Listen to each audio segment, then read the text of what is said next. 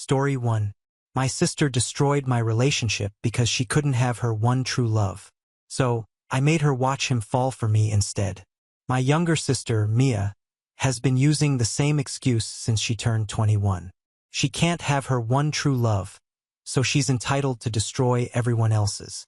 And I don't mean that in the cute, she's still hung up on her ex kind of way. I mean it like if you're happy, she'll find a way to make you miserable, then blame it on her tragic love story. The one true love, some guy named Ethan she met at a college party 4 years ago. They hooked up once, he never called. And somehow that became her origin story for being a piece of work. It started with her best friend since kindergarten, Jess. One weekend, Mia stayed over at Jess's place, and by Monday, Jess's boyfriend was sending Mia good morning texts. When Jess found them together in her own bed, Mia actually said, "You don't understand what it's like to lose your soulmate." Jess never spoke to her again. Then came our cousin's engagement party. Mia showed up in a dress that cost more than my rent, got wine drunk, and cornered the groom in the bathroom. His exact words later. She kept saying I reminded her of someone special. Thank God he pushed her off and told his fiancé immediately. But Mia, she cried to our parents about how seeing happy couples triggered her trauma. Mom bought her a spa weekend to help her heal. By the time I met Ryan, I knew the drill. I kept him away from family dinners, deleted Mia from my social media, and told him my sister was going through something and needed space. For 2 years, it worked. We got engaged last spring. Small ceremony planned. Nothing fancy, just us and close friends. I made one mistake, though. I mentioned it at Mom's birthday dinner. Mia's eyes lit up like Christmas came early. "I'm so happy for you," she said while hugging me. "When do I get to meet him?" A week later, Ryan showed me his phone laughing. "Your sister found me on Instagram with some fake account. Look at these messages." We read them together, mocking her desperation, and then he promised to block her. Well, 3 weeks before my wedding, I had the flu. Bad. Ryan was supposed to be at his brother's golf tournament for the day, but my friend lived near Mia's apartment complex and texted me to come over since I was already at my sister's. What? She said she'd seen Ryan's Tesla in the visitor spot. My chest went cold. I drove over, fever and all, and used the spare key Mia had given me for emergencies. I found them on her couch, her head in his lap, his hand in her hair, both half-dressed. She looked up at me with those fake tears already forming. "I'm so sorry," she whispered. "He just reminds me so much of Ethan," and I stormed out. He didn't even try to save what we had. That's when I decided she'd learn what losing really feels like. See, Ethan wasn't some mystery man who just vanished. We'd actually been following each other on Instagram for 3 years. We had mutual friends from college, the occasional like on each other's posts, but never really talked. He lived 3 hours away, worked as a physical therapist, and posted videos of his golden retriever. So, I slid into his DMs with a simple message. "Hey, this is weird, but my sister had a thing for you in college and just ruined my wedding. Want to help me ruin her life?" He responded in 12 minutes. "Mia, the girl who showed up at my mom's house? I'm in." Turns out she'd driven to his hometown, introduced herself to the family as the love of his life. Marcus Chen, 31 years old, successful architect with that kind of quiet charm that made women melt just from looking at him. Black hair always perfectly tousled, dark eyes that seemed to hold secrets, and a smile that I admit, even hating to admit it, made me pause my Instagram scroll longer than appropriate. The first time I saw Marcus in person was at my father's 60th birthday party, 2 weeks after my official separation from Ryan. I was still wearing sunglasses inside to hide the dark circles and always arriving late to avoid questions about my love life. When I entered my parents' house, I found him in the kitchen helping my mother with the dishes, laughing at some joke she had told. "Ah, this must be the famous older sister," he said when Mia introduced me, extending his hand with a genuine smile. "Mia talks about you a lot." "I'm sure she does," I thought, shaking his hand and noticing how firm and warm it was. "I hope it's good things always," he replied. But there was something in his tone that made me think he knew exactly what kind of person Mia was. During dinner, I watched how he interacted with my family. Respectful with my parents, genuinely interested in my father's work stories, patient when my mother bombarded him with questions about his future plans, and with Mia, well, he was attentive but in an almost careful way, as if he was constantly evaluating her mood. Marcus designed that new building downtown, Mia said at some point, leaning against him in a possessive way. I immediately recognized the one with those beautiful hanging gardens. It was a team project, he corrected gently. I only did part of the landscaping. Don't be modest, she insisted, kissing his cheek in a way that seemed more performance than affection. He's brilliant. Absolutely brilliant.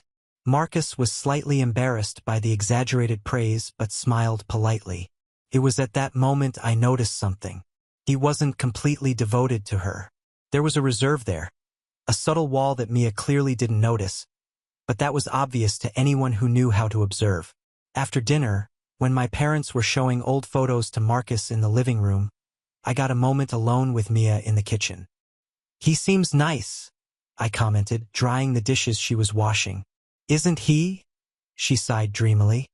He's so different from all the other guys I've dated.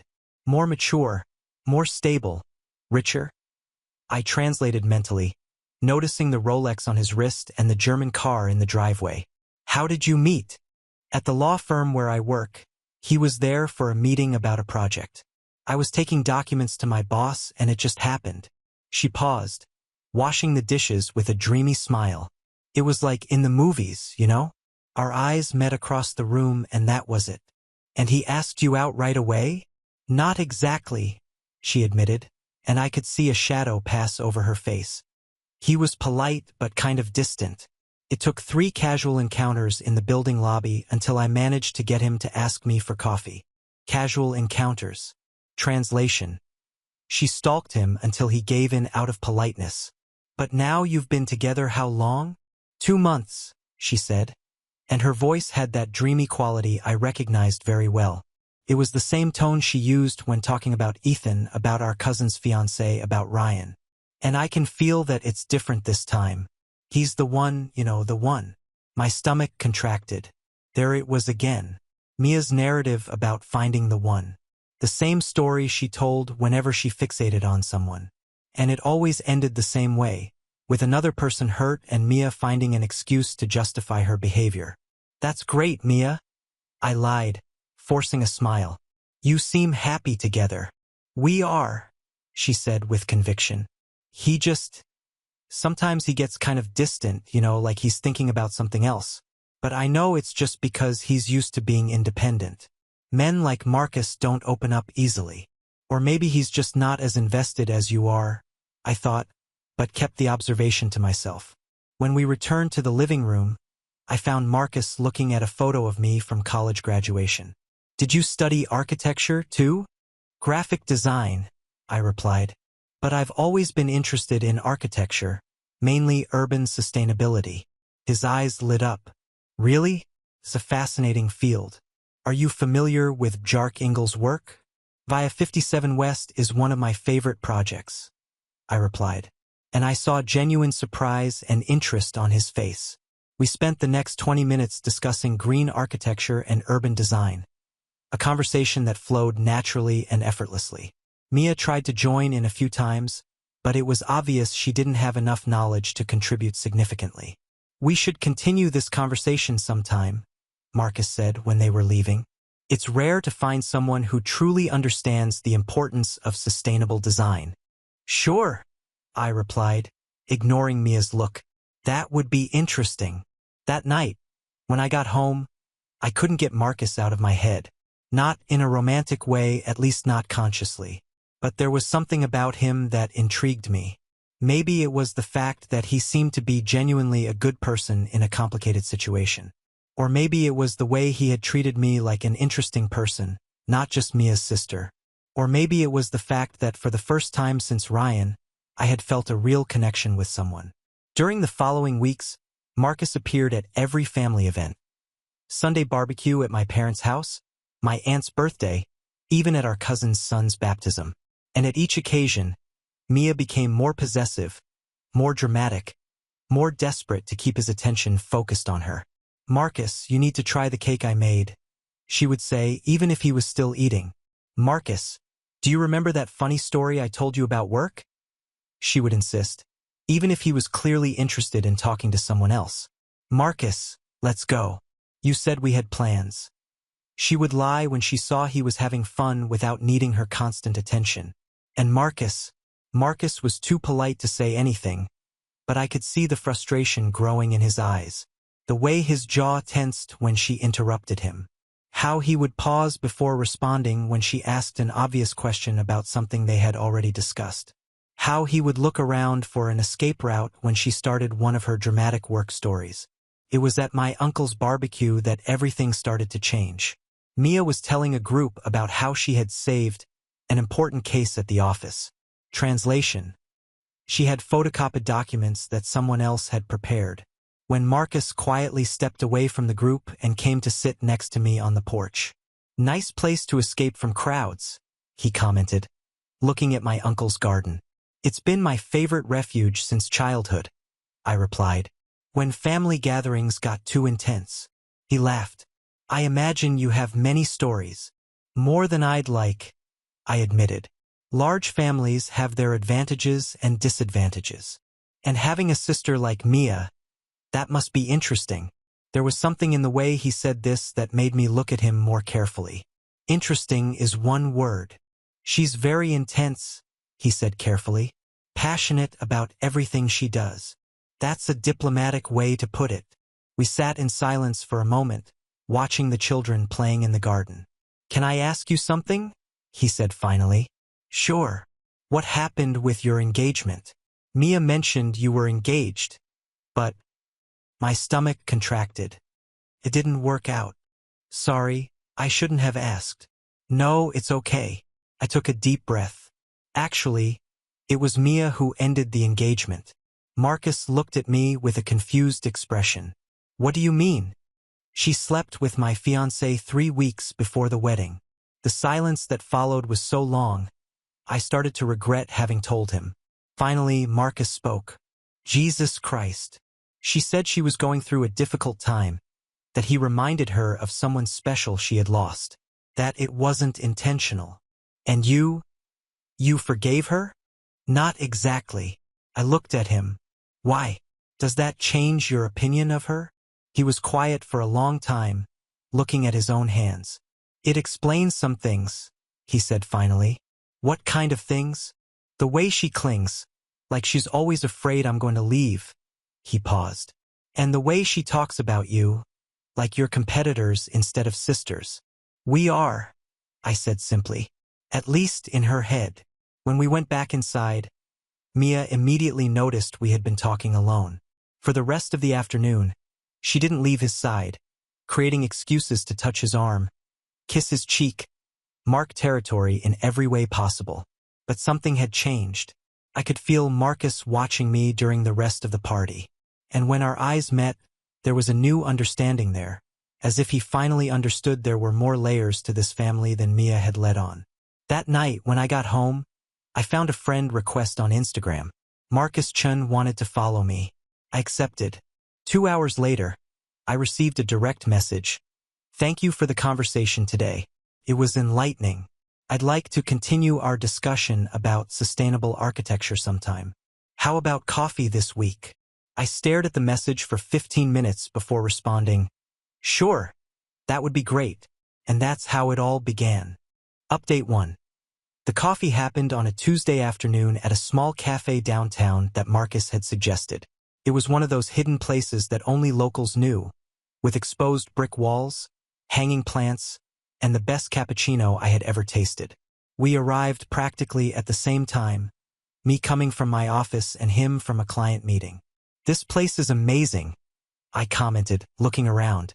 How did you discover it? I work in the building next door, he explained, taking off his jacket and hanging it on the back of the chair. I come here whenever I need a quiet place to think. We ordered our coffees and for almost 2 hours talked about everything except Mia. Architecture, sustainability, our jobs, places we wanted to visit, books we had read recently. The conversation flowed so naturally that I completely forgot I was technically going out with my sister's boyfriend. Marcus was intelligent in a way that didn't need to prove itself. He asked genuine questions, really listened to the answers, and built on ideas instead of just waiting for his turn to talk. It was refreshing after months dealing with lawyers and clients who talked more than they listened. "Have you ever thought about going back to school?" he asked when I mentioned my old interest in urban landscaping. "There are some excellent graduate programs that combine graphic design with urban planning." "I've thought about it," I admitted. "But with everything that's happened recently, I don't know if it's the right time for big changes." "Sometimes big changes are exactly what we need," he said gently, "especially after unplanned changes." There was something in the way he said this that made me think he wasn't just talking about my situation. "Are you speaking from personal experience?" He smiled, but it was a melancholic smile. "Let's say the last year has been educational." "In what sense?" Marcus was quiet for a moment, turning the cup between his hands. "Have you ever found yourself in a situation where you know you should leave, but don't know how?" My heart started beating faster. "Are you talking about work?" "Not exactly." The silence that followed was loaded with implications. I knew I should change the subject, that we were entering dangerous territory. Instead, I heard myself asking, "What's stopping you from leaving?" "Guilt, mainly," he sighed. "When someone invests so much in you emotionally and physically, it's hard to just give up. Even when you know it's not sustainable long-term, even when you don't feel the same." Our eyes met across the table, and for a moment the whole world seemed to stop. "Especially when you don't feel the same," he said quietly. It was at that moment I should have gotten up and left. Should have said it wasn't appropriate to discuss his relationship with my sister. Should have remembered all the pain Mia had caused and decided to be the better person. Instead, I reached out and touched his hand across the table. "That must be difficult," I said. Marcus looked at our joined hands and didn't pull away. "More difficult recently." "Why?" "Because I met someone who reminded me what it's like when a conversation doesn't feel like work." My heart was beating so hard. I was sure he could hear it. "Marcus, I know," he said quickly. "I know it's complicated. I know it's wrong. But I can't stop thinking about you since that barbecue." I pulled my hand back, suddenly conscious of where we were and what we were doing. "We can't." "I know," he repeated. "But that doesn't change the fact that—" "That what?" "That you're the first person in months who makes me want to be a better version of myself." We sat in silence for several minutes, both lost in our own thoughts. Finally, Marcus signaled to the waiter and paid our bill. "I should go," he said, standing up. "Marcus, wait." He stopped and looked at me. "Mia is my sister," I said, though the words seemed inadequate. "No matter how complicated our relationship is, she's still your sister," he finished. "I understand." "Do you understand?" "I understand that you're loyal even when the person doesn't deserve your loyalty." He picked up his jacket.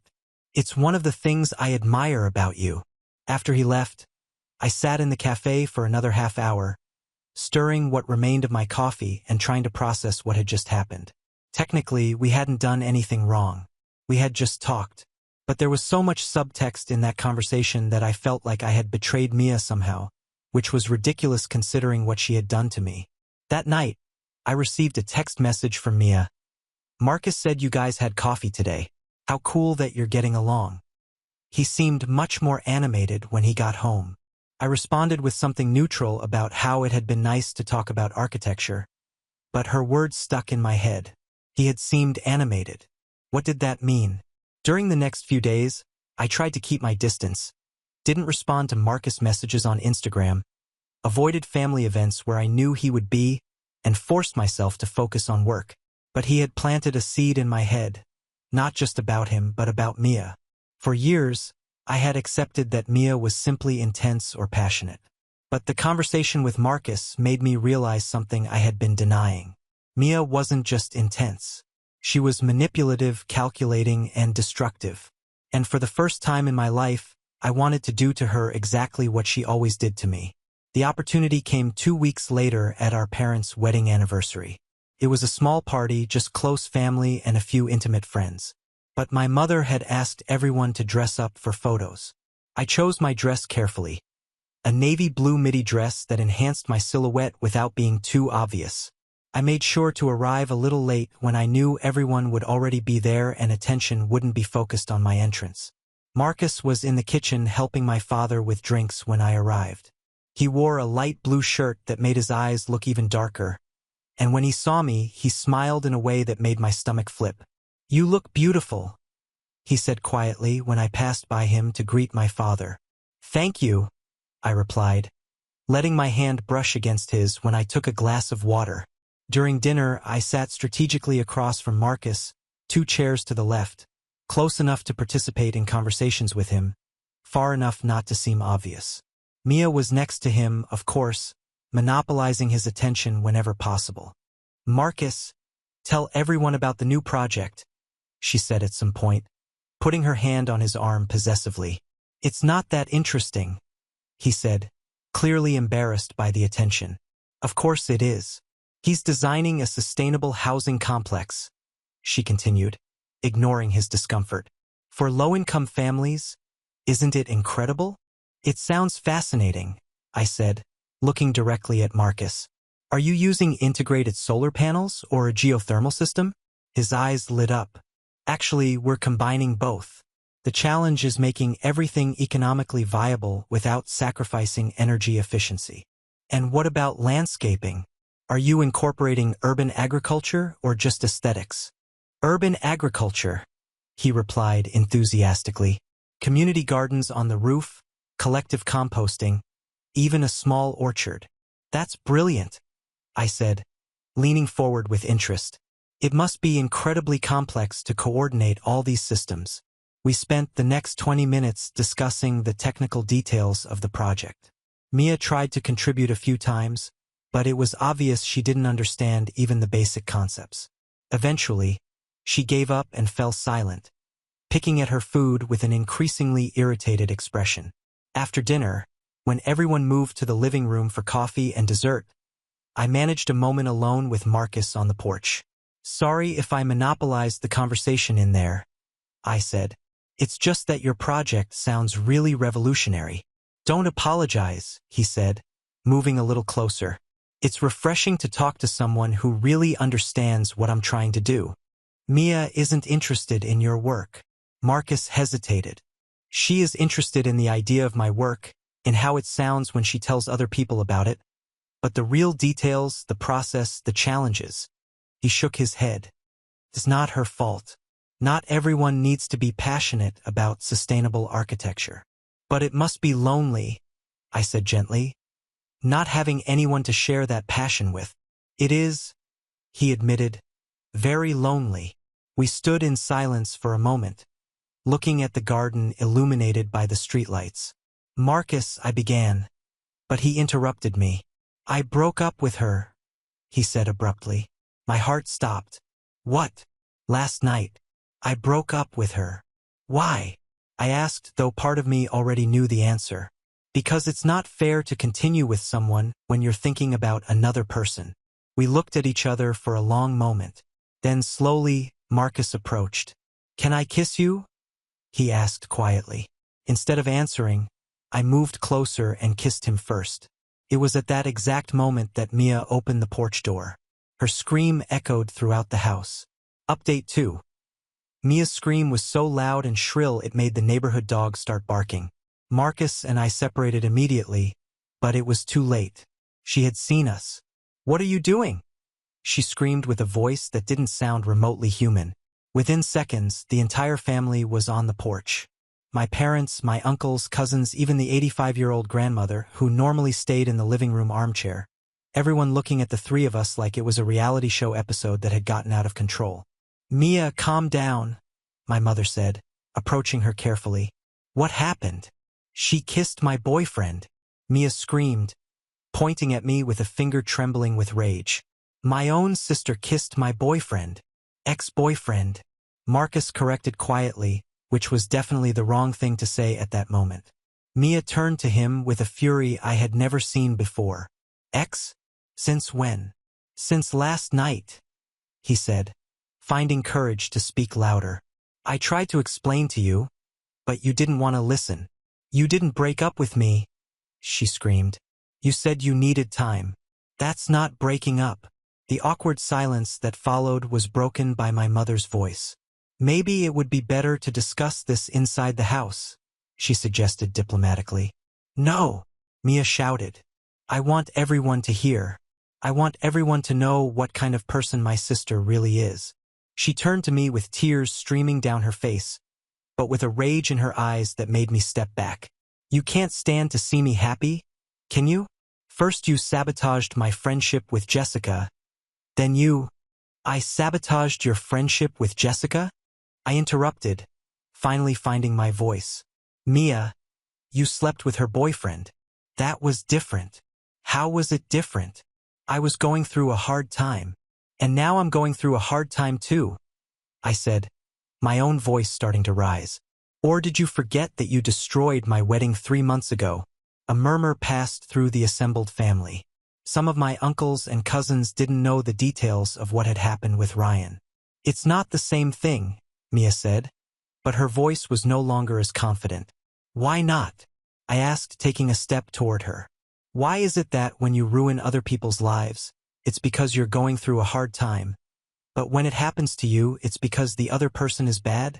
Because I never did it for revenge, she screamed. You did this on purpose. You seduced Marcus to hurt me. Maybe, I admitted, and I saw shock on the entire family's face. But you know what, Mia? Even if I had planned this, it still wouldn't be even close to everything you've done to me over the years. What have I done? She asked, feigning innocence. Really? Do you really want to have this conversation here in front of everyone? Yes, I do. Fine. I took a deep breath and turned to our assembled family. Do you want to know what kind of person Mia really is? I'll tell you. No, my mother said quickly. Girls, this isn't appropriate. It is appropriate, I said firmly. Because you've spent years turning a blind eye to her behavior, and now you're treating me like I'm the villain in this story. I looked around at all the curious and embarrassed faces of my family. When I was 16 and dating Jake Morrison, Mia accidentally told him that I had hooked up with his best friend at a party. It wasn't true, but Jake believed her and broke up with me in front of the entire school. That was a misunderstanding, Mia began. When I was accepted to my dream college, I continued, ignoring her. Mia called the admissions office pretending to be me and canceled my enrollment. She said I had decided to take a gap year to find myself. I heard several people whisper what at the same time. When I got the internship at the architecture magazine, Mia showed up at their office and told them I was going through mental health problems and might not be reliable. They withdrew the offer. I was worried about you. Mia tried to defend herself. And when I finally found someone I truly loved, I said, my voice starting to tremble. Someone who wanted to marry me and build a life with me. You slept with him 3 weeks before our wedding. The silence on the porch was deafening. So yes, I continued, looking directly at Mia. Maybe I kissed Marcus on purpose. Maybe I wanted you to feel a fraction of the pain you've caused me over the years. And you know what? I don't feel bad about it at all. Mia was crying now, but they weren't tears of sadness. They were tears of pure rage. You're a liar, she screamed. You're making all of this up. Am I? I asked calmly. I took my phone out of my pocket. Because I have the messages you sent to Ryan. Want me to read them to everyone? Mia's face went white. Or would you prefer I show the screenshots of the conversations where you tell your friends how easy it is to manipulate committed men? My father approached. What's happening here? Can someone explain this to me properly? I can, said my Aunt Sarah, my mother's older sister, who had always been known for speaking truths no one wanted to hear. From what I understand, Mia has a pattern of sabotaging family relationships, and finally, someone did to her what she always did to others. Aunt Sarah, my mother began. No, Linda, Aunt Sarah said firmly. I've seen this happen for years. Remember when she told everyone that cousin Carla was cheating on her fiancé at the bachelorette party when Carla wasn't even there? That was a misunderstanding, my mother said weakly. And when she accidentally dropped Julia's ring down the drain before the wedding, and the Jessica story, and now Ryan? Aunt Sarah shook her head. Linda, at some point you need to stop turning a blind eye. My cousin Daniel, who had been Ryan's classmate in college, spoke for the first time. To tell the truth, Ryan told me his version of the story about 2 months ago. He said Mia showed up at his house saying you had asked her to check if he was really working late, like he was saying that you were suspicious and wanted to be sure before the wedding. All heads turned to Mia, who was getting redder and redder. And when he said that was strange because you two talked every day and you never mentioned being suspicious, Daniel continued, she said you asked him not to mention it, that it was just so you could be sure that you didn't want to seem controlling. That's not true, Mia said quickly. He showed me her messages, Daniel said simply. All time-stamped and documented. My mother looked at Mia with an expression I had never seen before. Mia, is this true? I was just trying to protect her, Mia stammered. Ryan wasn't good. She deserved to know. By lying to him about what I had asked you to do, I asked, how is that protecting me? You never would have found out who he really was if I hadn't. He didn't do anything. I exploded. He didn't do anything. You showed up at his house with a made-up story, threw yourself at him when he was confused and drunk, and then made it seem like it was his idea. It wasn't like that, wasn't it? I shouted, grabbing my phone and scrolling until I found what I was looking for. Then I'll read the message you sent to your friend Kelly that same night. I cleared my throat and began to read. Mission accomplished. My sister's fiancé is easier to break than I thought. Some strategic lies, a little alcohol, and voila. She'll thank me later for saving her from a horrible marriage. The silence that followed was absolute. And here's another one. I continued scrolling down.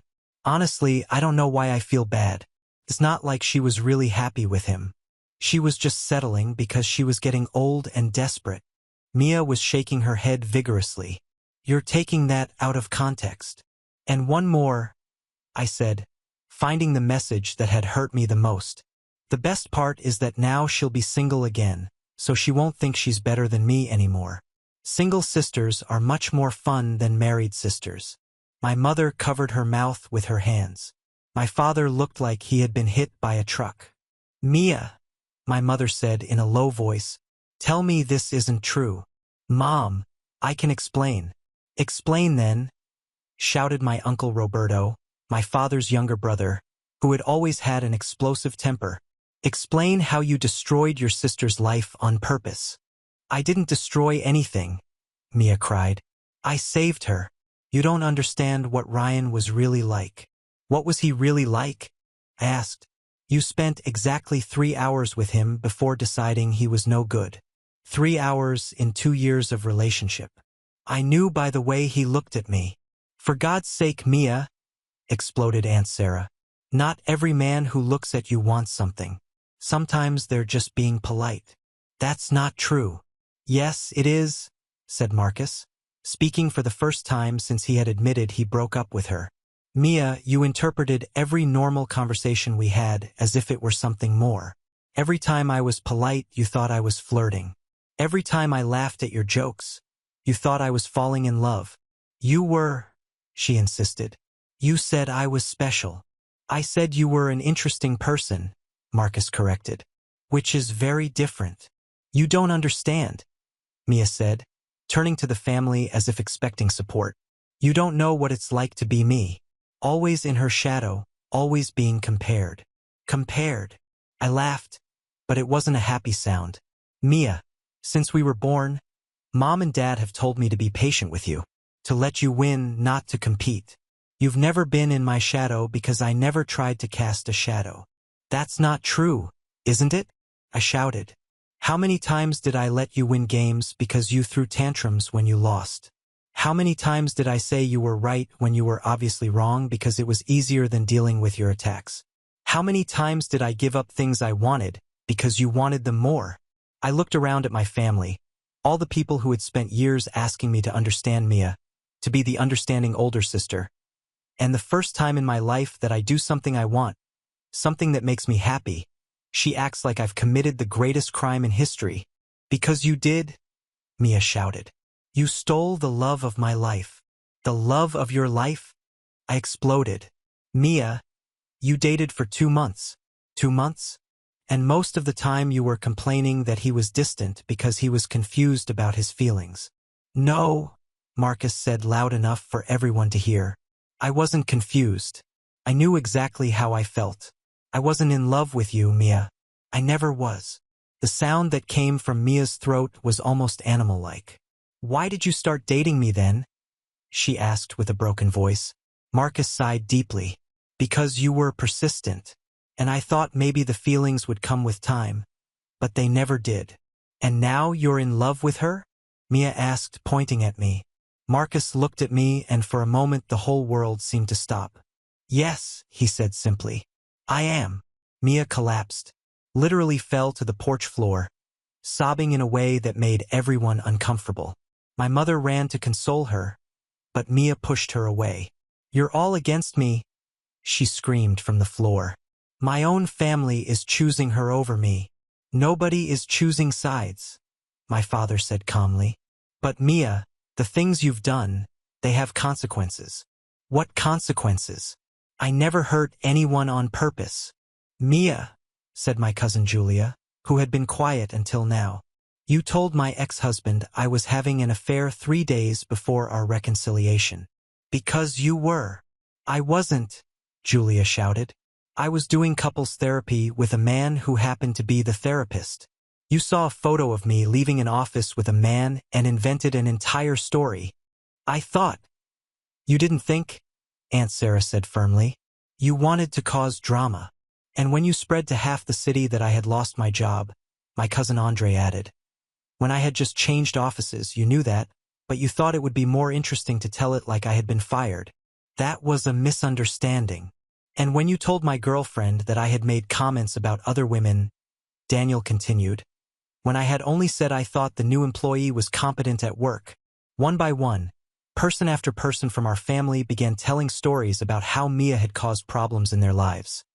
Small lies, exaggerated gossip, accidental misunderstandings that always caused maximum drama. Mia became smaller and smaller on the floor, realizing that her support network was evaporating before her eyes. You're all against me, she repeated. But now her voice was weaker. No, said my mother calmly, sitting on the floor next to her. We love you, Mia. But loving someone doesn't mean ignoring when that person is hurting other people. I never hurt anyone on purpose, Mia insisted. But now it sounded like a child repeating a lie she didn't even believe anymore. Maybe not consciously, my mother said gently. But impact matters more than intention, dear. Mia looked around at the entire family, searching for at least one person who was on her side. She found none. Finally, she stood up slowly. Fine, she said, wiping her face. I get it. You chose her as always. Mia, my father began. No, she said, raising her hand. It's all clear now. I never had a chance in this family anyway. She turned to me, and for a moment I saw something that looked almost like respect, or maybe recognition. Or maybe you won, she said simply. Congratulations. And then she left, leaving the entire family on the porch in absolute silence. Update 3. After Mia left, my parents' wedding anniversary party obviously ended. People started saying goodbye in small groups, whispering among themselves about the drama they had just witnessed. Some offered me words of support. Others seemed not to know what to say. Marcus stayed, helping to clean up while my parents processed everything that had happened. You can go home, my mother said after a while, looking exhausted. Your father and I need to talk about some things in the parking lot. Marcus and I stood by our cars, neither of us knowing quite what to say. That was, he began. Intense, I finished. Sorry you had to see all that. Don't apologize. I'm glad it all finally came out. He paused for a moment. Are you okay? It was a simple question, but one that made me stop to really think. Was I okay? I had just confronted my sister in front of the entire family, exposed years of manipulation and lies, and potentially destroyed any chance of future reconciliation. And yet, for the first time in months, I felt light. You know what? I think I am, I replied honestly. For the first time in a long time, I am. Marcus smiled. Can I take you to dinner tomorrow? For real this time, not as part of any plan or strategy. Just because I want to. I'd love that. That night, alone at home, I tried to process everything that had happened. My phone rang several times. Messages from cousins and uncles offering support, some questions about details I had mentioned, and a long message from Aunt Sarah saying she was proud of me for finally standing up for myself. There were no messages from Mia. Dinner with Marcus the next day was completely different from our first coffee. No subterfuge, no tension about doing something wrong. Just two adults who had been through something intense together and wanted to get to know each other better. "Can I ask you something?" he said while we shared dessert. "When did you decide to do what you did with Mia and me?" I thought carefully before answering. Honestly, I think it was at that first coffee when you said you felt guilty for not feeling the same way she felt. I realized that you two were trapped in a situation that wasn't healthy for anyone, and you decided to intervene. "I decided to do to her what she always did to me," I corrected.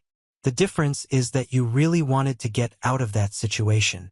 And if I hadn't wanted to, then I would have found that out and stopped," I replied without hesitation. "I'm not Mia. I don't force situations where I'm not welcome." We spent the next 3 hours talking about everything. Our families, our jobs, our dreams, our disappointments. It was the first time in years that I felt completely comfortable with someone without fear of judgment or manipulation. When he walked me to my car, he asked, "Do you regret it? Everything that happened?" "No," I replied without hesitation. "Do you?" "Not at all." He kissed me then, a kiss different from the one on my parents' porch.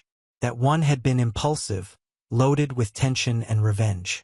This one was gentle, promising, full of possibilities. During the following weeks, Marcus and I started dating for real.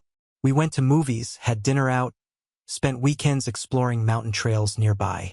It was surprisingly easy to be with him. Conversations flowed naturally. We had enough interests in common to never run out of topics, but enough differences to keep things interesting. More importantly, it was the first time I was with someone who saw me as I really was, not as an edited version of myself. With Ryan, I had always felt like I was performing the role of the perfect girlfriend. With Marcus, I could simply be myself. Mia, meanwhile, had practically disappeared. She didn't show up for Sunday lunches at my parents' house, didn't respond to family messages, and had stopped posting on social media. My mother was worried but respected it when Mia said she needed space to process. "She'll be fine," my father told me during one of our weekly coffee meetings, a tradition we had started after the drama. "Mia has always been resilient.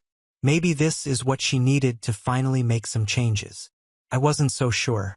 I knew Mia well enough to know that she didn't see this as an opportunity for growth. For her, this was a total betrayal by the family she thought would always be on her side no matter what she did. The confirmation came 6 weeks later when my cousin Julia called me on a Tuesday night. "Have you seen Mia's Instagram?" she asked without preamble. "No." "Why? You need to see this." I opened Instagram for the first time in weeks and went straight to Mia's profile. The first thing I noticed was that she had blocked me. The second was that she had posted a series of stories about overcoming and family toxicity. "Julia, I can't see it. She blocked me." "Wait. I'll screenshot and send them to you." The screenshots arrived within minutes. Mia had posted a series of long texts about narcissistic sisters and families that choose sides. There were quotes about cutting toxic people from your life and prioritizing your mental peace. But what caught my attention most was the last post. "Sometimes the people who should protect you most are the ones who hurt you most. I learned that blood doesn't mean loyalty and that sometimes you need to create your own family. For everyone who asked where I've been, I'm healing from abusive relationships and redefining my life. Thank you to everyone who supported me during this difficult time. On healing journey, toxic family, wash, choose yourself." "She's telling everyone we're abusive," I said to Julia. "It gets worse. Look at the comments." I scrolled through the comments and saw that Mia was responding to questions with vague statements about years of emotional manipulation and always being the family scapegoat. Some people who didn't know us well were offering support, saying things like, "You deserve better and toxic families are the worst." What do I do? I asked Julia. Nothing, she replied firmly. Anyone who knows both of you knows exactly what the truth is. And the people who don't know, well, their opinion doesn't matter anyway. But it was easier said than done. During the following weeks, I heard rumors about the stories Mia was spreading. That I had always been jealous of her. That I had stolen all her boyfriends over the years. That our family always favored me. That she was the victim of a dysfunctional family dynamic where she never had a chance. The irony was that, in a way, Mia was finally doing what I had always hoped she would do, removing herself from situations that made her unhappy. The problem was that, instead of taking responsibility for her part in the problems, she was rewriting the entire story to make herself the victim. She's always been like this, Marcus told me one night when I was particularly frustrated after discovering that Mia had told mutual acquaintances that I always tried to compete with her. People like Mia can't function without a villain in their story. If it weren't you, it would be someone else. But they're all lies, I said. Or, at minimum, completely distorted versions of the truth. And anyone who cares about you knows that, he replied, pulling me close. The rest doesn't matter. Gradually, I began to realize that Marcus was right. The people who really knew me, my family, true friends, work colleagues, knew what the truth was. And the people who believed her stories without questioning probably weren't people I wanted in my life anyway. More importantly, for the first time in my adult life, I was in a situation where Mia's actions couldn't affect me directly. She could no longer sabotage my relationships because I had completely distanced myself from her. She could no longer create drama at family events because she had excluded herself. She could no longer use our family as an audience for her manipulations because everyone had finally seen her true behavior. It was liberating in a way I didn't expect. Update 4. 3 months after the explosion at my parents' party, Marcus and I were getting more and more serious. We had started seeing each other almost every day. I had a drawer at his place and he had met my closest friends. It was the kind of relationship I had always dreamed of. Stable, respectful, full of laughter and genuine conversations. It was on a Friday night when we were making dinner together in his kitchen that he brought up the subject we were both avoiding. Have you been thinking about Mia? He asked, chopping vegetables for the salad. Sometimes, I admitted. Why? I don't know. Sometimes I wonder if we did the right thing. I stopped stirring the risotto and turned to him. Do you regret it? No, he said quickly. I definitely don't regret being with you. I could never regret that. He paused, choosing his words carefully. But sometimes I wonder if there was a better way to handle everything. It was a fair question, one I had considered many times in recent weeks. Do you think if you had simply broken up with her first and then we got involved, it would have been different? Maybe. Or maybe she would have reacted exactly the same way. He sighed. It's impossible to know, Marcus, I said, approaching him and putting my hand on his face. I understand the guilt. I really do. But you need to remember that Mia made choices, too. She chose not to accept when you said you needed time. She chose to interpret your politeness as romantic interest. She chose to create a relationship in her head that didn't exist in reality. I know, he said, covering my hand with his. It's just that sometimes I feel like we could have been kinder. Kinder than what? Than years of our family's attempts to talk to her about her behavior? Than dozens of destroyed relationships that everyone simply ignored? Than me spending my entire life being the understanding sister? Marcus was quiet for a moment. You're right. It's just, she seemed so destroyed. She was destroyed, I agreed. But not because of us. She was destroyed because she finally had to face the consequences of her own actions. We returned to cooking in silence. But I could feel that we were both thinking about the same thing, whether we had been too cruel, whether there was a version of the story where everyone came out unscathed. The answer came 2 weeks later in a way neither of us expected. It was a Tuesday afternoon when I received a call from my mother. Her voice sounded strange. Not exactly worried, but confused. Can you come over? She asked. There's something I need to show you. When I arrived at my parents' house, I found my mother and father sitting at the kitchen table with a pile of papers between them. What is this? I asked, sitting down. Letters, my father said simply. From Mia to people she hurt. I looked closer and saw they were handwritten letters, several pages each, with different names on the envelopes. Jessica, the ex-best friend, Julia, our cousin, Ryan, my ex-fiancé, even Marcus. She brought these this morning, my mother explained. She said she was in therapy and that her therapist suggested she write apology letters to all the people she hurt. She's not going to send all of them. Some are just for her process. But she wanted us to see them. And she took responsibility for everything, my father said, sounding surprised. No excuses, no justifications, no trying to minimize. My mother pushed one of the letters in my direction. This one is for you. With trembling hands, I opened the envelope and began to read. Dear sister, I know this letter probably comes too late, and I know you have every right not to want to read it. But my therapist says it's important that I take full responsibility for my actions, even if it doesn't change anything between us. I destroyed your wedding with Ryan on purpose. It wasn't an accident. It wasn't because I was confused or going through a hard time. It was because I couldn't stand to see you happy in a way I never managed to be. I invented the story about you being suspicious of him because I knew it would create the opportunity one needed. And when he was vulnerable, I took advantage. I also sabotaged your other relationships over the years. Jake Morrison, that internship at the magazine, even your college enrollment. Whenever you were achieving something I wanted for myself, I found a way to ruin it. I convinced myself I was protecting you or that you didn't deserve these things more than me. But the truth is, I simply couldn't stand not being the center of attention. I know you did to Marcus what I always did to you, and I know it was intentional. And you know what? You were right. I needed to feel what it was like to be on the other side. I needed to understand what it was like to have someone you care about taken from you through manipulation and lies. The difference is that you did it once as a lesson. I did it repeatedly for years because I was envious and selfish. I don't expect your forgiveness. I don't deserve it. But I want you to know that I'm working to be a better person. I'm in therapy taking medication for anxiety and depression. And for the first time in my life, I'm trying to understand why I did these things instead of just finding excuses. You were always the sister I wanted to be. Kind, talented, loved by people. Instead of trying to be like you, I tried to bring you down to my level. That was cruel and unfair, and you didn't deserve it. I hope you're happy with Marcus. From the little I knew him, he seems to be a good person, and you make sense together in a way we never did. I'm genuinely happy that you found someone who sees you as you deserve to be seen. I love you, and I'm sorry for everything. Mia.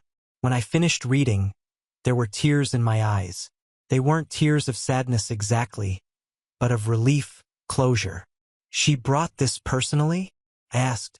She did. My mother confirmed. She only stayed a few minutes. She said she didn't expect it to change anything, but that she needed to do her part to try to repair the damage she caused. How did she seem? Different, my father said thoughtfully. More quiet, more mature, maybe. She lost weight and seemed tired, but not in a bad way, like she was finally sleeping properly. We spent the next hour talking about the letters, about what this meant, about whether we believed Mia's change was genuine or just another manipulation.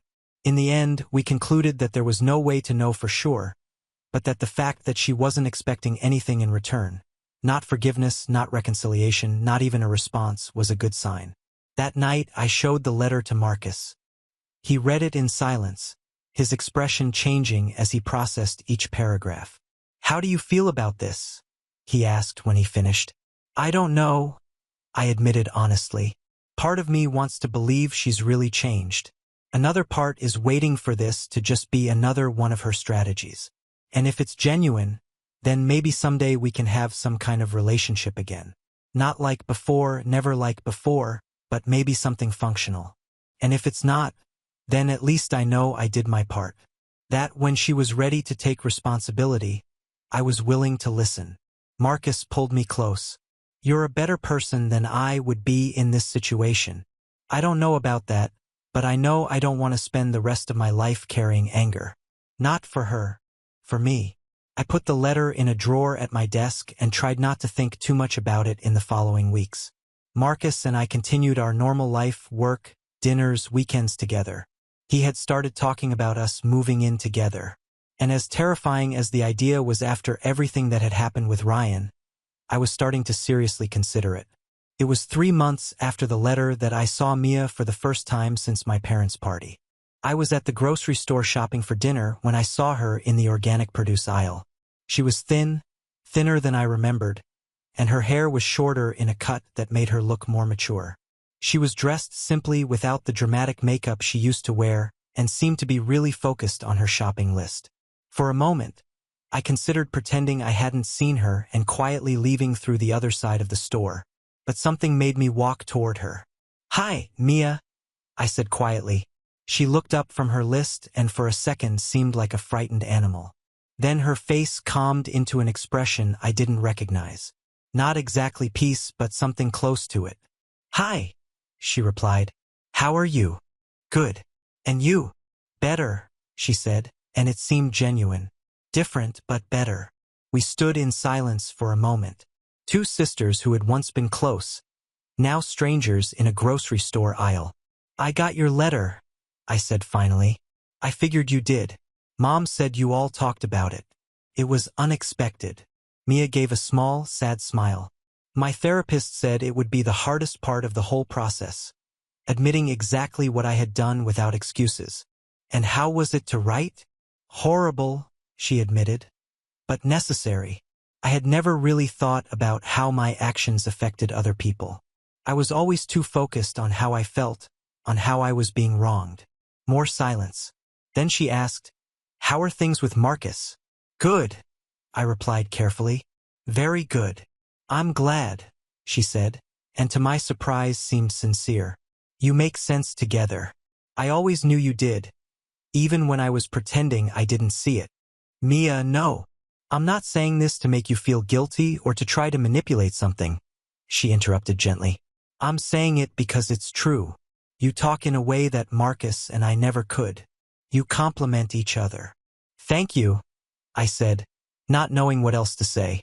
"And I want you to know," she continued, "that I understand why you did what you did. I'm not happy about it, obviously, but I understand. And if I were in your place after everything I did to you over the years, I probably would have done the same thing." "That doesn't make it right," I said. "No," she agreed, "but it also doesn't make you a bad person, just human." A woman passed by us with her cart, reminding us we were having this conversation in the middle of a grocery store. "I should go," Mia said, "but it was good to see you. Really." "For me, too," I replied and realized I was being honest. She started to walk away, then turned back. "Can I ask you something?" "Sure. Could you forgive me someday?" "Not now. I know it's too early, but maybe eventually." The question caught me by surprise. I thought carefully before answering. "I don't know," I said honestly, "but I'm trying, and that's already more than I thought would be possible a few months ago." She nodded as if that was more than she expected. "It's enough," she said. "More than enough." And then she really left, leaving me alone among the organic fruits, processing a conversation I never imagined we would have. That night, I told Marcus about the encounter. "How do you feel?" he asked. The question that was becoming our standard way of processing anything related to Mia. "Hopeful," I replied after thinking. "For the first time in, well, maybe since childhood, I feel like maybe there's a version of the future where Mia and I can coexist without constant drama." "Would that be good?" "It would," I said, realizing it was true. "It wouldn't be like before, and maybe we'll never be close again. But it would be peaceful." Marcus kissed my forehead. "You deserve peace." "We deserve it," I corrected. "All of us." 6 months later, Marcus and I moved in together. A year after that, he proposed to me on a mountain trail in the same place where we had our first really honest conversation about our families and our pasts. Mia wasn't at our wedding, but she sent a card. Inside, there was only one line: "I wish all the happiness in the world for both of you." It was signed simply, Mia, without drama, without subtext, without trying to make it about her. It was perfect. Today, 3 years later, Marcus and I have a life I never thought would be possible. We live in a house we designed together, work on projects that excite us, and have the kind of stable and respectful relationship I always dreamed of but never knew if it really existed. Mia and I speak occasionally. Birthday texts, congratulations for work promotions, condolences when our grandmother passed away. She's still in therapy, still working on herself. She started dating someone new recently, a man she met in a therapy group. And from what our mother tells me, it's a healthy and stable relationship. We'll never be as close as we were when we were children. There's too much water under the bridge, too much pain caused on both sides. But we've reached a place of mutual peace, of cautious respect, of love from a distance, and sometimes that's enough. Sometimes that's all you can ask for. The revenge I planned against Mia started as a way to make her feel the pain she always caused others. But in the end, it became something much bigger. It became a lesson for all of us about consequences, responsibility, and the possibility of real change. Mia learned that her actions have impact, that manipulation isn't love, and that she needed to stop seeing herself as a victim to start healing. I learned that sometimes you need to fight for your own happiness, even when it means hurting someone you love. I learned that family loyalty doesn't mean accepting abuse, and that setting boundaries isn't cruelty. And Marcus learned that sometimes the best things in life come from the most complicated situations, and that true love can be born even from a well-planned revenge. In the end, we all came out of this situation as better people. Different, but better. And that, I think, is the best revenge of all. Now on to the next story. Story 2. My daughter, Clara, had just started kindergarten when I got a notification from the class group chat. Hi everyone. I'm Juliana and my daughter, Camila, transferred to this school today. The group quickly filled with welcome messages. As I was about to type my own, a long text appeared. Important notice from Camila's mom. Girls in the class, please take note. Starting next week, I will post a picture of what my daughter is wearing every day. Make sure your daughters don't wear the same thing. I also ask that everyone switch to the same brand of detergent we use. My daughter has a very sensitive nose and can't tolerate other scents. Finally, my daughter was born by a C-section and is a bit shy. So I ask you to teach your children not to bully her and to always treat her with priority. Wow.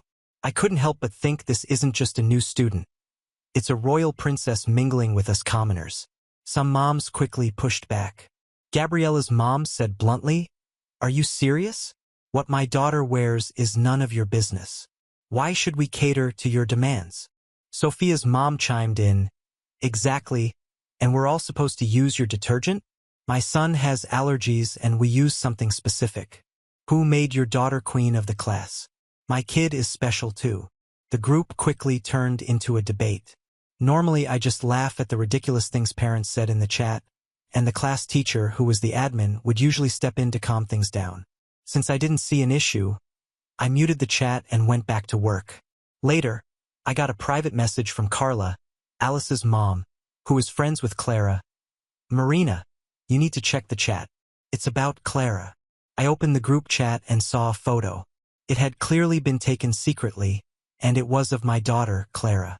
As I was about to ask what was going on, a long paragraph appeared. "My daughter wore her diamond hair clips the other day and they went missing. It's not a big deal, we can buy more. But today I saw those clips in Clara's hair." Clara's mom, "You need to explain yourself." I was tagged in the message and my blood ran cold. Explain myself? What she meant was that Clara had stolen them. Normally I try to be reasonable, but when it comes to my daughter, I don't play games. I replied immediately, "Are you saying my daughter stole your daughter's diamond hair clips?" Juliana responded, "Isn't it obvious?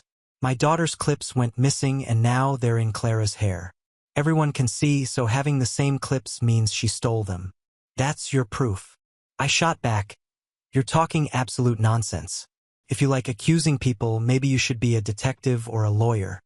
I continued, "Take a good look with those eyes that aren't full of sleep. My daughter's clips were custom-made for her birthday, and they have her initials on them." I sent a close-up picture of Clara's clips in the chat. "If you lose something, call the police. Don't accuse a 5-year-old. We've all been through elementary school, we should know better. She clearly didn't expect me to be so direct and went silent. Another mom tried to smooth things over. Marina, you're being a bit harsh. This is a civilized group. We're all educated adults. I replied without hesitation. Really? You didn't see a problem with her accusing my daughter of theft? Calling a 5-year-old a thief is civilized? Well, if it happens to your child, I hope you can maintain your civility. You two are the same. One talks nonsense and the other tries to sound morally superior while staying ignorant. Look at your profile pictures. Both of you are using the same scenic photo. What are the chances? The group exploded. The teacher eventually removed Camila's dad from the chat to calm everyone down. After that, Camila's parents started giving me dirty looks, but I didn't care. As long as they left my daughter alone, I could stay civil. That afternoon, I went to pick up Clara. Normally she'd run to me with a big smile, but that day she looked downcast. On the way home, I asked, "Honey, did something happen at school today?"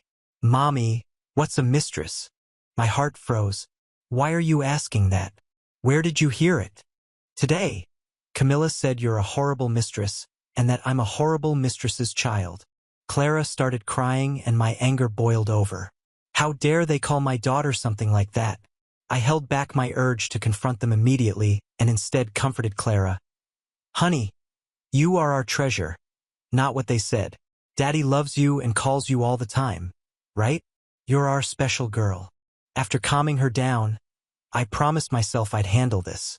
The next day, I went to speak with the teacher. She insinuated that Clara was the problem, but I asked to see the security footage. Reluctantly, she agreed. As I reviewed the footage, I saw clear evidence of Camila pulling Clara's hair and stealing her toys. After watching the recordings, I couldn't contain my indignation. With every scene, it became clearer that my daughter was a constant target for Camila. Clara had been pushed, intimidated, and even ignored during games while the little princess took control of everything. My heart ached with every second I spent watching those videos, but at the same time my anger grew. It was impossible to ignore how deliberate it all seemed, as if Camila had been encouraged to act that way. Once I finished watching, I turned to the teacher. "And now what do you have to say?" Because clearly, my daughter is not the problem here. She looked uncomfortable, avoiding my gaze. "Well, Marina, maybe it was just a misunderstanding. Kids this age." I interrupted. "No, don't come at me with that kids this age excuse. It's all recorded. You saw what I saw. My daughter is being bullied daily and you, as her teacher, failed to protect her." She stayed silent for a few moments before responding. "I'll talk to Camila's parents. I'm sure they didn't know she was acting like that." I let out a dry laugh. "Didn't know? Oh please. The same parents who demand that all children use the same detergent they do. Who accused my daughter of stealing something without even investigating. Don't make me laugh. But you know what? I'll talk to them myself." She tried to stop me, saying it was better to handle this officially, but it was too late. I was far too furious to wait. That same afternoon, I went to pick up Clara. As soon as I saw her, I ran to hug her. My little girl looked so fragile, yet she still tried to smile at me. Once we got home, I asked her to tell me more about what was happening at school. Hesitant at first, she started to open up. "Camila always wants to be first at everything, Mommy. If I'm playing on the swing, she tells me to get off. If I don't, she pushes me. Sometimes she takes my things and says they're hers. I tried to tell the teacher, but she never does anything." I took a deep breath, trying to stay calm in front of Clara. "You did the right thing, sweetheart. Don't worry, Mommy will take care of this. I promise." The next morning, I went straight to Camila's parents. I found Juliana at the school gate with that same air of superiority she always had. She was talking to another parent when I approached. "We need to talk," I said, crossing my arms. She looked me up and down as if I were some kind of inconvenience. "About what?" "About your daughter's behavior toward mine." Juliana let out a short laugh. "Oh please, Marina, don't start with this. Kids fight all the time. It's not a fight when one child is constantly pushed, intimidated, and humiliated by another. And you knew this. Her smile disappeared. I don't know what you're talking about. I have videos. Videos showing your daughter pulling my daughter's hair, taking her toys and pushing her. So if you didn't know before, now you do. She tried to argue, but I didn't give her a chance. And don't think this ends here. I've already spoken with the teacher, and if this continues, I'll take it to the school administration and, if necessary, to the school board. My daughter will not be treated like this. Juliana finally seemed to lose her composure. You're overreacting. Camilla is just a child. And maybe if Clara weren't so sensitive, this wouldn't be happening. I stepped closer, pointing my finger at her. My daughter is sensitive because she is well-mannered, because she respects others, something that's clearly lacking in your household. And if you think I'll let this continue, you're sorely mistaken. Meanwhile, Clara started showing signs of anxiety every time we went to school. Camila now made a point of saying offensive things in front of others, trying to provoke my daughter. In one of those moments, Clara came home crying, saying that Camila had called her boring and poor because she didn't have the same branded toys. That was the last straw. The next day, I requested a meeting with the school principal. I explained everything, showed the videos, and even shared messages from the parent group. There was no way to ignore what was happening. The principal promised to take action, but I knew I had to go further. I started gathering other parents, sharing the story and the videos. Many were already fed up with Juliana's authoritarian behavior and began siding with me. When Juliana found out, she tried to confront me, saying I was ruining her reputation. I simply smiled and replied, maybe if you taught your daughter to treat others with respect, there would be nothing to ruin. She was left speechless, trying to maintain her superior posture but clearly uncomfortable with how the other parents started looking at us. The silence around us was almost deafening, and I took the opportunity to turn and walk away. But as I walked away, something inside me knew this wasn't enough. Clara's words still echoed in my head. The pushing on the playground, the stolen toys, the insults. It wasn't just Camila. Juliana had been complicit in everything, encouraging her daughter's behavior with her ridiculous demands and arrogant attitude. I could feel the anger rising again. This woman messed with the most precious thing in my world, my daughter, and this wasn't going to end here. If Juliana thought it was over, she was gravely mistaken. I knew exactly how to deal with someone like her. It wouldn't be in front of everyone, nor with more direct confrontations. No, I had a much better idea. As I walked home with Clara, a sense of determination washed over me. My daughter was safe, and that was the most important thing, but Juliana needed to learn one thing. Messing with Clara was the biggest mistake she ever made, and I knew exactly how to get my revenge. No one messes with my daughter. After that last conversation with Juliana, something inside me boiled over. I knew the problem wasn't just Camila, but also her mother, who allowed and even encouraged that toxic behavior. However, simply reacting was no longer enough. I needed to take drastic action to ensure that my daughter, and no other child, would ever go through something like this again. The next day, I invited some of the other moms from the class over to my house for coffee. I showed them the videos I had collected and shared the messages from the parent group where Juliana had clearly positioned herself as superior while disregarding other children. It didn't take long for them to start venting. My daughter has also complained about Camila, said Gabriella's mom. She always wants to be the center of attention. And Juliana is unbearable, added another mom. With her ridiculous demands and the way she talks down to us, it's disgusting. We need to do something, I said, looking each of them in the eye. If the school won't take action, we can show them our strength. What if we pull all our daughters out? Let's see how they deal with an empty classroom. They agreed immediately. It was time to act. We rallied all the moms who had experienced issues with Juliana and Camila, and we requested a meeting with the school administration. The principal looked uneasy as we entered her office together, but it was impossible for her to ignore the gravity of the situation. We're here because something needs to change, I began. Camila isn't just a disobedient child. She bullies, assaults, and manipulates, and her mother supports her in everything. If the school doesn't expel Camila, we'll pull our daughters out. All of them. The principal's eyes widened in shock. Ladies, please, let's resolve this peacefully. There's no need to take such extreme measures. Another mom stepped forward. With all due respect, we've already tried to resolve this peacefully. We've shown proof, we've asked for change, and nothing happened. If you don't act now, this will be the end. The principal tried to argue, but it was clear she had no way out. I'll give you an answer tomorrow, she said finally, visibly defeated.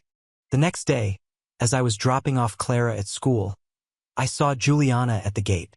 She had clearly been informed about the pressure we'd put on the administration, and from the look on her face, I could tell she was furious. As soon as she saw me, she marched over with that air of superiority I knew so well. Do you really think you can threaten the school? She started, her voice dripping with disdain. Just because you're frustrated with your mediocre life, you think you can drag everyone down to your level? But what can we expect from someone like you? A poor, trashy troublemaker who doesn't know her place. That was the final straw. Before I even realized it, my hand had already moved. The sound of the slap echoed across the courtyard, and Juliana stood frozen, holding her face with wide, shocked eyes. Do you think you can mess with my daughter and get away with it? I said, my voice cold and steady. If you can't teach your daughter manners, then I'll teach the mother. You should never have messed with my family. Juliana stepped back, her eyes filling with tears, as the people around us watched in silence. Without another word, she turned and ran off crying. By the end of that day, we received the news.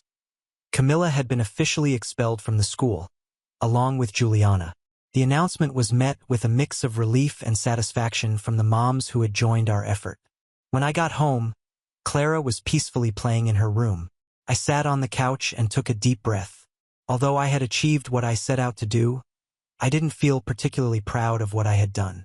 Confronting Juliana in that way wasn't something I had planned, but it had been inevitable.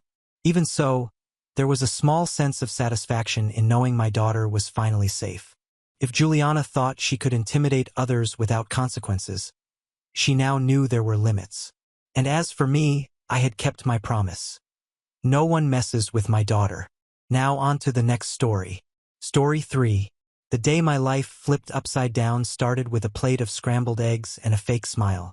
I still remember the way the morning light hit the kitchen counter, how my mom's voice was just a little too cheerful, and how my dad kept tapping his wedding ring against his coffee mug like a metronome, as if rehearsing a speech in his head. My name's Trevor, and I was 18 when they sat me down that morning, 1 week before I was supposed to move into my college dorm. I'd spent the last year obsessively planning every detail, registering for orientation, shopping for secondhand textbooks, working nights at the grocery store to afford dorm decorations and a decent laptop. I had a spreadsheet for everything. I even bought one of those tiny dorm-size fridges because I read somewhere that campus dining gets old fast. For most of high school, I'd been the quiet, responsible one in our family, the kind of kid who got straight A's, didn't go to parties, and stayed out of trouble. Not because I was scared of consequences, but because I thought it would mean something. I thought if I worked hard and didn't make waves, someone would notice. Maybe not with big, dramatic praise or anything, but with little things, like keeping their promises, like paying for the tuition they said they'd been saving for since I was 12. So that morning, when my mom said, "Trevor, sweetie, your dad and I need to talk to you about something important," I just smiled and took another bite of eggs. I had no reason to be suspicious, no reason to brace for the absolute gut punch that was coming. My dad leaned forward with that familiar calm face he always wore when he was about to lecture me about life being unfair. And then he said it, "We gave your tuition money to your brother. His business needs it more right now." Just like that. One sentence, no build-up, no apology, just a cold, clinical statement like he was announcing the weather. I didn't even respond at first. I blinked. I remember staring at the salt shaker on the table because I couldn't look either of them in the eye. For a second, I thought maybe they were joking. But when I looked up, my mom had this strange expression. Not guilty, not embarrassed. It was something closer to proud. "You should be happy," she said. "You're supporting the family in a big way." This is what being part of something bigger than yourself looks like. That's when it hit me. They weren't telling me this because they felt bad. They were telling me this because they thought I should be proud. Because in their eyes, I wasn't the one with dreams or goals anymore. I was just convenient. Let me back up a bit. My older brother, Jason, is 6 years older than me. Growing up, he was the golden child. Every mistake he made was a learning experience. Every time I got an A, he got a pizza party for remembering to take the trash out. When he dropped out of college after 1 semester to start a tech company in our garage, my parents acted like he'd discovered fire. They poured money into his startup like it was a trust fund, buying him gear, helping him rent office space, even co-signing a loan when things got tight. The company never really took off, but Jason always had a new pivot plan, a new idea that just needed a bit more runway. He wasn't lazy, I'll give him that, but he was reckless. He borrowed like nothing had to be paid back, promised things he couldn't deliver, and somehow always managed to convince our parents he was on the verge of something big. So when I got accepted into a great university, not Ivy League but still competitive, and my parents assured me they had the first year covered, I believed them. I mean, why wouldn't I? I followed every rule. I played it safe. I stayed in my lane. And in return, I was supposed to get my shot. Instead, I got a morning lecture about making sacrifices served with eggs and toast. I asked one question, just one. So what am I supposed to do now? My dad looked at me like I was being unreasonable. Take a gap year. Get a job. Plenty of kids your age need time to figure things out. I already figured it out, I said, barely recognizing my own voice.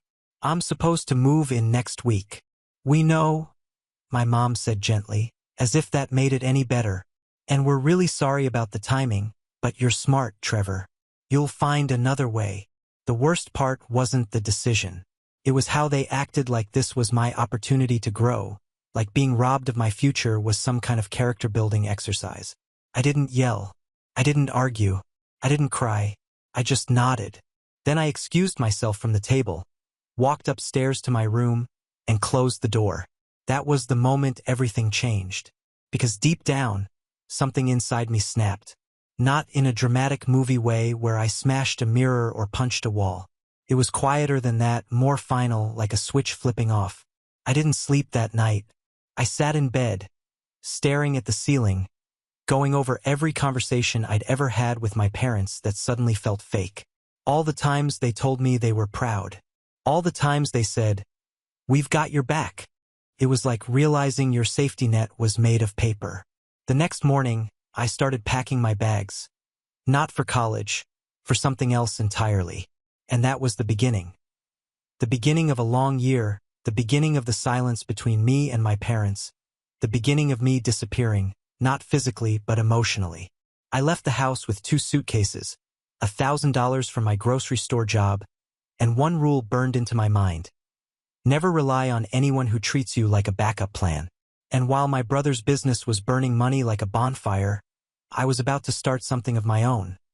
Something I didn't tell anyone about, something quiet, something smart. Because if they wanted me to support the family, I'd show them exactly what that looked like, but not in the way they expected. Not even close. I didn't have a plan, not a real one anyway, but I had drive and rage, the kind of quiet, patient anger that doesn't burn out fast, the kind that simmers for months, crystallizing into something sharp, something useful. I moved out the same day they dropped the bombshell. I didn't even give them a chance to ask where I was going. I just packed my laptop, my clothes, and the little money I had saved, and got in touch with a guy I used to work with at the grocery store, Connor, who had a spare room in his apartment across town. It wasn't glamorous. There was no air conditioning, and I had to sleep on a futon that creaked if I breathed too hard. But it was mine, and more importantly, it wasn't theirs. I didn't cut them off completely at first. They texted a few times that first week, checking in like nothing happened. "How's the job hunt going? Let us know if you need anything." I didn't respond. I wasn't ready. I was too busy feeling stupid for trusting them. Too busy drowning in the bitterness I had no outlet for. I spent my days flipping between Craigslist gigs and YouTube videos about digital marketing, e-commerce, coding, anything that might lead to something more stable than stocking shelves. At night, I worked shifts at a local sandwich shop. I told Connor I was just figuring things out for a year before college. I didn't tell him why. I couldn't even say it out loud without feeling a weird mix of humiliation and fury, like I'd been cheated and then expected to thank the dealer. Meanwhile, Jason was everywhere. He was all over my parents' social media. My mom posted pictures of his office like it was NASA headquarters. My dad shared links to his company's website like he was launching the next Google. Every caption was dripping with pride. So proud of our oldest, chasing his dreams. Support small business. Check out Jason's new venture. It made me sick, not because he was succeeding, but because I knew he wasn't. I knew he was bleeding money, struggling to deliver on his overpromised contracts, scrambling to look legit while our parents threw everything at him like it was Monopoly cash. He wasn't evil, just spoiled. The kind of guy who never learned what no meant because no one ever said it to him. About a month after I moved out, my mom texted me a photo of Jason standing in front of a giant banner that said, Genius Tech Solutions, grand opening. They rented out a co-working space downtown. Balloons, ribbon-cutting ceremony. My parents were grinning in the background like they just won the lottery. I didn't reply. I didn't congratulate anyone. I just stared at that picture and realized how completely alone I was. And that's when something shifted. I could have kept sulking. I could have waited a year and tried again with scholarships and loans, but I knew better now. I knew if I wanted a future, I'd have to build it myself, brick by brick out of spite if nothing else. So I started learning obsessively. I'd always been tech-savvy. In high school, I ran a small tutoring side hustle, helped kids fix their phones, even built a few custom PCs. But now I started going deeper. I taught myself how to run Facebook ads, how to find winning dropshipping products, how to write sales copy that actually converts. I watched 10 hours of tutorials a day, took online courses I couldn't afford, and found other ways to access them. I tested every free trial known to man, failed a lot, lost money on bad product ideas, ate way too many ramen cups, but I kept going. 3 months in, I launched my first real store. It was nothing flashy, just a niche gadget site selling portable humidifiers and phone holders. But I found a rhythm. I reinvested everything, lived on pennies. I even canceled my Spotify subscription to save money and listened to motivational YouTube videos instead. The grind became addictive and slowly, things started to click. By the 5th month, I was making more in a week than I used to make in a month at the sandwich shop. I didn't tell anyone. Not Connor, not my old friends, definitely not my family. This wasn't about bragging. It was about building something no one could take from me. Meanwhile, things at home got weird. My mom started calling again. At first, it was casual. A voicemail here. A message there. Hey honey, just checking in. Hope you're doing okay. Then it got more persistent. We haven't heard from you in a while. Can we meet up? Your dad's worried. And then one day, she sent this. Jason could really use your help. You're so good with computers. I read it 3 times, laughed out loud. The audacity. I didn't respond. I didn't have to respond because at that point, I had something better, leverage. But I wasn't ready to use it yet. Not until the breaking point. That came 6 months later. I got a message from my cousin Erica. She was close with my parents. She babysat me when I was little, but we hadn't talked in years. She sent me a screenshot of a post from my mom's Facebook. Sometimes family means making hard choices. We're so proud of both our sons. Jason, who's revolutionizing local tech, and Trevor, who's bravely taking a gap year to find himself. Supporting each other is what it's all about. My jaw clenched. Supporting each other. They were framing it like I had chosen to give up college.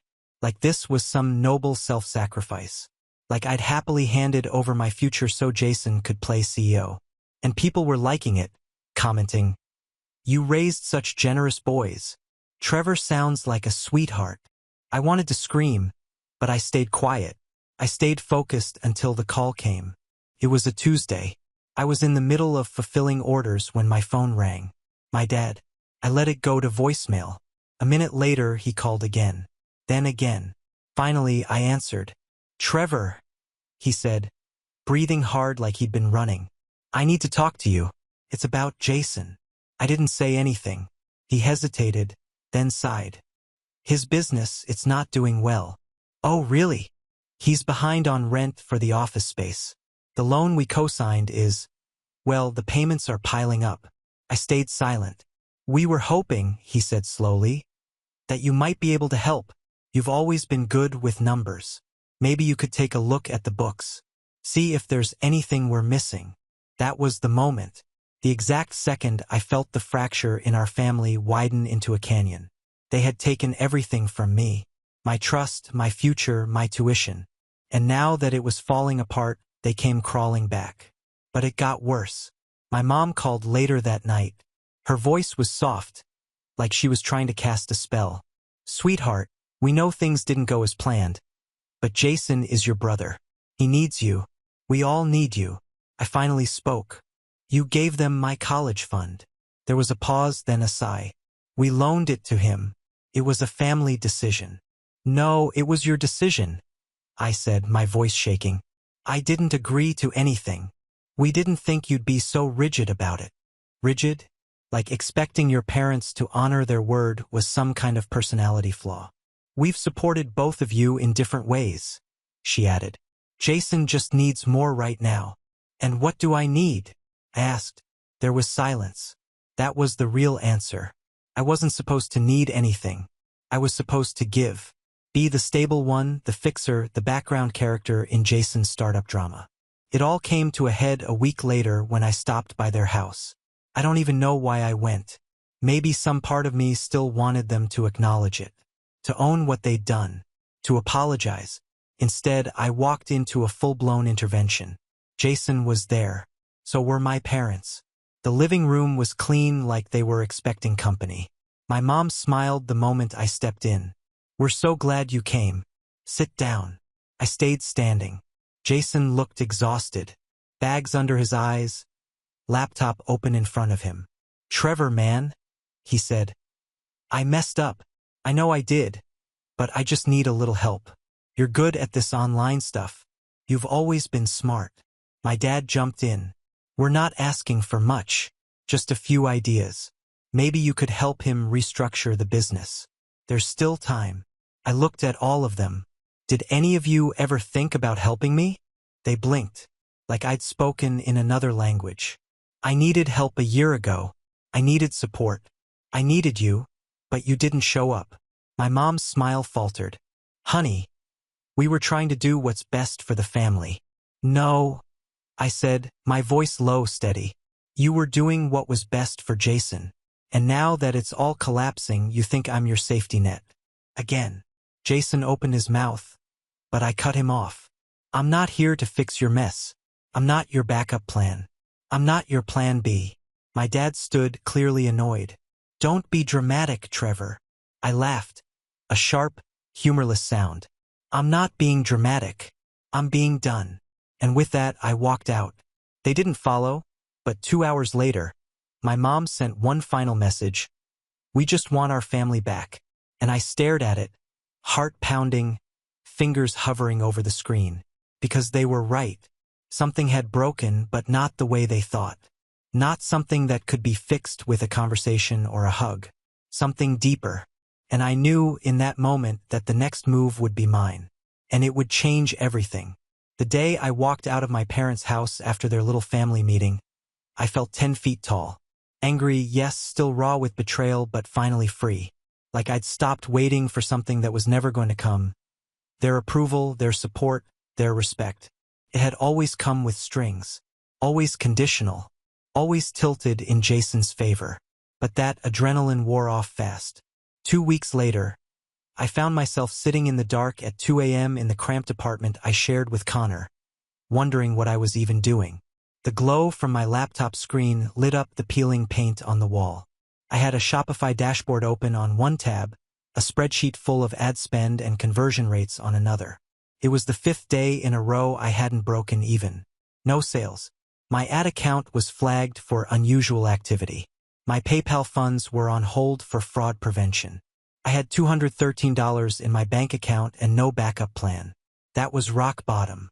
Not just financially, but emotionally. Because up until that moment, I still carried this fantasy in the back of my mind that I'd win. That I'd make it big just to prove them wrong. But when your stomach growls and your rent is due and your store's checkout isn't working and no one is responding to your emails, all the revenge fantasies in the world start to feel like pipe dreams. I didn't sleep that night. The next morning, I stood in front of the mirror brushing my teeth, and I barely recognized the guy looking back.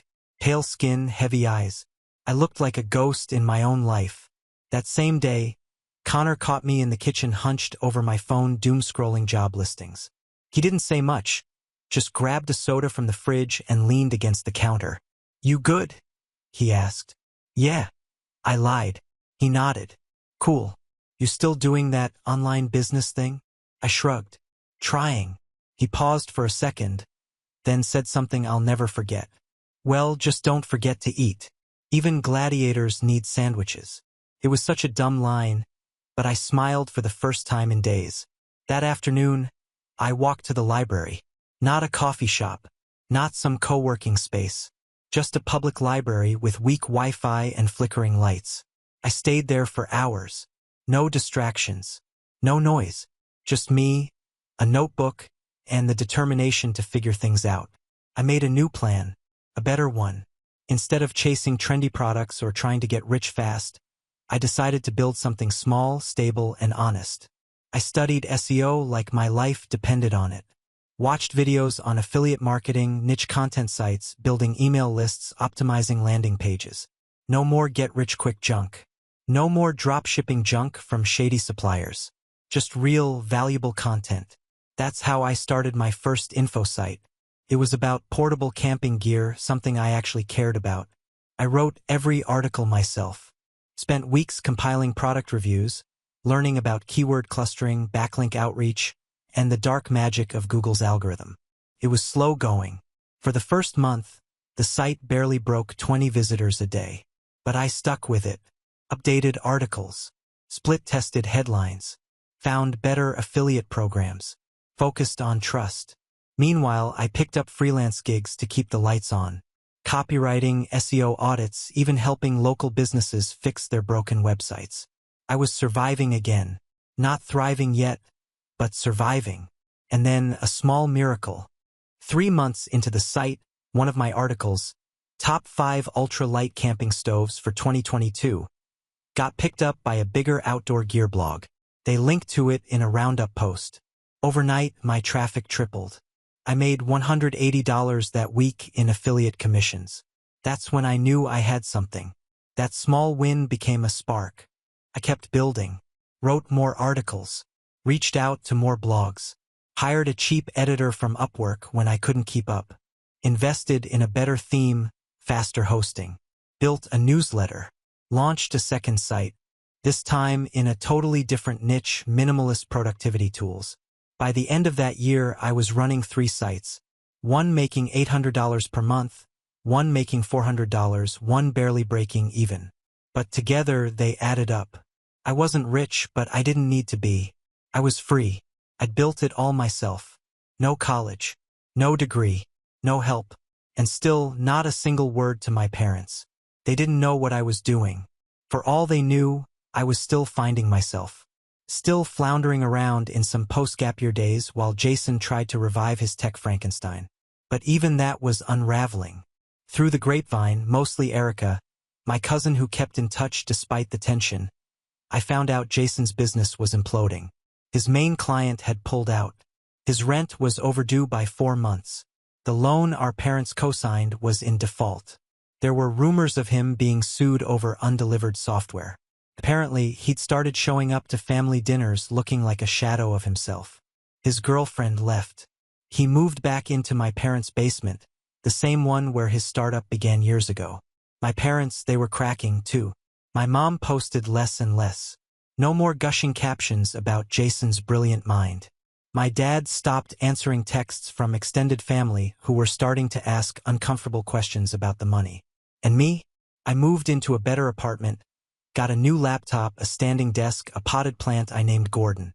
Even hired a virtual assistant to help with my 3rd website. This one focused on home office gear. The irony wasn't lost on me. Jason had the flashy office with ribbon cuttings and glass walls.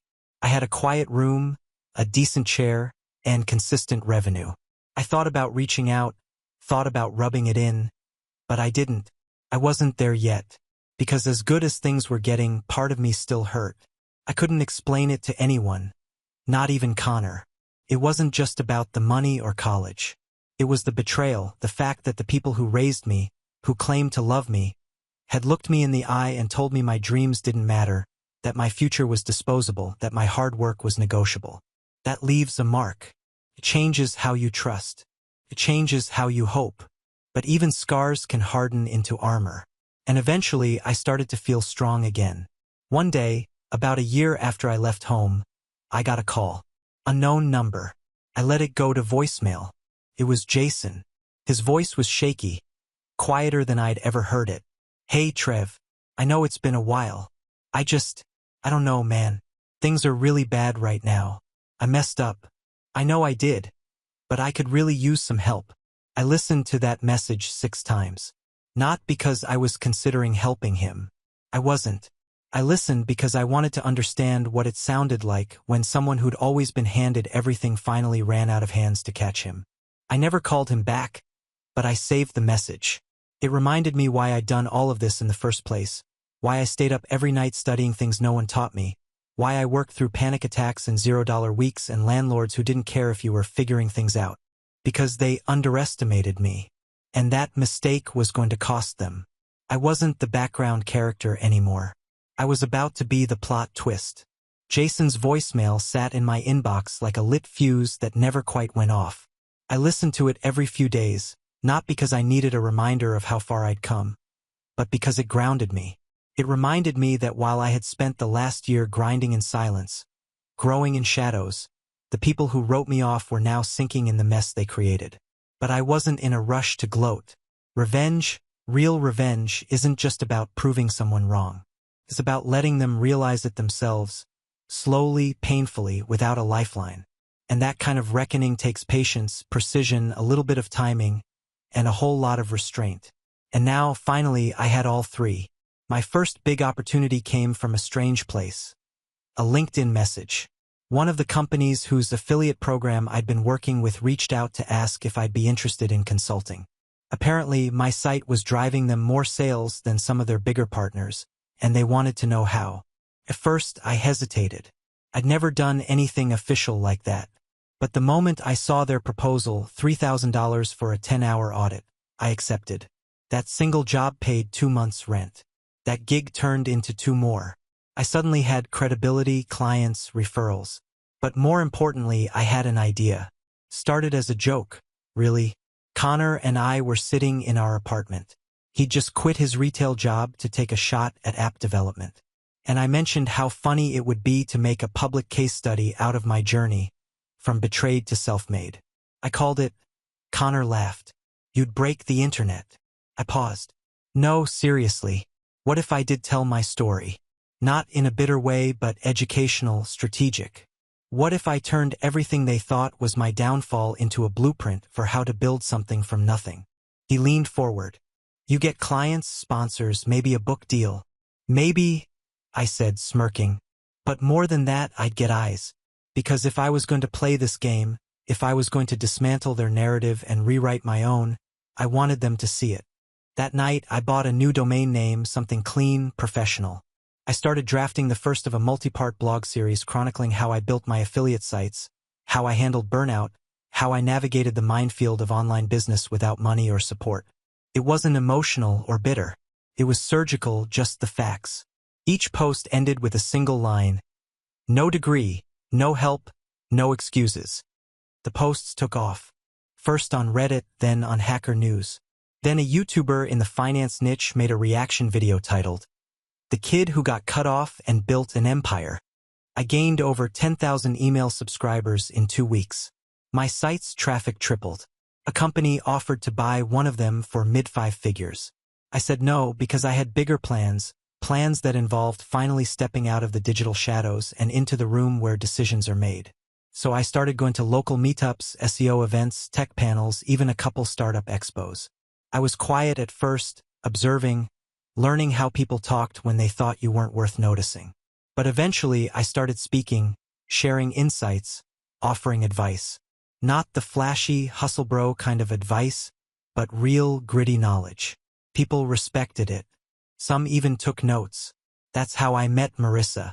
She was a UX designer who had just exited her startup and was looking for her next thing. We grabbed coffee after one of the meetups and hit it off instantly. Sharp mind, dry humor, no tolerance for fluff. Within a week, we were brainstorming ways to merge my content strategy with her design expertise. By the end of the month, we had a plan, a real company.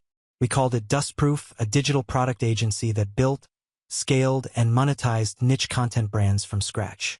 I handled traffic and monetization. She handled branding and user experience. We split everything 50-50ths. It wasn't just about making money anymore. It was about proving a point. We weren't just building sites. We were building leverage. And now that I had it, I started preparing for the real revenge. Started, fittingly, with Jason. Thanks to Erica, who still floated in and out of our group chats, I found out he was trying to land a new investor.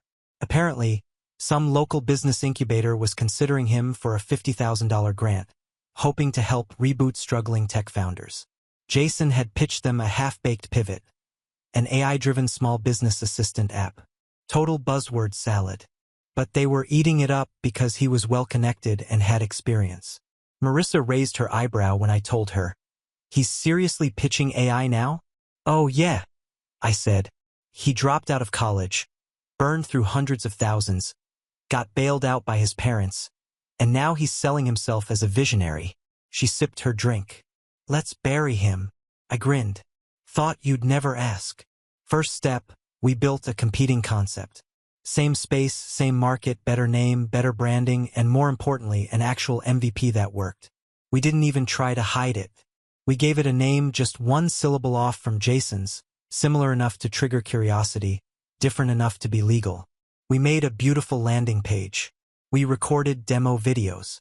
We published a blog post titled, "What Most Business Apps Get Wrong and How We Fixed It," complete with screenshots, testimonials, and a live waitlist. Then we ran ads, cheap ones, targeted directly at the incubator's zip code. Within days, our version was all over their LinkedIn feeds. I even joined the incubator's public Slack channel using a pseudonym, just to lurk. And sure enough, 3 days later, someone posted, "Hey, has anyone seen this new tool? Looks super clean. Might be worth looking into before we finalize the next grant." Jason never saw it coming. Erica texted me the next morning, "Not sure if you were involved, but Jay is freaking out. LOL. I didn't reply, just put my phone down and got back to work.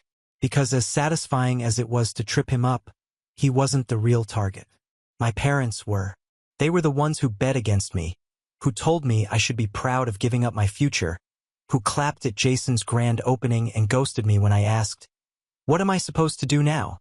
I could have sent them a letter, an invoice, a link to the blog, but that would have been too easy. Instead, I waited for the perfect moment. And it came just in time for my cousin Mallory's wedding. She was getting married at a local vineyard, and everyone was invited. My entire extended family, Jason, my parents, even people I hadn't seen since middle school.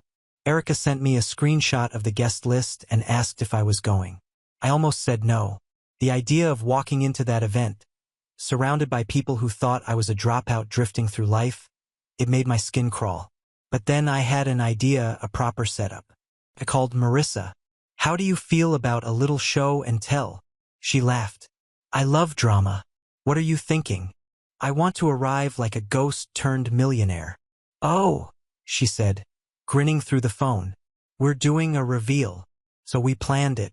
We bought a new suit, tailored, sleek, no logos, no flash, just presents.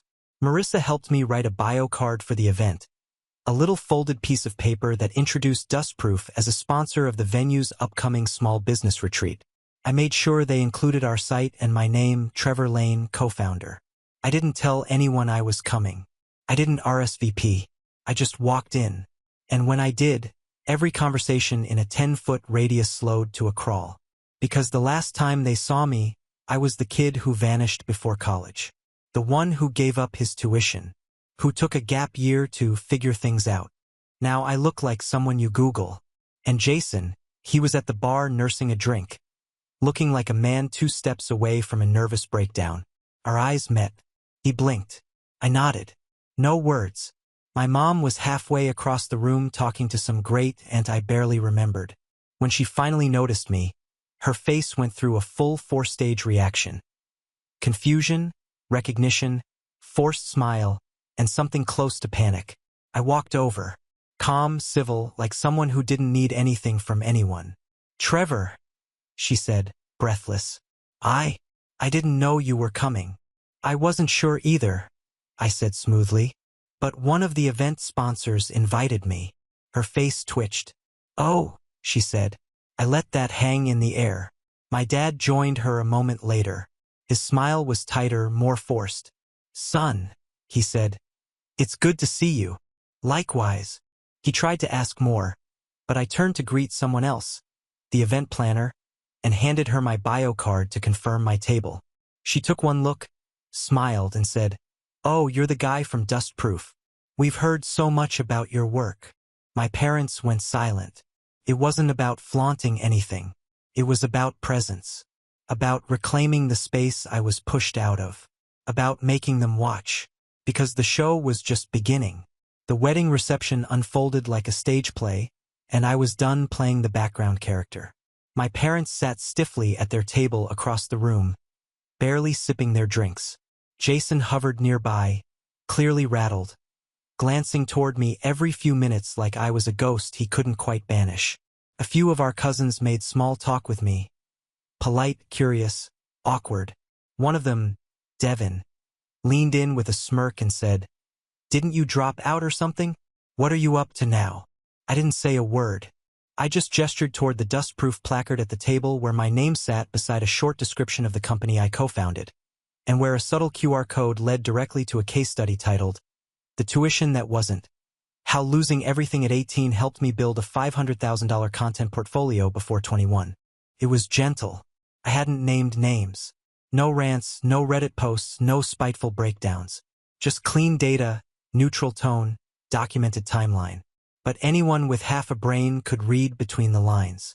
And judging by the look on Jason's face when he scanned the code, yes, I saw him do it, he definitely had half a brain. The fallout started 2 days later. I got a text from my dad. "We need to talk. Face to face." I didn't reply. Then my mom. "Your post. People are asking questions. Please take it down." That made me laugh. Take it down? After they framed me as the selfless little brother who nobly stepped aside for the future entrepreneur of the family? No, this was the reckoning. And it wasn't even personal anymore. It was structural, clean, unavoidable. Because the moment the case study went viral, people started connecting dots. Erica told me Jason's former contractor, the one he ghosted after promising stock options, shared the link on Twitter with the caption, "Oh, so this is why he never paid me." A day later, the local startup incubator that had been considering Jason for a second round of funding posted a quiet update on their website announcing a pause on external investments pending internal review. Translation: Jason wasn't just off the list. He torched the list. Meanwhile, a few of Jason's early investors, most of them local dentists and real estate guys my dad played poker with, were not happy. The case study didn't name them, but it traced the path of money through vague phrases like family-backed startups with no KPIs, and early investors promised high returns with zero oversight.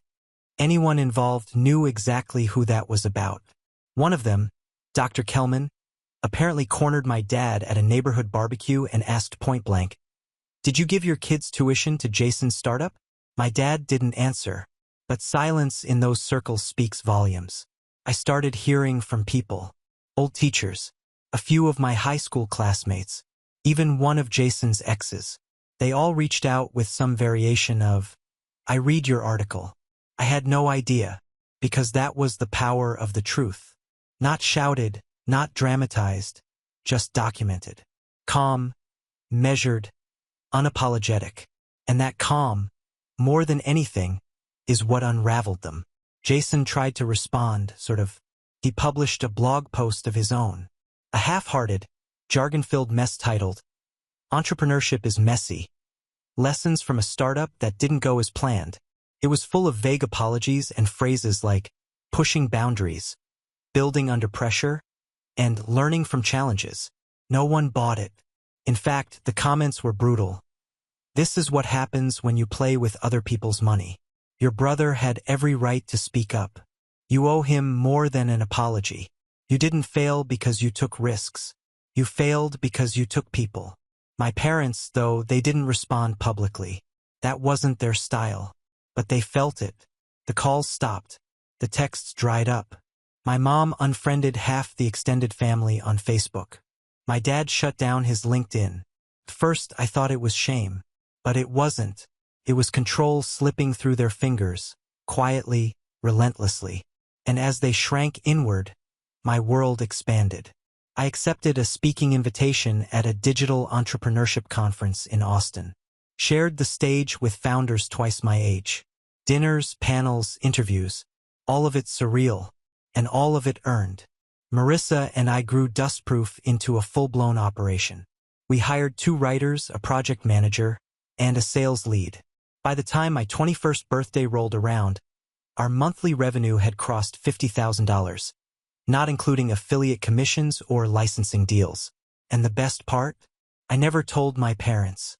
Not directly. I never called them to brag. Never texted, "Told you so." Never dropped bank statements in the group chat. Because silence was louder. Distance was louder.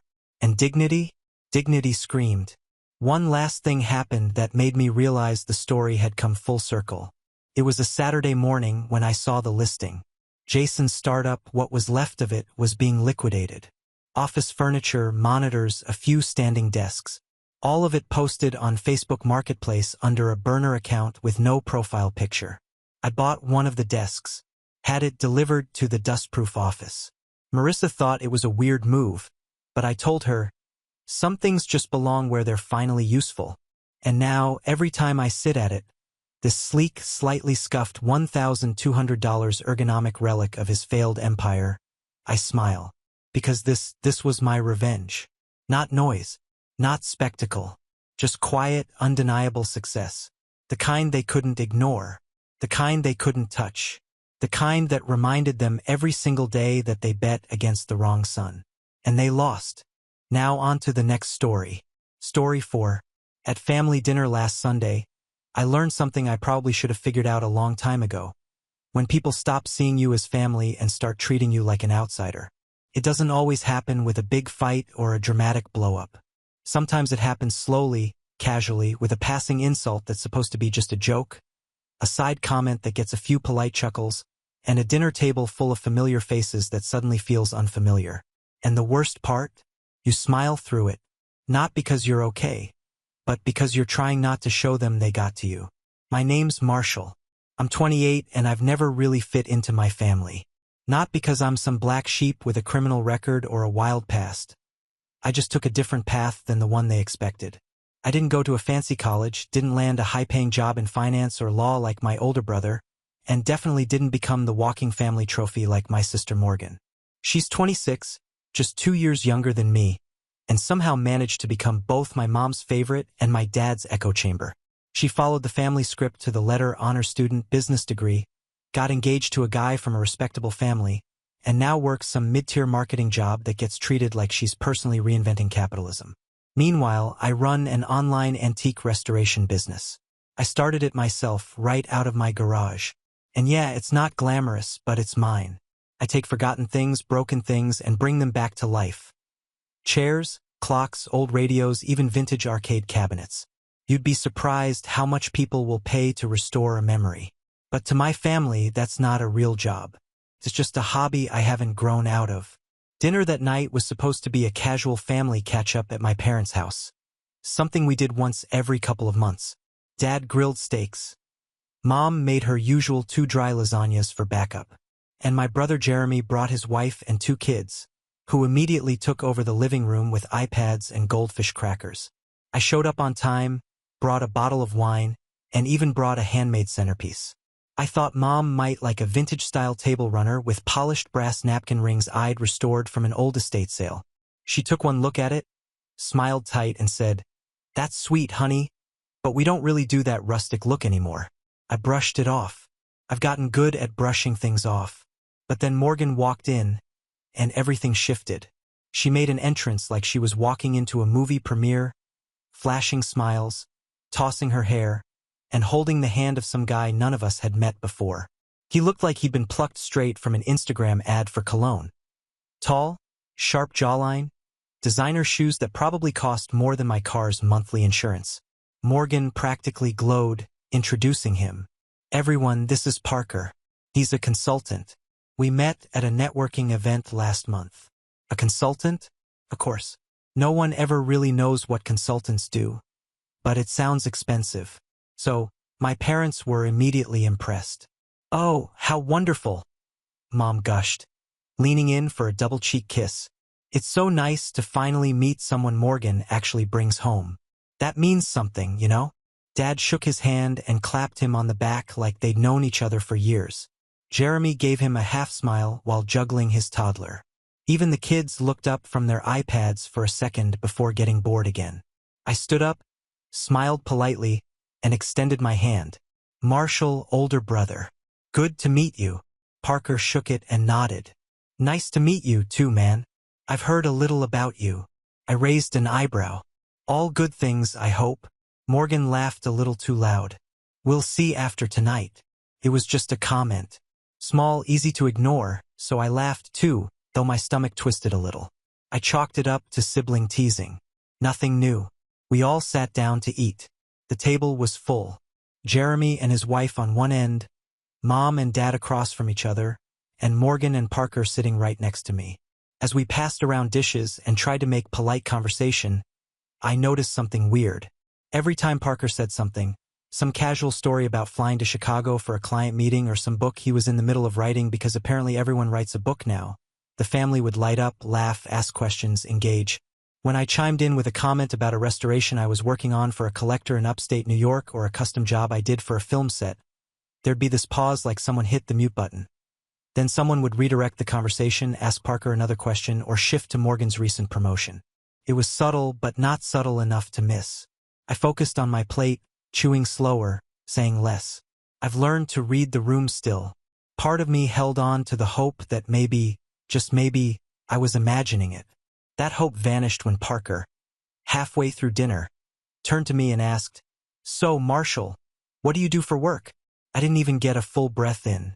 Before I could speak, Mom cut in with a tight smile. "Oh, don't ask him that, dear. He'll go on forever about it. You don't want to hear about rust and paint and tools." Everyone chuckled. Jeremy gave a low snort. "Unless you're looking for a new coffee table from 1974, then maybe."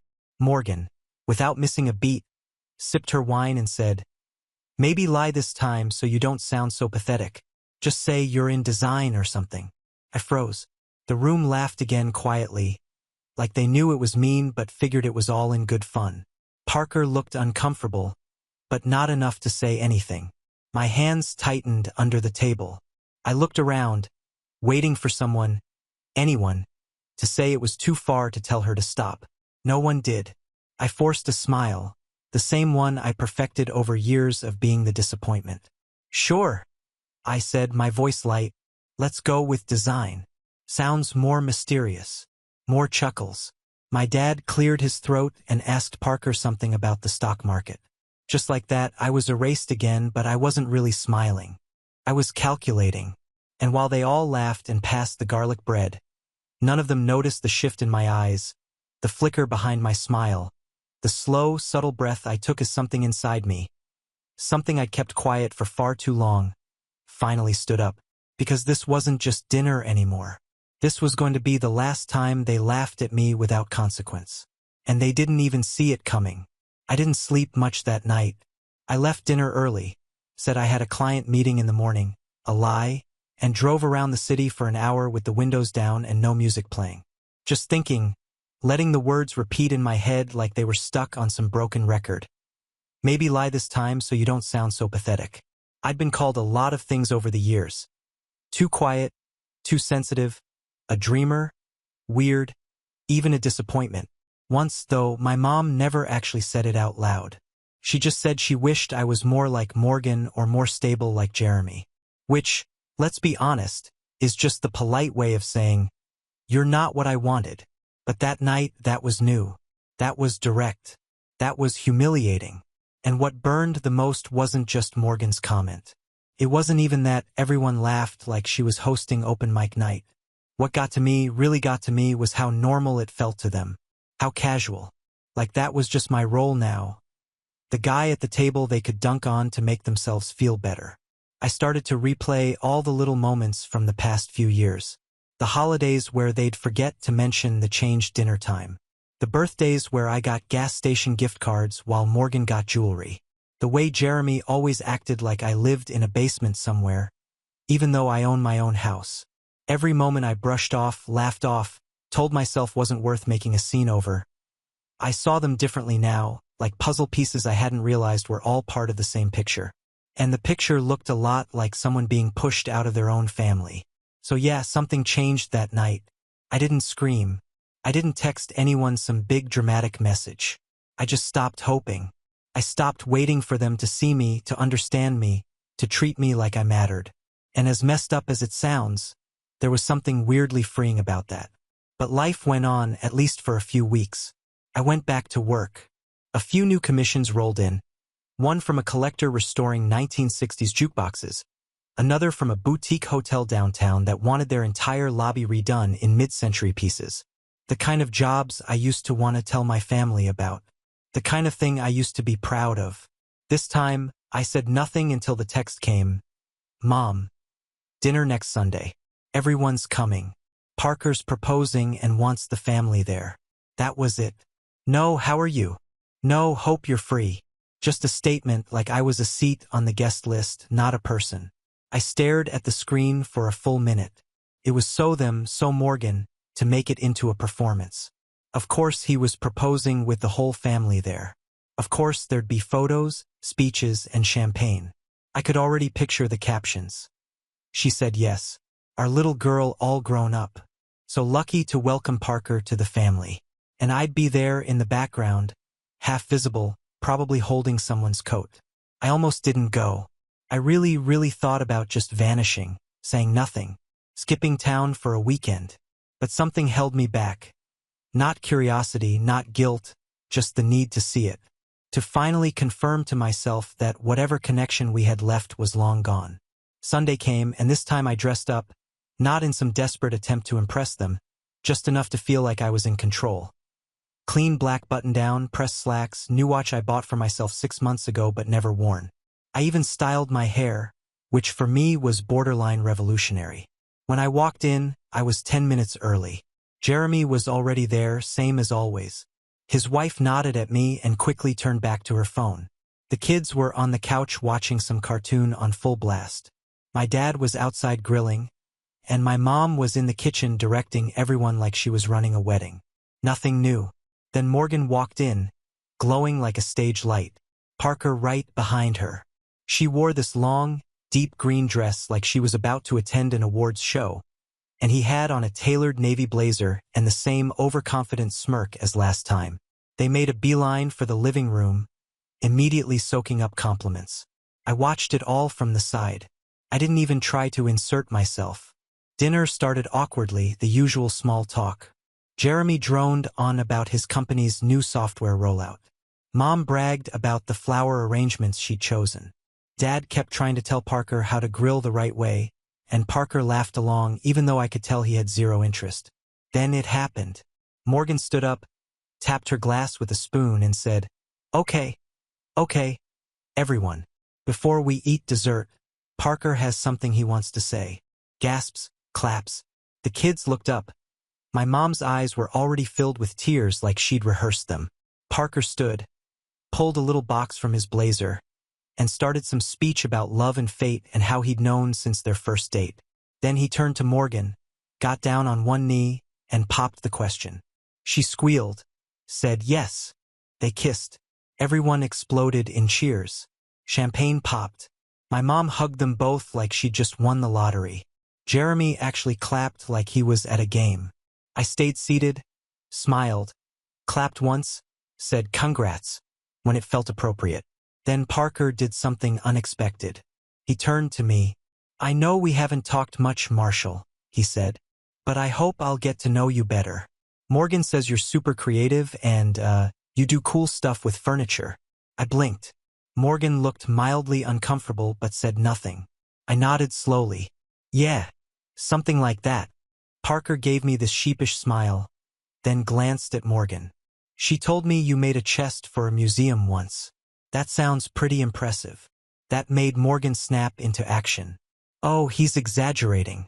It was just a small piece for a local exhibit. Nothing major. My mom chimed in. Yes, let's not confuse a display with a permanent feature. But it's sweet of you to show interest, Parker. They both laughed, and that was it. That was the moment. Something inside me cracked because it wasn't just about the work. It wasn't just about being underestimated. It was about how they did it. Always with a smile. Always with concern or corrections. Always twisting every decent thing I did into something laughable, dismissible. Like even when a stranger tried to give me credit, they couldn't allow it. I stood up calmly. My fork clicked against my plate. Actually, I said, voice even. It was for a museum, a private collection curated exhibit. They hired me to restore a 19th century writing desk that had belonged to a state senator.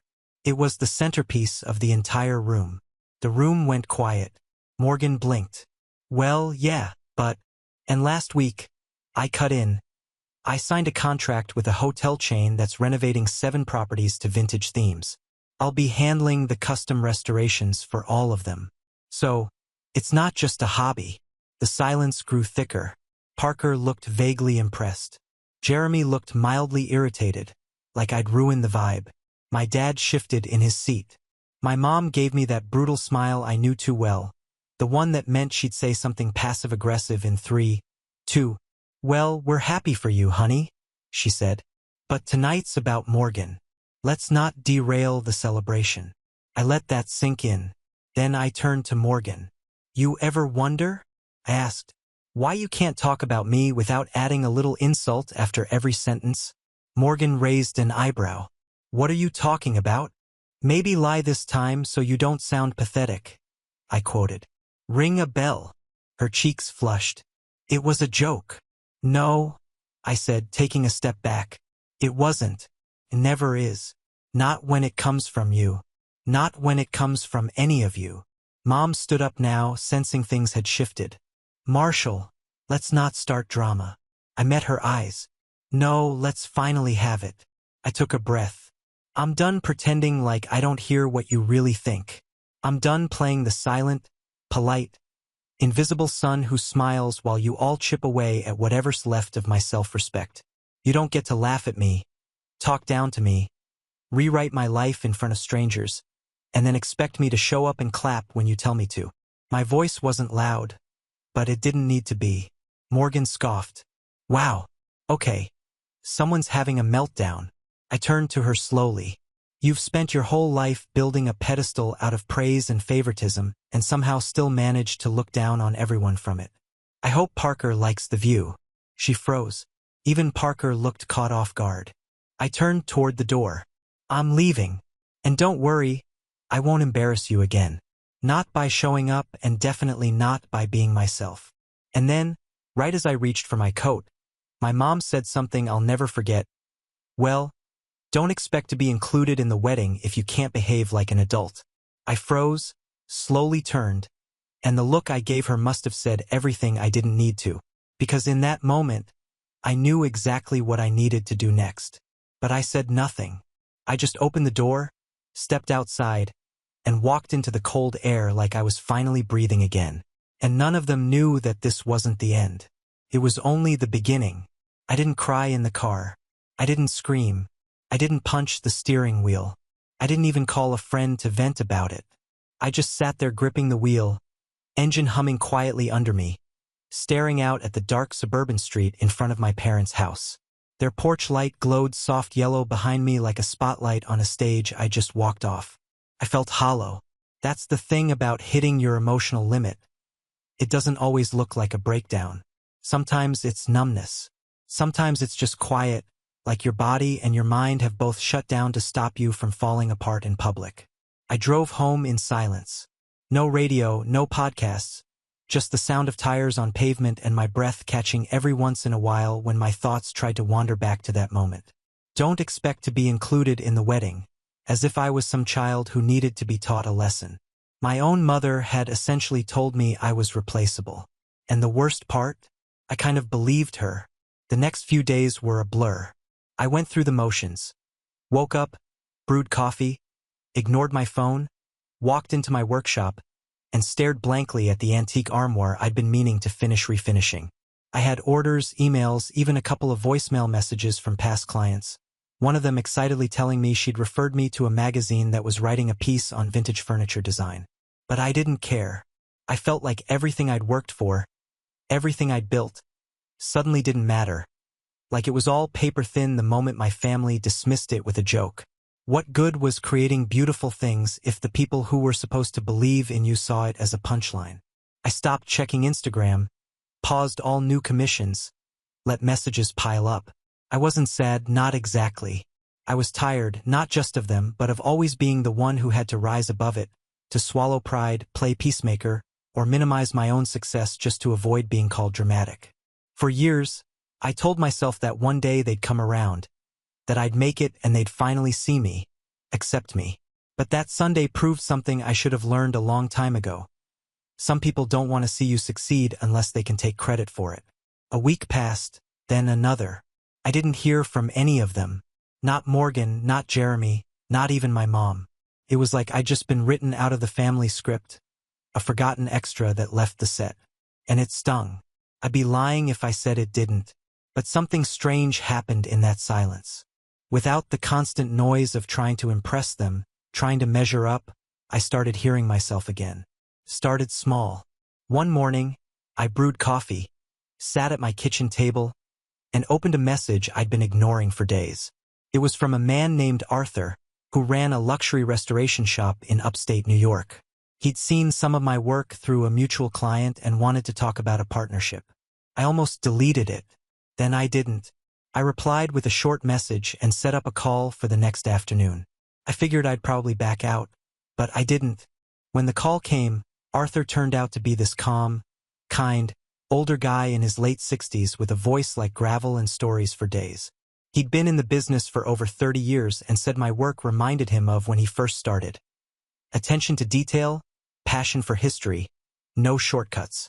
He told me he was semi-retiring and looking for someone younger to collaborate with, someone who could take on overflow clients, maybe even help train apprentices in the future. I know it sounds sudden, he said near the end of the call, but good craftsmanship is rare, passion's even rarer. I don't care what degrees you've got. What I see in your work is someone who gives a damn. That's what matters. I didn't say anything at first because no one had ever put it that way before. That call flipped a switch. Not a loud one. Just a soft click like a light bulb flickering back to life in a dark attic. Over the next few weeks, I started working again. Quietly, steadily, I finished the armoire, shipped it to a client in Charleston, who emailed me a full paragraph about how it made her cry when she saw it in person. I accepted Arthur's offer to take on 2 of his clients, and one of them turned out to be this interior designer in Chicago who immediately booked me for more. I started posting again, but not for likes, just to share. Pieces I was proud of, details I loved, stories behind each item. And people responded more than ever before. Comments flooded in, orders stacked up. Even a small YouTube design channel featured my work in a short segment about craftsmen who still do it by hand. And slowly I started to feel different. Not fixed, not invincible, just steady. There was a moment about a month after the dinner when I caught myself whistling while sanding down a mahogany tabletop. It was this little thing, barely even noticeable, but it stopped me cold because I couldn't remember the last time I'd done that. It wasn't until mid-April that I heard from Morgan again. She texted out of the blue, "Morgan, hey, wedding's June 10th. Sending out official invites next week. LMK if you're coming." That was it. No apology, no follow-up, no acknowledgement of what happened. Just a quick "you in or out" message like she was RSVPing to a work event. I stared at the screen for a while and then I did something I never thought I would. I didn't reply, not right away at least. Instead, I kept working. I finished a set of custom side tables, helped Arthur organize a workshop for young designers. I even spoke on a panel at a local design fair. Me, a guy who used to hate public speaking. People came up afterward, asked about my process, complimented my craftsmanship. No one laughed. No one cut me off. Felt real. About a week later, I got the official invitation in the mail. Cream envelope, gold lettering, big cursive names. Morgan and Parker.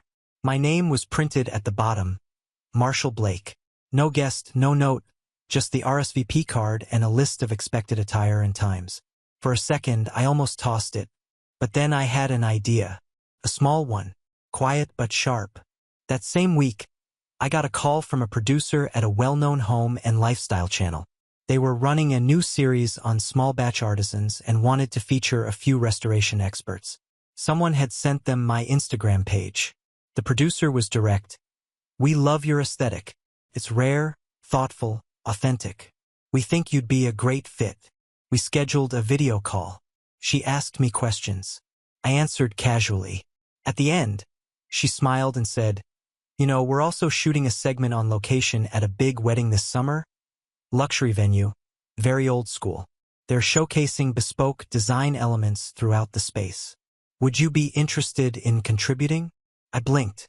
"A wedding?" She nodded. "Yep. Furniture staging, floral stands, maybe a centerpiece or two. We'll put your name in the credits. Could be good exposure." I asked for the date and location. She told me and I nearly laughed out loud. It was the same venue Morgan had listed on her invite. That was when everything came together. Not revenge, not spite, just clarity.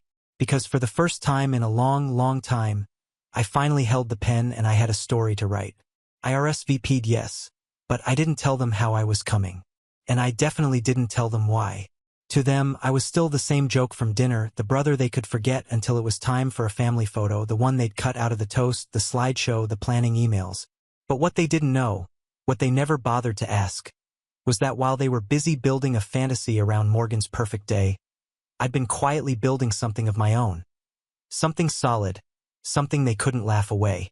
And on June 10th, they were finally going to see it, whether they liked it or not. Most people think revenge is loud, that it comes with fireworks, shouting, public breakdowns, or explosive reveals that leave everyone gasping and whispering. Maybe that's how it works in movies. But in real life, the best revenge is quiet, patient, precise. It's not about making a scene. It's about making a point. So when I said yes to Morgan's wedding invite, I didn't do it out of sentimentality. I wasn't hoping they'd change or come to their senses or even apologize for how they treated me. No, I was past all that. I accepted the invitation because I saw an opening. A beautiful, poetic opening. The same family that had spent years treating me like I was less than irrelevant, a footnote in their shiny group photo, was now hosting a high-profile event at a venue where I had just been invited to contribute behind the scenes for a national design series. They had no idea, and I had no intention of telling them yet. The producer, Kendra, followed up with me 2 weeks later. She said the wedding venue had finalized their style brief. Vintage romantic with a modern flair. Think hand-carved wood. Warm brass tones, floral accents. She asked if I could provide 2 centerpiece console tables, custom podiums for the ceremony, and if possible, a refurbished vintage love seat for the bridal photo area. I replied, "Absolutely." She responded 5 minutes later, "You're a lifesaver and your work is stunning. We'll make sure your name is on everything." That message stayed open in my inbox for a while. I just kept rereading that line.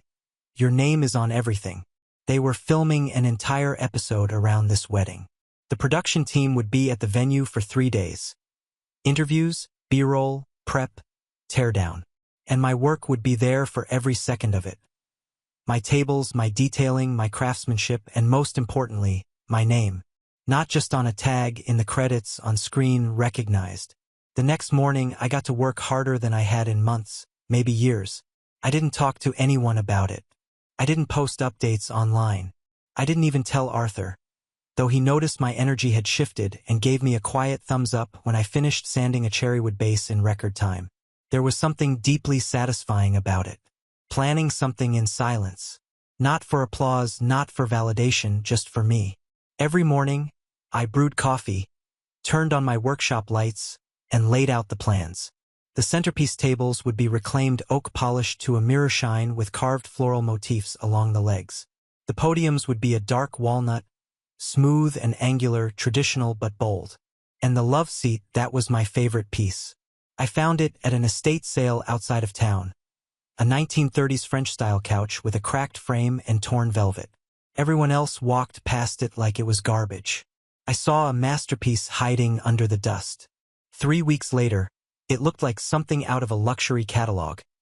Deep green velvet reupholstered by hand. Ornate legs I carved and stained myself. Brass detailing along the backrest. It wasn't just a piece of furniture. It was a statement. I imagined Morgan sitting on it for her bridal portraits, and I smiled. 2 weeks before the wedding, I got an unexpected call. Kendra again. "Hey, Marshall," she said, upbeat as always. "So, bit of an update. We'd love to film a short segment with you on location. Just a 2-minute interview about your process and inspiration. Would you be okay with that?" My throat went dry. This was bigger than I'd expected. Yeah, I said, trying not to sound too eager. "That's totally fine." "Awesome," she replied. "We'll film it on Friday morning before setup. Super casual. Just you, your pieces, and a bit of backstory. People love to see the human side of craftsmanship." I hung up and stood there in the middle of my shop, heart racing. This wasn't just a background credit anymore. This was a full feature segment, a spotlight, and it was happening at my sister's wedding. I thought about telling someone. Not my family, obviously, but maybe a friend or Arthur or this one client I'd become friends with over email who always asked about my work. But something told me to wait, to keep it mine. Let the reveal happen naturally.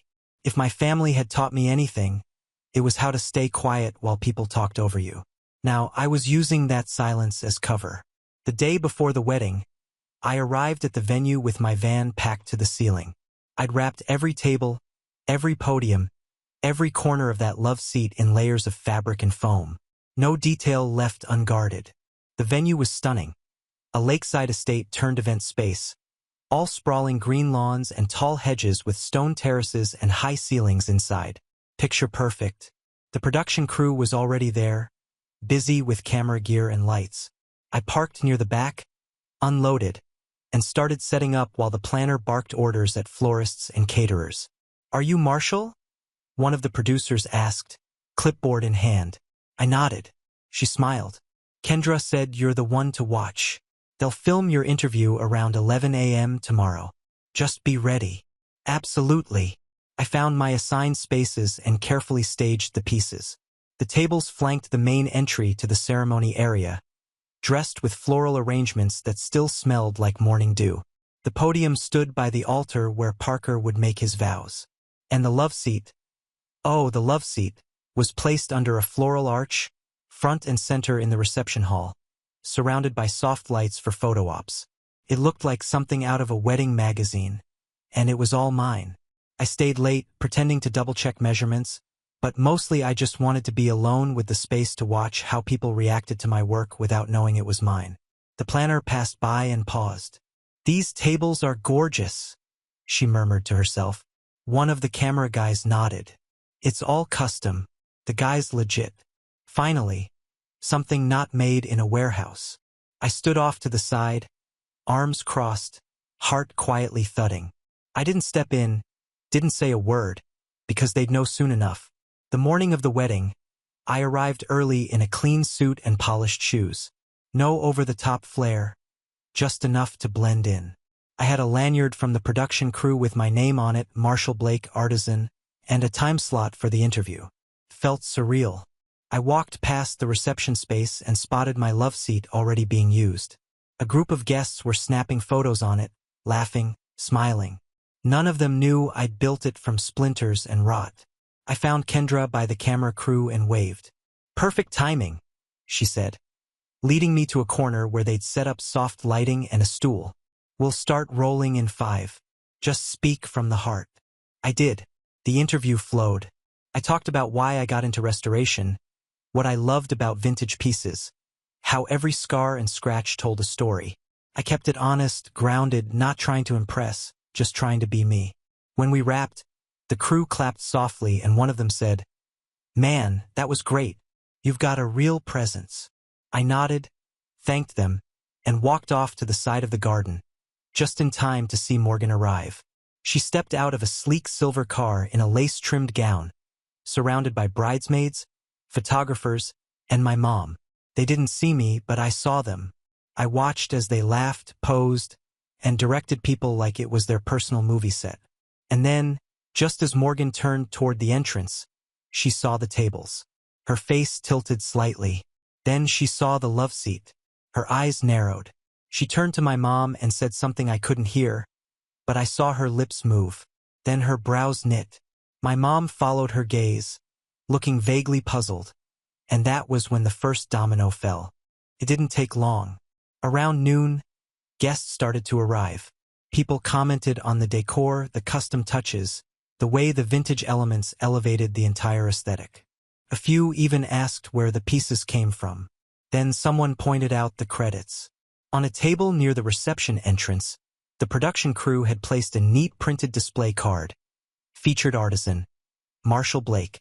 Furniture design, restoration, and custom woodcraft as seen on channel name S upcoming special, Modern Heirlooms. It was right there, front and center. I saw my mom notice it first. She went still. Then she whispered something to my dad. Jeremy looked confused. Morgan.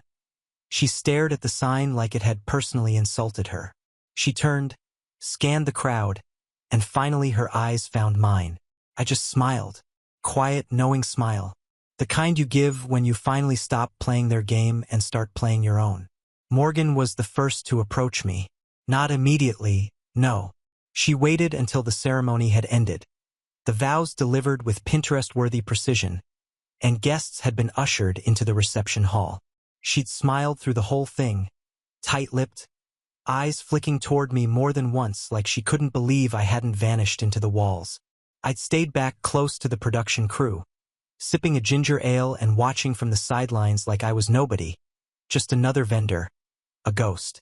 But the moment the crowd settled and the cameras began capturing the staged beauty of the evening, she made her move. She approached with a practiced smile, still in her gown, her train dragging lightly behind her like it cost more than my rent. "Marshall," she said, sweet and sharp like a compliment wrapped in a warning. "Can we talk for a second?" I looked up slowly. "Sure." She walked me toward a quiet corner behind the reception tent. As soon as we were out of sight of the guests and photographers, her smile dropped like a curtain. "What is this?" she hissed. I blinked, feigning ignorance. "The wedding. You know what I mean?" Her voice dropped, sharp with panic. "Why are your things all over this venue?" "Things?" I echoed, glancing toward the furniture I'd spent weeks restoring. "You mean the centerpiece tables, the podiums, the love seat that every single one of your guests has already posed on?" She crossed her arms. "Don't get smart with me. You're sabotaging my wedding." I laughed once quietly. "Sabotaging? I built half this place, Morgan. If anything, I saved it." She stared at me like I'd grown two heads. "Did you plan this? Did you know the crew would feature your work here?" I met her eyes, calm as a still lake. "They contacted me through a client. I didn't mention your wedding at all. Just accepted the job. It wasn't until they told me the date and venue that I realized who it was for." Her jaw clenched. "I could have said no," I added. "But I didn't because why should I?" She didn't respond. "And I could have warned you," I continued. "Told you I was involved. But I figured it'd be more fun this way." Her mouth opened, closed. "I'm not here to ruin your day, Morgan," I said, stepping a little closer. "I'm here because I belong here. Because for once, my work is being appreciated, recognized, celebrated. And you know what? You don't get to erase that." She looked around, probably hoping someone would interrupt. No one came. "You told me to lie about what I do," I said, "so I wouldn't sound pathetic. But now everyone at your wedding is fawning over my designs, taking pictures, asking about me, including the wedding planner and 3 guests who've already asked for my card." I leaned in slightly. "So if you're embarrassed, maybe it's not me you're embarrassed about." She stared at me, face unreadable. I turned to leave but paused. Oh, and congratulations, by the way. Beautiful ceremony. Then I walked back into the reception hall, leaving her standing in the shadows of her own perfect day. It didn't stop there. See, the funny thing about getting featured on national television during someone else's wedding? People notice. By the time the episode aired a month later, I'd already had 3 new commissions booked, not from randoms, real names. A design blogger in LA, a boutique hotel owner in Maine, a film set decorator in Toronto. Each of them had seen a preview clip the channel posted on their social media highlighting my work and that now famous green velvet love seat. You've got an eye, the blogger told me in a story. I didn't disagree. I expanded my workshop, hired an assistant, and even got approached by a publisher about writing a short coffee table book on restoration art and storytelling through furniture. Felt surreal but not undeserved. The more my name circulated, the more I realized how little I needed the validation I used to chase. Then came the call from my mother. She didn't lead with an apology. That would have required reflection. Instead, she said, "We saw the episode. Very well done. Surprised you didn't mention Morgan or the family at all." I stayed quiet for a second. Then I said, "Why would I?" She huffed. "Well, we are your family." "Are you?" I asked, calm. "Because you've treated me more like an embarrassment than a son.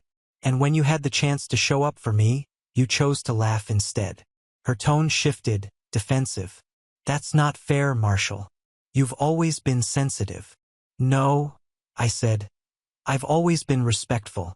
You mistook my silence for weakness." Another pause. Then her voice softened. "Your father wants to have a dinner. Get everyone together. Start fresh." I leaned back in my chair, looking around my workshop, my space, my business, my life. "I don't think so," I said. "What?" "I'm not interested in starting fresh. I already started over without you, Mom." "I don't hate you," I said, "but I'm not going to keep setting myself on fire just to keep everyone else warm." And then I hung up. The fallout hit slowly. Jeremy texted once, some half-hearted message about being impressed, followed by a joke about finally doing something useful. I didn't respond. His wife tagged me on Instagram with a caption like she'd always believed in me. I removed the tag. As for Morgan, radio silence. But word travels. A mutual friend told me her wedding video had been delayed because the couple didn't want to include too much footage of the non-approved furniture. But it was too late. The venue had shared it, the magazine had shared it, even the local news picked it up when the episode aired. Her wedding may have been her big day, but my name was the one people remembered. A few months later, I got an invitation in the mail. Morgan and Parker were hosting a housewarming party at their new home in the suburbs. Big cursive font, white and gold trim. My name at the bottom again. This time, I tossed it in the trash without reading the rest. I didn't need to show up anymore. I already had, in every living room that watched that episode, in every home that now had a piece of my work in it, in every article that mentioned my name next to words like masterful, authentic, and one to watch. Revenge didn't come with fire and fury. It came with focus, with patience, with knowing that you don't have to scream to be heard. You just have to let your work speak for you. And mine spoke louder than any of them ever did. Now on to the next story. Story 5. My name's Alex. I'm 30 years old and, until recently, I was the kind of guy who'd bend over backward for family, even when it hurt. I grew up in a house where love had strings attached and loyalty was expected without ever being returned. My sister, Julia, always stole the spotlight, and my parents, well, they treated her like the sun and the rest of us like shadows. I was never the golden child. I was the fallback plan, the emergency fund, the invisible backbone. Growing up, I learned early that if Julia wanted something, she got it. If I wanted something, I had to work for it. And even then, it might get handed to someone else. Still, I never really held a grudge. Not at first. I convinced myself it was just how families were, that maybe one day they'd see me, appreciate me. So I worked hard, got my degree, and built a small business from scratch. Quiet success, nothing flashy, just enough to be stable and help out when they needed it, and they always needed it. It started with little things. Gas money for Dad, a temporary loan to cover Julia's credit card bill, helping mom when the mortgage payments started falling behind after dad's hours got cut. At first, I didn't think much of it. It was family, you help each other. But over time, it became clear the help was expected, never appreciated. The thank yous faded. The calls only came when someone needed something. I told myself they just didn't know how to say it, that they showed love in their own way. That lie got harder to believe every year. I hit 30 this year and I wanted something simple, just a weekend to feel seen. I wasn't looking for anything grand. Just a few days away with the people who mattered in a quiet lake house I rented 2 hours from the city.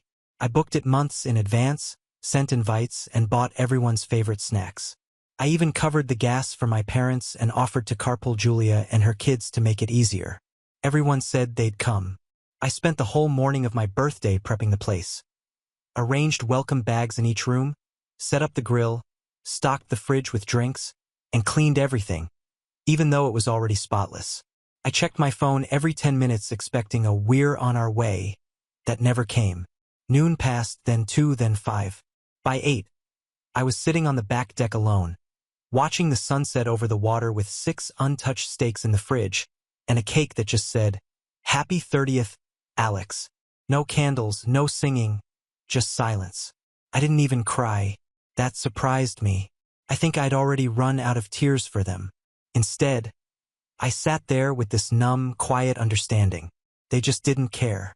Not enough to even make up a reason. They didn't text, didn't call.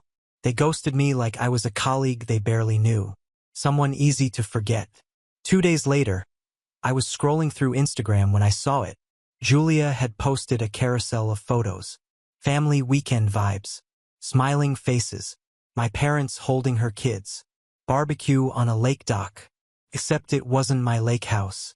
It was a different one, 2 hours in the opposite direction. The date stamp? Same weekend. They'd made other plans together without me. I stared at the photos for a long time, thinking maybe it was a coincidence. Maybe it wasn't this weekend. Maybe they booked it last minute. Maybe there was a mistake. But the caption said it all. So good to unplug with the people who matter most. Nothing like family time. Grateful for our tribe. My name wasn't in a single tag. Not one mention of me. I was scrolling through proof that they hadn't just forgotten my birthday. They'd chosen to leave me out of it. And the thing is, I didn't even feel shocked. It was like the final puzzle piece snapping into place.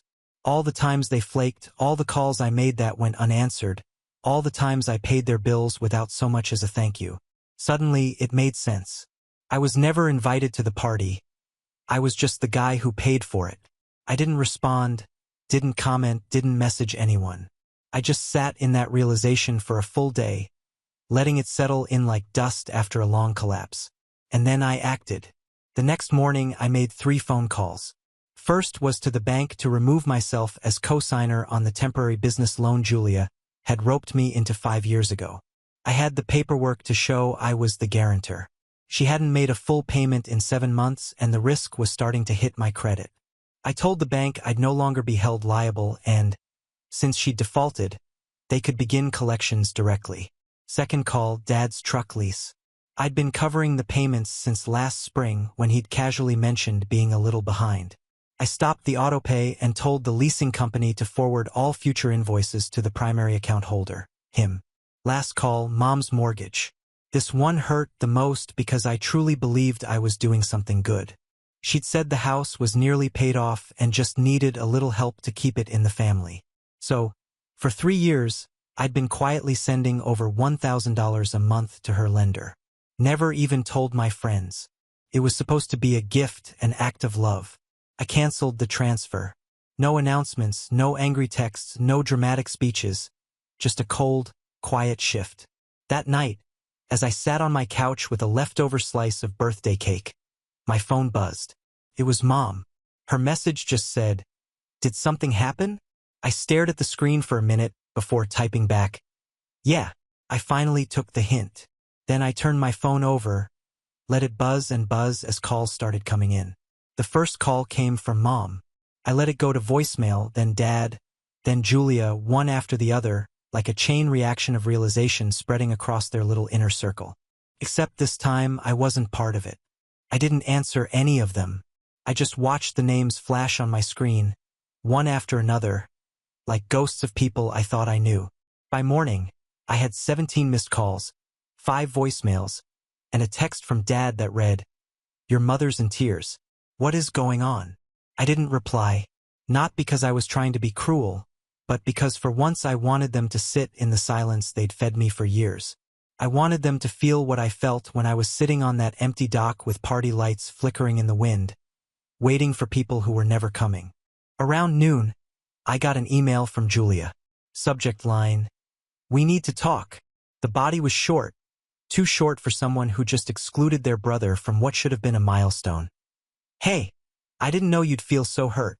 It was a spontaneous trip. Can we talk?" I read it 5 times. A spontaneous trip with matching shirts, coordinated menus, a hashtag, and a rental house that required at least a deposit and a week's notice? The kind of spontaneous that takes 3 planning sessions and a group chat. And somehow I was supposed to believe it was a last-minute accident. I didn't reply. Later that day, I finally listened to Mom's voicemail. Her voice was soft, like she just finished crying, or maybe wanted to sound like she had. "Alex, honey, I don't understand what's happening. I noticed the mortgage payment didn't go through this month. Are you okay? Did something happen with your account? Please call me. I'm worried." Worried? Not about me, though. Not about how I felt. Not about why her son might have stopped sending thousands of dollars in support every month. No, she was worried about her house, her routine, her comfort. She didn't even mention my birthday. It would have been laughable if it didn't hurt so much. That evening, Julia called again. This time, she didn't leave a voicemail, but she sent a text right after. "I didn't think you'd be this dramatic. It's not like we left you out on purpose. We just figured you'd be busy with your own thing. You're always working." That one hit different, not just because it was dismissive, but because it twisted the knife in exactly the way only a sibling can. Julia knew I worked hard. She knew I overextended myself to help them. And now she was weaponizing that against me, making it sound like I'd chosen to isolate myself. I finally replied, "You're right. I am always working. Working to keep this family afloat. Working to keep Dad's truck from getting repossessed. Working to keep Mom in the house she pretends she owns outright. Working to clean up every mess you make and then pretend it didn't happen. So yeah, I was busy, but I still showed up. You just didn't notice." She read the message almost instantly. No reply. By the end of the week, the fallout had started. Mom texted again, this time with less sugar and more desperation. "Can you please send the mortgage payment? They're charging late fees now." Then, "Dad, truck companies threatening to tow. Don't make this harder than it has to be." I laughed bitterly when I read that one.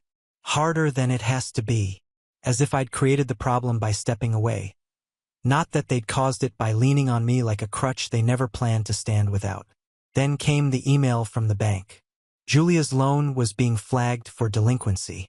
Since I was no longer the guarantor, the remaining balance was now being accelerated. She either paid or defaulted.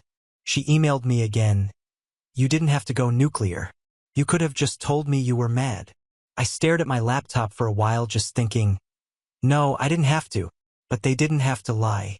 They didn't have to exclude me. They didn't have to treat my kindness like it was owed. Every choice I made was the result of theirs. Every dollar I withheld was a debt they wrote in emotional ink over years of erasure. A few days later, I got a voicemail from Julia. No greetings this time. No fake cheer. Just, "Okay. You made your point." That was it. Not, "We're sorry." Not, "We messed up." Not even, "Can we talk?" Just that, like the silence was punishment. Like this whole thing had been some petty tantrum. Like I hadn't swallowed disappointment my entire life until it became the language I breathed in my own family's house. And that's when I realized they'd never get it. Not really. They'd feel the consequences. They'd panic when the money didn't show up. They'd blame each other. Maybe even blame me. But they'd never actually understand the wound they carved open every time they smiled for a family photo I was never invited to be in. Still, part of me hoped, just a small wounded part, that maybe someone would finally see what I'd been holding up for all these years. That someone would call just to say, "I'm sorry we hurt you. But instead, I got another message from Mom the next day. "We're not mad, Alex. We just wish you would have told us what was wrong before making everything so difficult. It's not like we don't appreciate you." That's when I knew I'd made the right decision. But I wasn't done. Because while I may have cut off the money, there was still something else they'd forgotten. And when they finally remembered what it was, what I still controlled, it would hit them even harder. That moment was coming. And this time I wasn't going to warn them. Not with a message, not with a call, just silence and consequences. A week went by with nothing but radio silence from me and a growing pile of increasingly panicked messages from them. I ignored them all. I didn't block anyone. No, that would have given them the satisfaction of thinking I was being emotional or overreacting. I wanted them to see the silence, to sit in it, and realize that for the first time in their lives, I wasn't going to clean up their mess. But while they were scrambling to patch up what I'd undone, I was doing something else, digging through files. See, it wasn't just the mortgage, the lease, and Julia's loan I'd been helping with. A few years ago, when Dad tried starting his little side business, some consulting firm that never got past the logo stage, I was the one who filed the paperwork. I was the one who set up the LLC under my name because, surprise, his credit was shot. He promised it was just a formality, that I could remove myself later, that he'd handle the finances, the taxes, the operations. He didn't. For 3 years, the business sat dormant. Occasionally, he'd get some side gig and run the money through the account, but most of the time it was just sitting there until it wasn't. Earlier this year, without asking, he'd used the business account, my business account, to apply for a small line of credit, $12,000. Not a fortune, but enough to raise alarms when I got the notice that a payment was past due. He must have assumed I wouldn't notice, that I just keep absorbing hit after hit like I always had. But I noticed, and I kept the receipts. So now, with everything else unraveling, I decided it was time to untangle that knot too. I contacted the state office, transferred the business out of my name, and notified the lender that I would not be responsible for any debts incurred without my authorization. I sent them documentation showing I hadn't touched the account in over a year, hadn't signed any of the loan paperwork, and was withdrawing my involvement entirely. That same day, the business account was frozen. And the next morning, I got a call from Dad. I didn't answer. Then I got a text. "Did you touch the business? I can't access the account." This isn't funny, Alex. Funny. That word again. Like this was a joke. Like my absence was some phase I'd get over. Like I was a moody teenager sulking in his room instead of a grown man who'd finally realized that his entire relationship with his family was a transactional illusion. I didn't respond.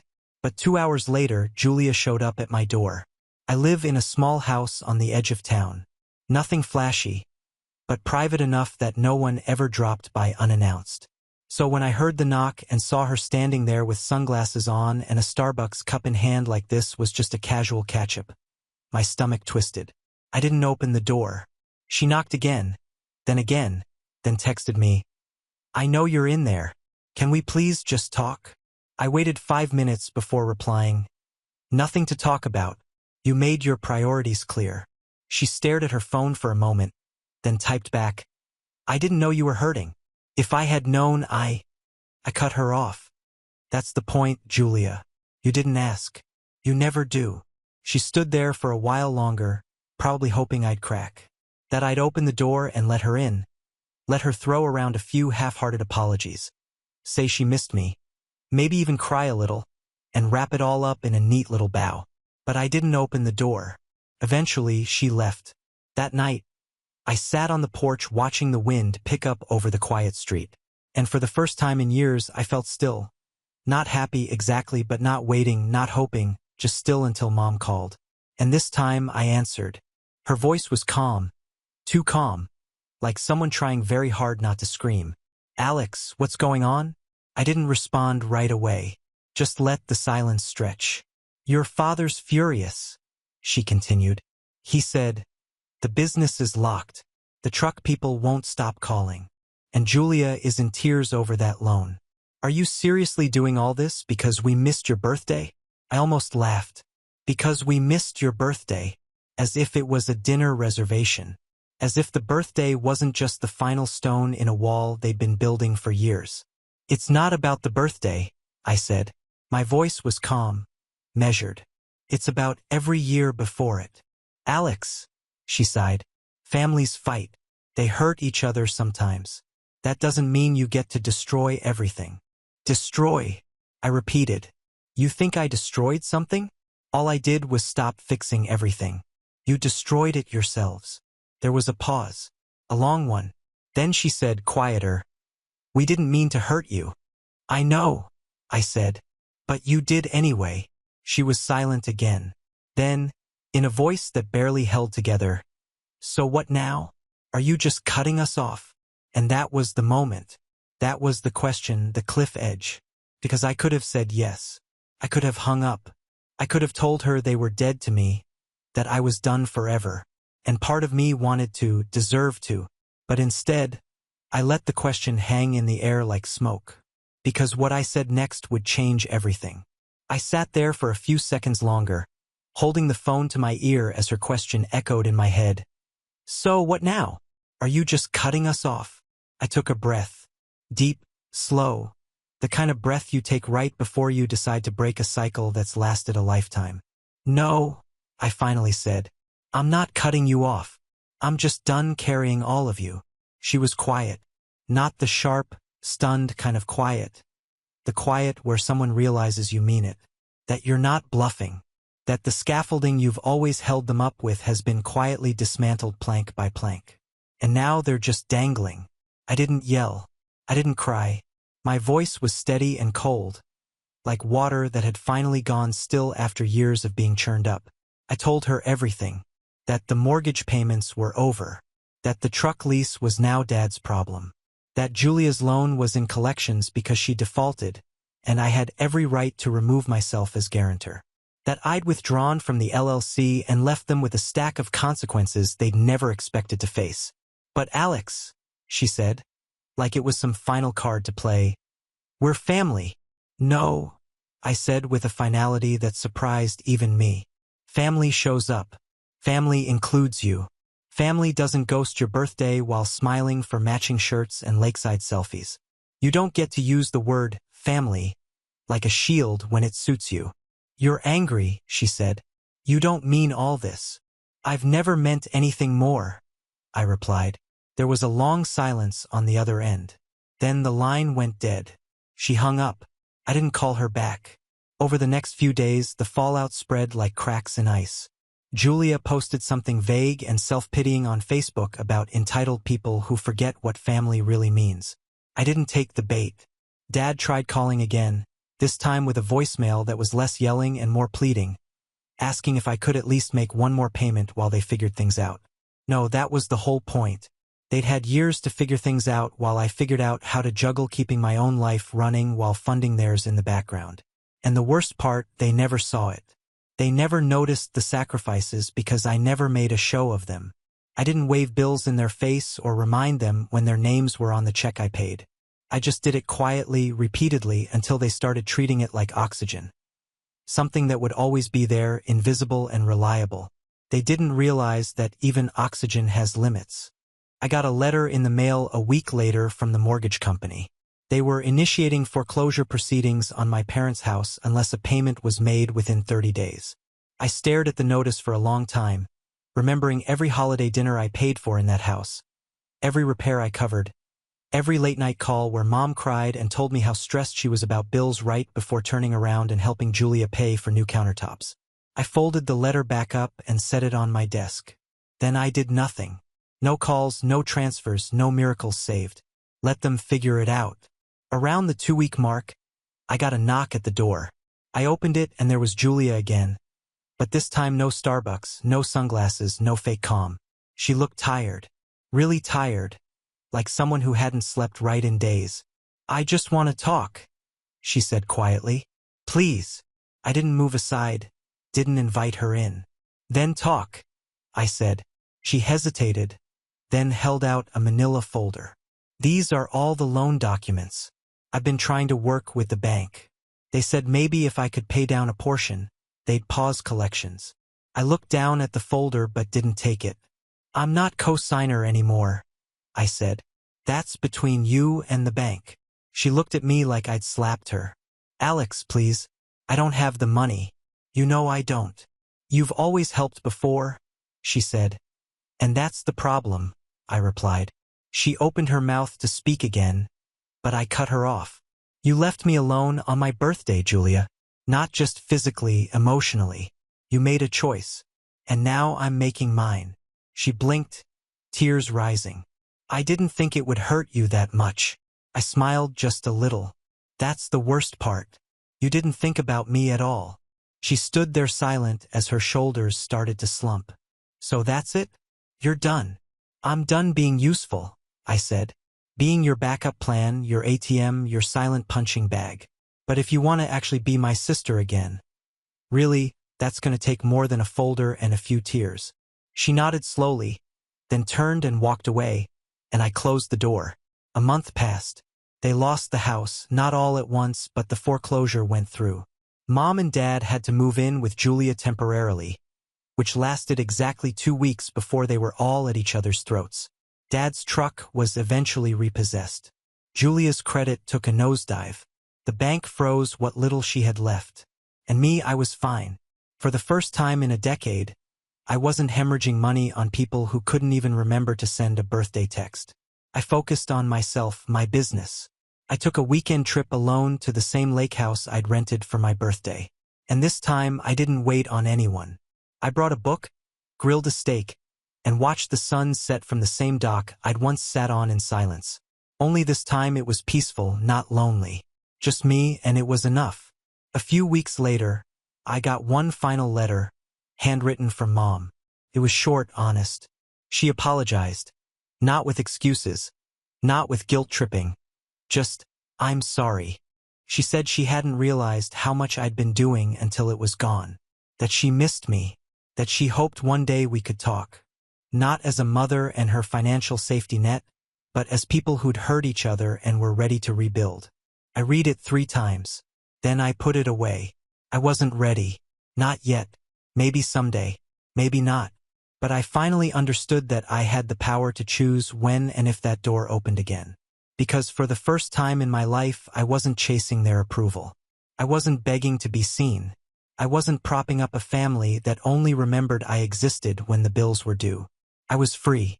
And that was the best birthday gift I could have ever given. Now on to the next story. Story 6. My name is Julian, and this story is about the moment I realized my parents never really saw me as their son. Just as an afterthought, a backup plan, someone they could exploit whenever it suited them. I was 22, studying abroad in Germany on an exchange program, living what I thought was the best year of my life. I had worked my ass off to get there. Years of part-time jobs, scholarships, and late-night study sessions. But the thing I was most proud of was my car. It wasn't just a car. It was my car, my dream car. The one I had spent years saving up for, skipping nights out with friends, taking on extra shifts, watching every dollar. And when I finally got it, the feeling was indescribable. It was sleek, fast, and everything I had ever wanted. It was my prize for all the hard work I put in. I left it back home, safely parked in my parents' driveway, before I flew out for my exchange program. I even asked them to start it once in a while to keep the battery from dying. They said, "Sure, no problem." I should have known better. It all started when my best friend, Jake, messaged me out of nowhere. Jake texted, "Dude, did you sell your car?" I frowned at the screen. "No, why?" Jake texted, Then why is it listed for sale?" That's when he sent me a screenshot. My stomach dropped. It was my car, my exact car, same model, same license plate, everything, up for sale on some local Facebook marketplace listing. The price was way too low. At first, I thought it had to be a scam, some weirdo using my pictures to bait people, but then I noticed something. The location. It was listed in my hometown. My heart started pounding. I immediately called my parents. My dad picked up. "Hey Julian, how's Germany?" His voice was casual, like nothing was wrong. I didn't waste time. "Why is my car listed for sale?" There was a pause, a long pause. Then my dad cleared his throat.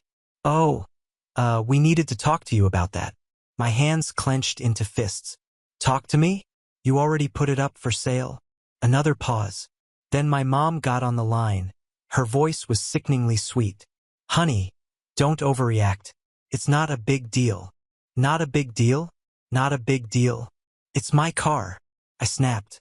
I never agreed to sell it. What the hell is going on? That's when they hit me with it. Well, my mom said, like she was explaining something completely reasonable. Your cousin Ethan ran into some financial trouble. He had some debts to pay off and, well, you weren't using the car anyway, right? I swear my vision went red for a second. Are you kidding me? You're selling my car to pay for Ethan's debt. Not selling, my dad corrected. It's already sold. Everything went quiet in my head. I felt like I was outside my own body, watching this happen. You already sold it? My voice was barely above a whisper. My mom sighed like I was being dramatic. We didn't want to bother you with it. You're so far away, and Ethan really needed help. Family takes care of family. I wanted to scream. Family? They were talking about family. The same parents who had never once helped me when I needed it. The same parents who watched me break my back working to afford that car and never once offered a dime. And for Ethan, the golden boy, my entitled cousin who had never worked a day in his life and somehow always found himself in financial trouble? The same Ethan who got a brand new car as a graduation gift while I had to save for years? I took a deep breath, my hands shaking. Who did you sell it to, Julian? Sweetie, who did you sell it to? A heavy silence. Then my dad muttered, some guy named Mark. I immediately hung up. I didn't cry. I didn't scream. I didn't throw anything. Instead, I acted. First, I messaged Jake. Find out everything you can about this Mark guy. Who he is. Where he lives. Anything. Then, I pulled up my phone's notes app and scrolled down to something I had saved a long time ago. Something that was about to make my parents regret everything. The car's title. Because here's what they didn't know. The car was still legally mine. The title was in my name, and that meant one thing. They hadn't sold the car. They had stolen it. And I was about to make them pay. I didn't sleep that night. I sat in my tiny apartment in Germany, heart pounding, mind racing, planning every step. My parents thought they had control of the situation. They thought they could guilt trip me into accepting it, make me feel bad for Ethan, and move on. But they had no idea who they were messing with. By the next morning, Jake had come through. Jake texted, found a guy. His name's Mark Reynolds. Looks like he owns a used car lot in town. Probably thought he was getting a steal. That made things interesting. If Mark was a used car dealer, that meant he'd done this before. He probably figured out my parents were desperate, lowballed them, and made an easy flip. But the fact that he bought it meant there was a paper trail. I smiled to myself. Good. That'll make this even easier. I pulled up my phone and made my first call to the DMV. After confirming my identity, I explained the situation. I'm the legal owner of a car that was sold without my permission. I have the title. The car was stolen. The lady on the phone sounded skeptical at first, but when I emailed her a scan of the title with my name on it, her tone immediately changed. Sir, you need to file a police report immediately. The car is still legally yours. That was all I needed to hear. I hung up and immediately called the police department back home. I kept my tone calm, professional, and direct. Hi, I need to report a stolen vehicle. I have the title in my name, but my parents sold it while I was out of the country. The officer on the other end hesitated. Sir, do you have proof that you didn't authorize the sale? I had anticipated this. I have text messages with my parents admitting they sold it without asking me, plus the title in my name. I can email it all over right now. All right, send it over. We'll take a look. It took less than 2 hours before I got a call back. This is Detective Harris. I just went through the documents you sent. Based on what I'm seeing, you have a pretty strong case. Since you never signed over the title, the sale wasn't legal. The car is still yours. I exhaled. So what happens now? Well, the detective said, we're going to treat this as a stolen vehicle case. We'll notify the current owner that they're in possession of stolen property. If they cooperate, we'll facilitate the return. If not, they could face legal consequences. That's when I got another idea. What happens if the buyer refuses to return it? I asked. Well, technically, if they knew it wasn't legally sold, that's fraud. Even if they didn't know, they still have to return the car. But the detective paused, as if debating whether he should say the next part. If they try to make you pay to get your own car back, that could be considered extortion. Great, good to know. I spent the rest of the day waiting, heart pounding every time my phone buzzed. My parents hadn't called or texted since our last conversation, which told me one thing. They knew they messed up. Then, at around 6 p.m. my time, I got a call from a number I didn't recognize. I picked up. Hello. A gruff voice answered. Is this Julian? Yes. This is Mark Reynolds. We have a problem. I leaned back in my chair, pretending I wasn't enjoying this. Oh, what kind of problem? There was a pause. Then in an annoyed voice, Mark said, the cops just showed up at my dealership. They're saying the car I bought is stolen. I feigned concern. Oh, well, that's crazy. How did that happen? Another pause.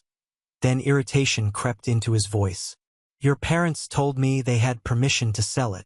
Yeah, they lied. Mark let out a frustrated breath. Look, kid, I already paid for this car. Your parents took the money. I have a bill of sale, and now I'm being told I have to give it back. That's not how this works. I smiled. Actually, it is. The sale wasn't legal. You never owned it. There was a long silence on the line. Then Mark sighed. All right, I'll return it. But, there it was, the but. I want my money back, he said. Plus I already put some work into it. New detailing, a small repair.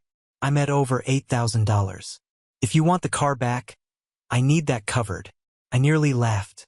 So he wanted to play it that way, huh? I kept my voice calm. You want me to pay $8,000 for my own stolen car? You're getting a car back that I legally paid for.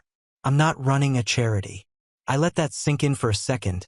Then I said, let me think about it. And I hung up. I wasn't going to pay him, not a single dime. But I wasn't done yet. I had one more call to make. It was time to deal with my parents. I took a deep breath and dialed my mom's number. It didn't even ring twice before she picked up. Mom! Julian, thank God. We need to talk. I leaned back in my chair. Yeah, we do. She hesitated, probably thrown off by my calm tone. Look, honey, I know you're upset, but you need to understand the situation. Here we go, the gaslighting. Mom, your cousin was in trouble. It was an emergency. We had no other choice. I let her talk, let her dig the hole deeper. Mom, and honestly, sweetheart, you weren't even using the car. It was just sitting there wasting away. Ethan needed help, and we figured you'd understand. We're family. Oh, the classic we're family guilt trip. I decided to hit her with the facts. Mom, did you even check whose name was on the title? Silence. I have it right here, I continued, opening the scanned copy on my laptop. It says Julian Carter. Not Ethan, not you, Dad, me. Which means you sold something that wasn't yours to sell. She scoffed. Oh, don't be so dramatic. Dramatic, I repeated. You do realize the cops consider this theft, right? Her tone instantly changed. The cops? Julian, what did you do? I smirked. Oh, I just reported my stolen vehicle. You know, like any reasonable person would. Her voice shot up an octave. You had no right to do that. Do you know what you've done? I feigned innocence. Oh, yeah. I made sure the law was followed. I could hear her breathing heavily. You're blowing this way out of proportion, Julian. Just call them and tell them it was a misunderstanding. We'll sort this out as a family. That made me laugh. Oh, now you want to sort this out as a family after you stole from me? Watch your tone, she snapped. We raised you.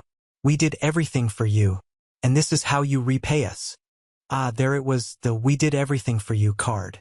I wasn't having it. You didn't do this for me, Mom. You did it for Ethan because you've always put him first. That's not true, she argued. Oh, really? I said.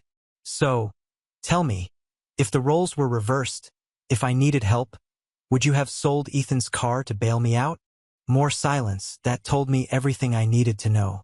You have no idea what you've just done, she finally muttered. I smiled. Oh, I think I do. Then I hung up. That night I got another call. This time it was from my dad. I let it ring a few times before answering. His voice was cold. You crossed the line, son. I let out a breath. No, Dad. You crossed the line when you sold my dream car behind my back. He exhaled sharply, clearly trying to keep his temper in check. Look, we'll figure this out. But you need to drop this police nonsense before it gets worse. I kept my tone neutral. How exactly do you plan on figuring it out? We'll talk to Mark. Maybe we can work something out. Oh, I already talked to Mark, and that's when an idea hit me. Actually, I said, Mark has an offer. He says he'll return the car if I pay him $8,000. Silence. Then, what? Yeah, apparently he put some work into it and doesn't want to lose money. So if you're serious about making this right, you guys can cover that cost. Dad sputtered. We? Why should we have to pay that? I grinned. Because you sold the car. This is your mess, not mine. Dad lowered his voice. We don't have that kind of money, Julian. Neither do I shot back. So, unless you want this to go to court, you better figure it out.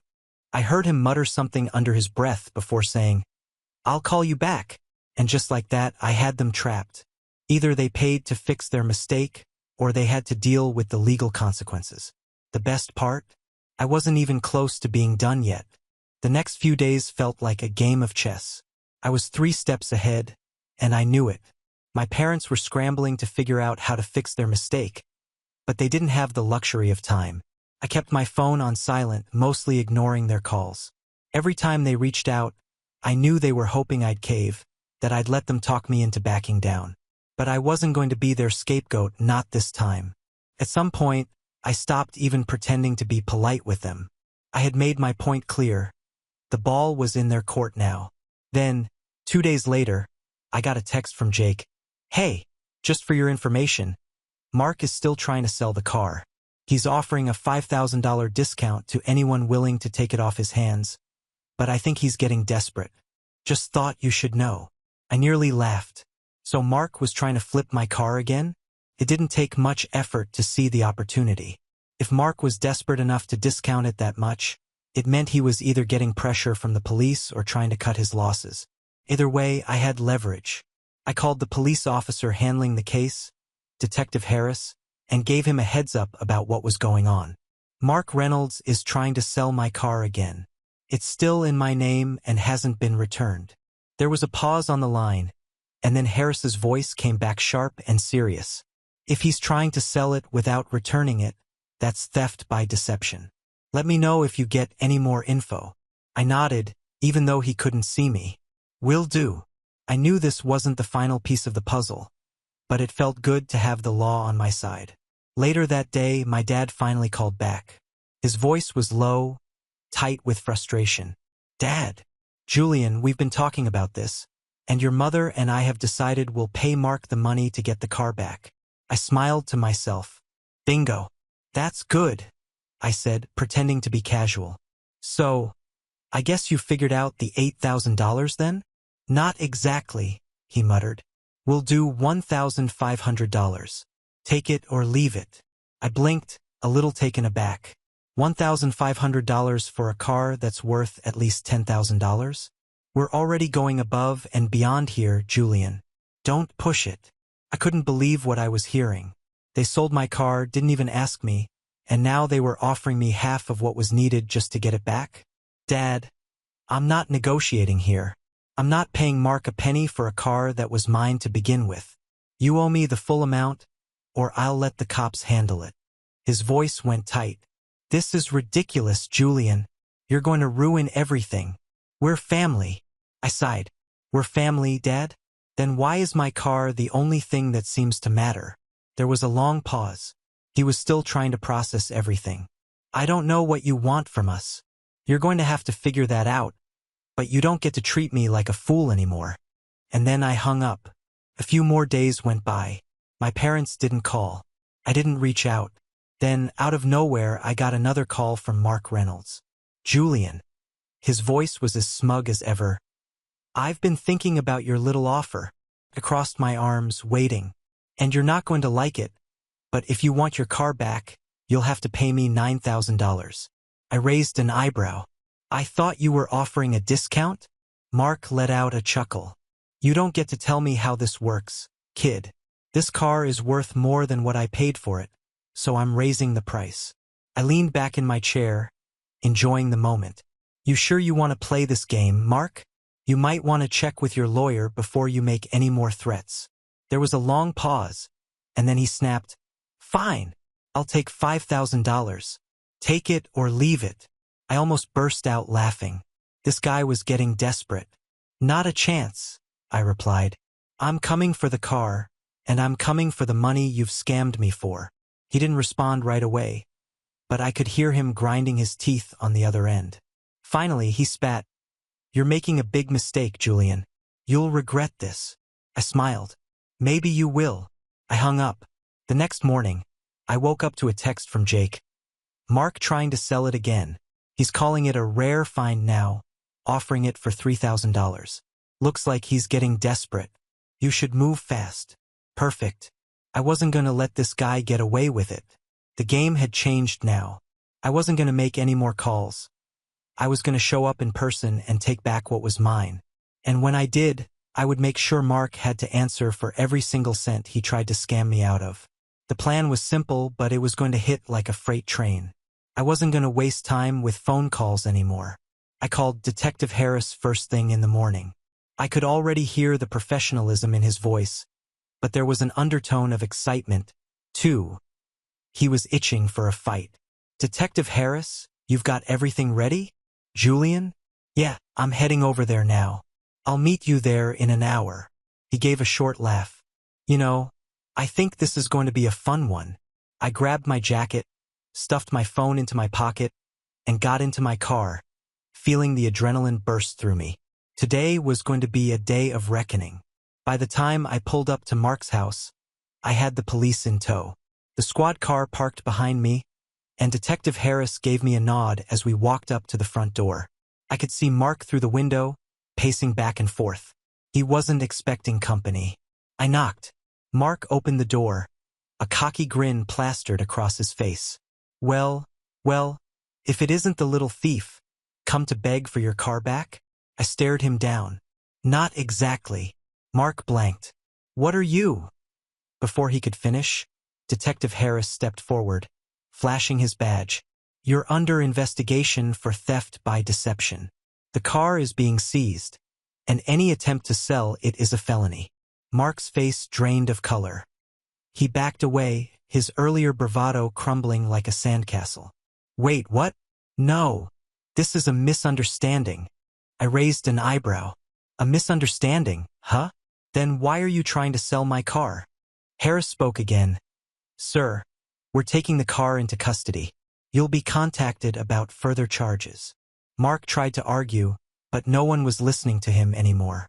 A few officers moved in and began taking the car away, starting the process of securing it for transport.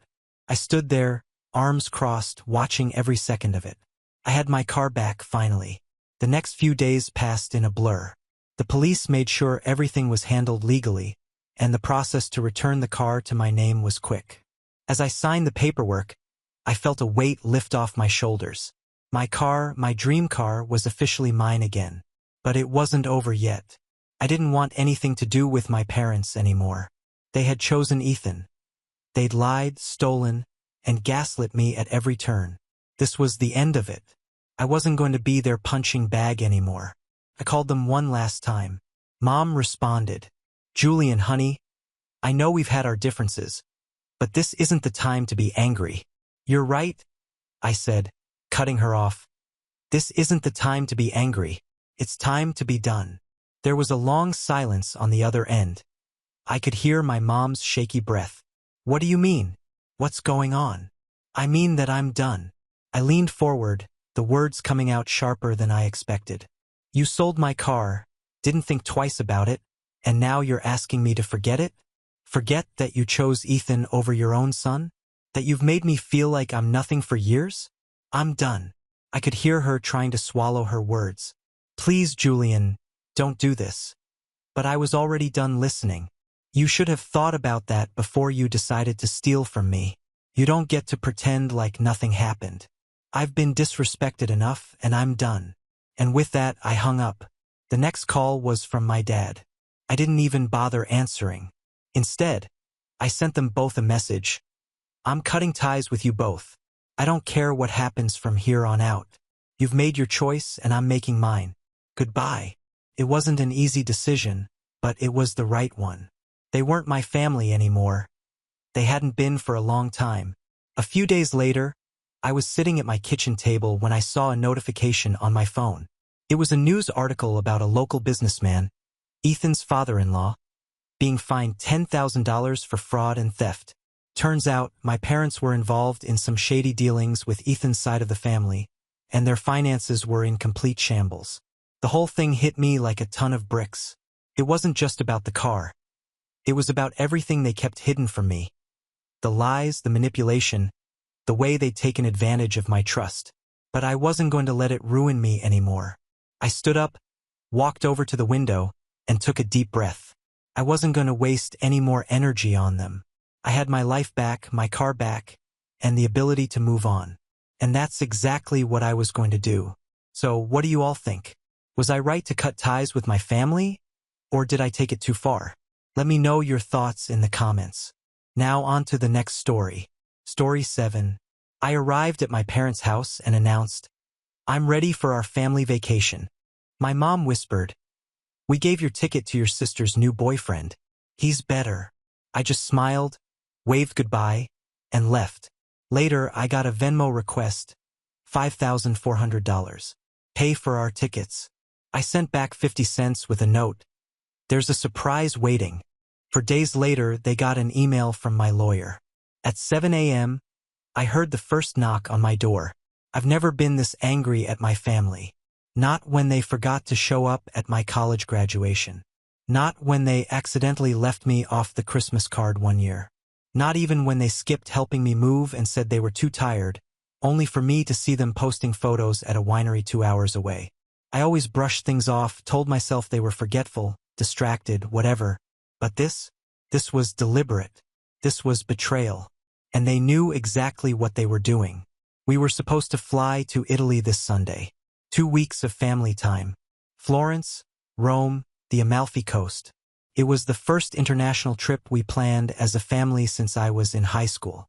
For the past 2 weeks, we were in constant contact, sending each other restaurant lists, arguing about gelato spots, even coordinating color-coded packing tips. I moved meetings, canceled a professional workshop, refunded a client booking. I set aside everything for this. I was ready to go. So, when I rolled up to their place Friday afternoon, I was in full vacation mode, duffel bag packed, passport in hand, even brought croissants for the car ride to the airport. I walked in like it was a big reveal. I'm ready for our family vacation, I said, grinning. Silence. Mom was in the kitchen.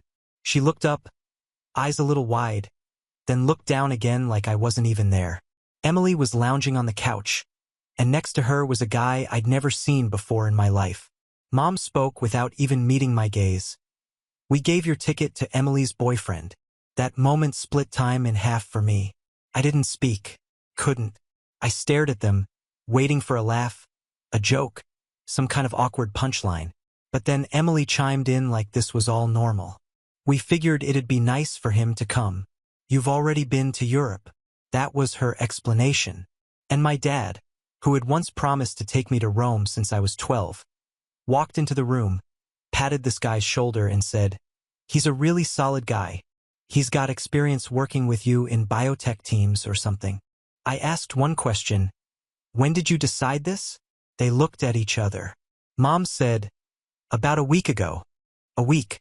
A full week. They'd kept this from me while still planning the trip like I was part of it. I didn't yell. I didn't curse them out. I just nodded. I left my croissants on the counter. Then I walked out without another word, drove home in silence, and sat in my apartment staring at the wall. That night, I got a Venmo request. $5,400. Pay for our tickets. No context, just a demand for money like I was the unpaid sponsor for their new family. I stared at that request until the room got dark. Then I sent back 50 cents. The note just said, "There's a surprise waiting." And then I called my lawyer. By the time they were posting photos under the Coliseum, holding hands with their new golden child, pretending I never existed, the email had been sent. A formal legal notice demanding $9,900 in reimbursement. Everything I paid in the lead-up to this trip, flights, hotel deposits, tour fees, transfers, non-refundable excursions, all of it. Plus the money I lost canceling plans that could have made me more. They didn't answer. Not the email, not my texts, not the follow-up call from the law office. Until this morning, 7 a.m. on the dot. Someone banged on my door like the place was on fire. And that's when I knew they were finally home. They showed up at 7 a.m. like they were staging some kind of intervention. No warning, no message, just loud, persistent knocking like someone was dying. I hadn't even had coffee yet. I opened the door and there they were. Mom, Dad, and Emily lined up on my porch looking like they'd rehearsed this. Dad's jaw was tight, his arms crossed. Mom looked like she hadn't slept, hair pulled back, no makeup. Emily had her arms folded and her phone in her hand like she was expecting to record the whole thing. "You're actually serious about this?" Dad snapped before I could even say good morning. Mom jumped in. $9,900? Are you out of your mind? Emily added, "Over a vacation?" I didn't say anything. I just stood there in the doorway letting them throw their lines at me. I didn't invite them in. That was intentional. Mom tried to backpedal, softening her tone. "We thought you'd understand. He's important to Emily. He's got experience connections. I don't care if he's Jesus." I cut in. "You gave away my ticket. You used money I paid and didn't even tell me. I found out standing in your living room holding my suitcase. You're making this ugly," Dad said, voice raised. "Now you're dragging your own family through court over this." I looked at him for a second longer than I needed to. Then I told them the truth. They owed me that money. I had invoices, transfers, receipts. I fronted expenses for the whole trip because I trusted them, and they pulled me out of it like I was some intern who didn't make the cut. Then Mom said something she shouldn't have. "We didn't think you'd be this dramatic. You've been to Europe. Emily hasn't. And we needed the money. We used some of what you paid to cover the extra ticket. That's why we asked for the $5,400. That was it. They didn't just give my seat away. They used the money I fronted for my own ticket and hotel deposits to pay for hers and her boyfriend's." "You stole from me," I said. Emily looked like she was going to cry, but I didn't feel sorry. I was done being the one who kept the peace while they pushed me to the side. "You can settle it now or settle it in court, but it's not going away." They left in a mess of frustration and half-threats. Dad slammed the car door so hard I heard it from my kitchen. Emily didn't even look back. I figured that would be the end of it for a while, at least, but it got weirder. Over the next week, they went silent. No calls, no texts, nothing from their lawyer either. But they kept posting photos of dinner at home with captions like, "So grateful for family nights," and "Nothing like a home-cooked meal with the people who matter most." In every shot, there he was, Chase, the boyfriend, sitting in my dad's seat at the table wearing my dad's old baseball cap. At one point, I swear I saw him wearing my hoodie, the same one I left in the guest room a month ago. That made it worse. It wasn't just that they betrayed me. It was like they were trying to erase me and recast the role, and Chase was playing it like he was born for it. The legal process rolled forward. My lawyer sent another notice. Still no response. Then on a Thursday, everything cracked. It was around 3 p.m. I got a text from Mom. "Call me. Urgent." Then Emily, "Something happened. He's gone." I didn't call. I waited. An hour later, Mom showed up at my place. This time, no yelling, no attitude. She was pale. Her hands were shaking. "He took everything," she said. Chase, or whatever his name actually was, waited until they were out running errands, packed his things, and vanished along with $11,000 cash they had stashed in the house, and all the gold jewelry my mom had inherited from her mother. Rings, bracelets, necklaces gone. Dad's emergency cash drawer cleaned out. He even took the smartwatch Emily had bought him the week before. They'd gone to the police, but it got worse. Turns out this wasn't his first time. He'd done this before. Different cities, different names, always the same setup. Charm the family, move in fast, gain trust, and vanish with valuables. Now they were in full panic, broke, humiliated, and finally coming to me for help. And I'll admit, part of me wanted to slam the door. They were crying, all three of them. That was the part one didn't expect. Dad showed up 10 minutes after Mom. He didn't knock. Just walked in like the place still belonged to him, like we were past the point of asking. Emily trailed behind him, eyes red, not saying anything at first. She looked like she hadn't slept since the guy left. He emptied everything, Dad said. We thought he was upstairs napping. We were gone for less than 2 hours. He took the jewelry box from the safe. Mom added, how did he even know the code? Emily sat on the edge of my couch, still gripping her phone. He was just gone. His clothes, his bag, even my laptop. I listened. I didn't offer tissues. I didn't say, I told you so. I didn't even move. Then Mom said it. We're ashamed. You were right. We were wrong. Please just drop the case. That's what they wanted. For me to forget they cut me out, stole from me, and then expected me to pay for their vacation while they handed my spot to a stranger. I asked if they'd reported it. They had, but the police told them what I already suspected. He was experienced, not officially wanted, but there were reports of someone similar in Nevada, Arizona, and North Carolina. Different aliases. He used real institutions on his fake resume. Real companies, real people as references. The man had faked a LinkedIn profile with over 500 connections. So yeah, they were scammed completely. And now they were broke, humiliated, and desperate. But here's the thing. None of this erased what they did to me. It didn't change how they treated me. Like I was replaceable, like Chase was somehow better. That word still echoed in my head every time I thought about it. Better. I told them I wasn't dropping anything. That what they were dealing with now didn't erase the debt they owed me. If anything, it confirmed why I'd drawn the line in the first place. Dad got angry, said I was being cold. Mom asked how I could do this to my own family. You replaced me, I said. You made that choice. You let him into your house. You let him take my seat and you funded it with my money. Now you want sympathy because he turned out to be exactly what I warned you about. They didn't have an answer. Eventually, they left. No more shouting, just quiet disappointment, but not in themselves. Still in me. I sat alone for a long time after that. I should have felt triumphant, vindicated, but I didn't. I just felt tired. I didn't sleep that night. I just kept thinking about how we got here, how we'd gone from a family trip to international theft to a courtroom date. The next morning, I went to the bank, pulled out $8,000. Then I called my lawyer. Draft a loan agreement, I said. Term 14 months, full repayment, no loopholes. He asked why. Because as much as I hated what they did, as much as I wanted to stay angry forever, I knew what was coming next. They were going to need me. The morning the loan document was sent, I expected hesitation. Maybe a request for more time, some emotional back and forth. But 2 hours later, Dad replied with 3 words that felt clinical. We will sign. I met him at the bank downtown. Neutral ground, no small talk, no handshake. He looked thinner, like stress had eaten half his frame in a week. He signed the contract with a borrowed pen, barely looking at me. When he slid the document back across the table, he cleared his throat like he wanted to say something. But whatever it was, he swallowed it. I wired $8,000 into their joint account that afternoon.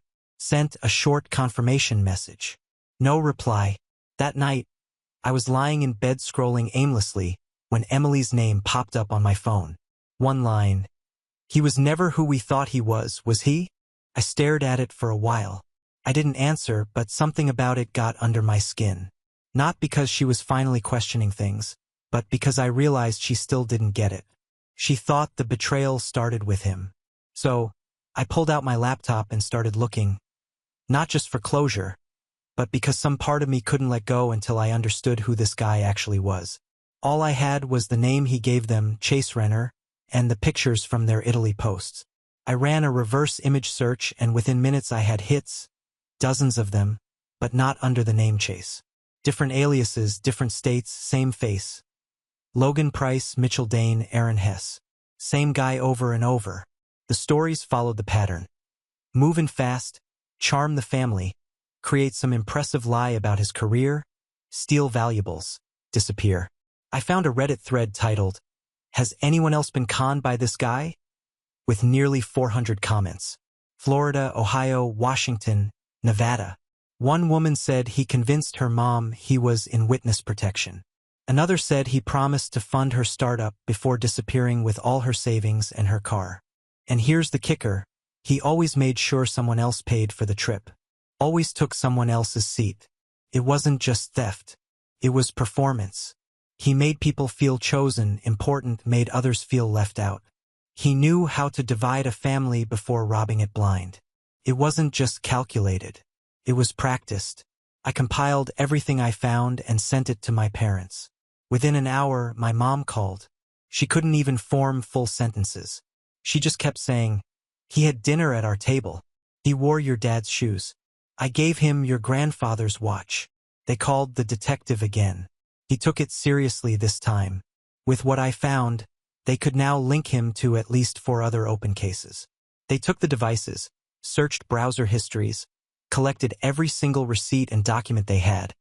But I could hear it in the officer's voice when he spoke to my mom on speaker. This guy was slippery. They might never catch him. A week passed and then the first payment arrived. $500. Payment 1 of 14 memo. From both of us. They sent one every week like clockwork.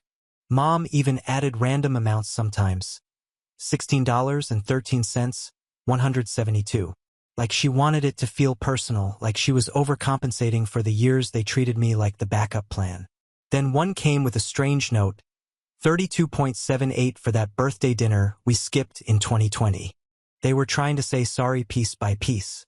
By month 3, they paid back over $3,000. And then one afternoon, I got a text from Emily. No apology, just this. "I saw your old hoodie in his bag before he left. I should have known. I'm sorry." I still didn't respond. Then one random Thursday, for months and a few days after the whole thing started, my phone buzzed. Bank transfer received $6,700. And in the note, final balance plus the old debt from when you loaned us money for the roof. We remember. We're sorry. They didn't call. They didn't text. Just silence. And for the first time in a long time, I felt something that surprised me, relief. Not because I got the money back, but because they remembered the thing I thought they'd buried. It should have been a moment of healing. But I had my own plans. The next day, I posted a photo of my new passport and a boarding pass. Berlin, Amsterdam, Lisbon. A full month in Europe with 2 of my closest friends from college. All paid in full. No compromises. No family. Caption. Finally taking the trip I was promised. Except better. 3 hours later, Emily posted a story. A group photo. Her mom, dad at some local brunch spot. Caption. Some people only show up when it benefits them. No tag. No name. But I didn't need one because I knew who it was meant for. The Europe trip healed a lot of things, just not the thing I thought it would.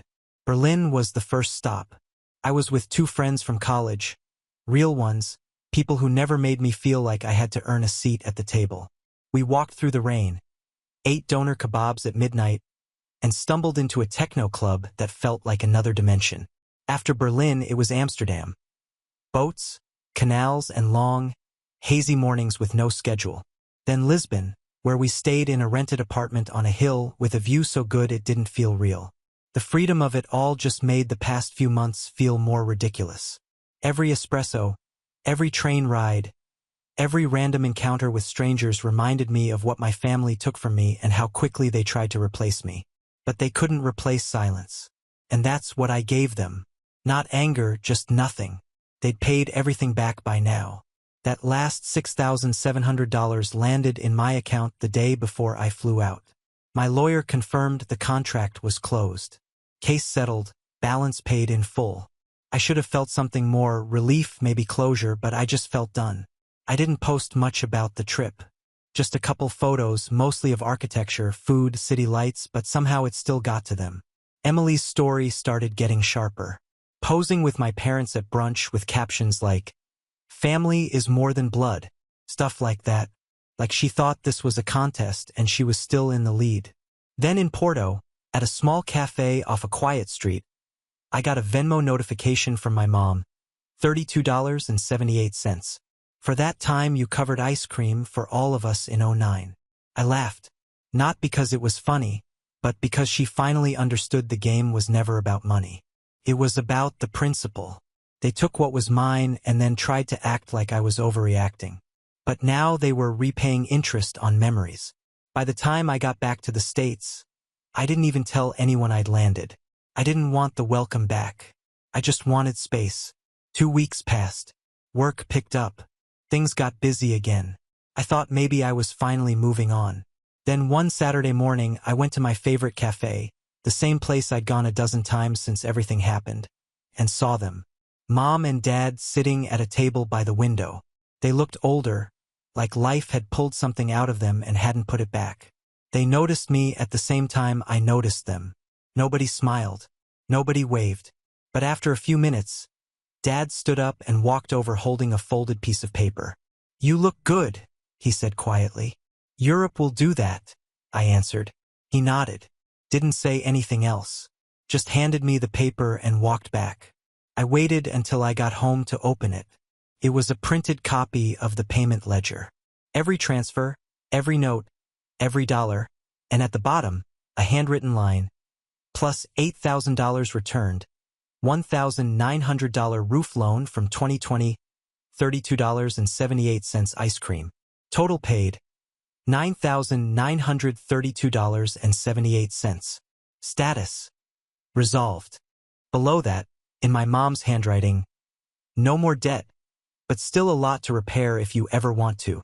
I stared at it longer than I expected to. A few days later, I got another message, this time through email from Emily. Subject line: "You probably won't read this." I did. It was 5 paragraphs. She apologized not for choosing her boyfriend over me. She still said she didn't know what to believe, but she admitted she let it go too far, that she should have stopped them, that she should have at least said something that day at the house. At the bottom, she wrote, "You don't have to forgive me, but I'm not pretending we're fine anymore." I didn't reply. And then another message from Mom. "We're making your favorite pasta this weekend. If you show up, there's a seat. If not, we understand." It didn't sound like a trap. It just sounded tired. I didn't go, but I saved the message because while I'm not ready to be at that table again, I'm not deleting the invitation either. For months passed. No major drama, no accusations, no more Venmo notes, just silence. Quiet, careful silence. They had paid everything back down to the cent. Even things I never expected them to remember. And still, we barely spoke. I didn't visit. I didn't call. They didn't press. But I knew they watched. Every time I posted something about my trip, someone would accidentally like it, then unlike it. Emily once sent a heart emoji on a story of mine, then deleted it 10 seconds later. They were still in it, still orbiting, and I'd be lying if I said I wasn't watching, too. I saw that they sold the car, that they canceled a weekend trip they had planned, that Dad started working extra hours again, and Mom picked up freelance stuff online. They were tightening everything, paying down debts, cleaning up. It felt strange to witness their life like a neighbor watching through blinds, detached but not completely gone. Then out of nowhere, I got a transfer, $1,200. Memo: final payment. The rest of what we still owed you, even if you forgot. They hadn't owed me anything else. Not on paper, not according to the contract. But that payment, it was from something way back, an old loan I gave Dad during his job gap years ago. One I never thought I'd see again. It landed in my account and sat there. I didn't move it. I didn't acknowledge it, but I remembered. That weekend, I took a walk through the old neighborhood. The streets felt smaller than I remembered.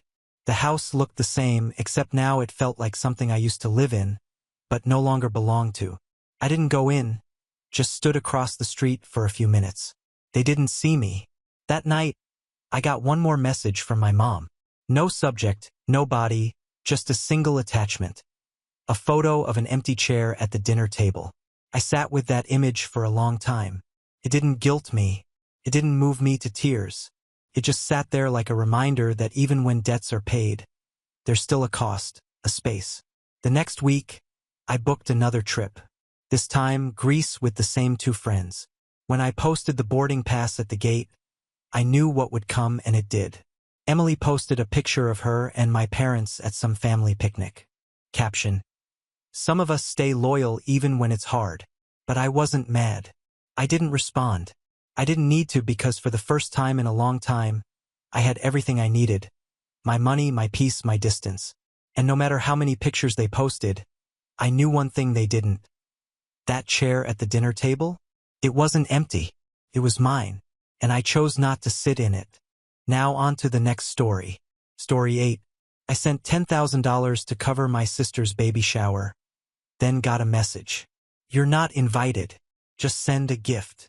My mom added, "Honestly, you can't buy your way into this family." I just smiled, pulled my name from the trust fund, and canceled her new SUV's lease. By morning, my phone exploded, and they showed up at my door, banging on the glass. For me, that moment hit like a freight train. And it all started with my sister Sarah's baby shower. Sarah has always been the golden child, the one my parents stowed on like she hung the stars. I, on the other hand, ended up playing the role of the reliable older brother.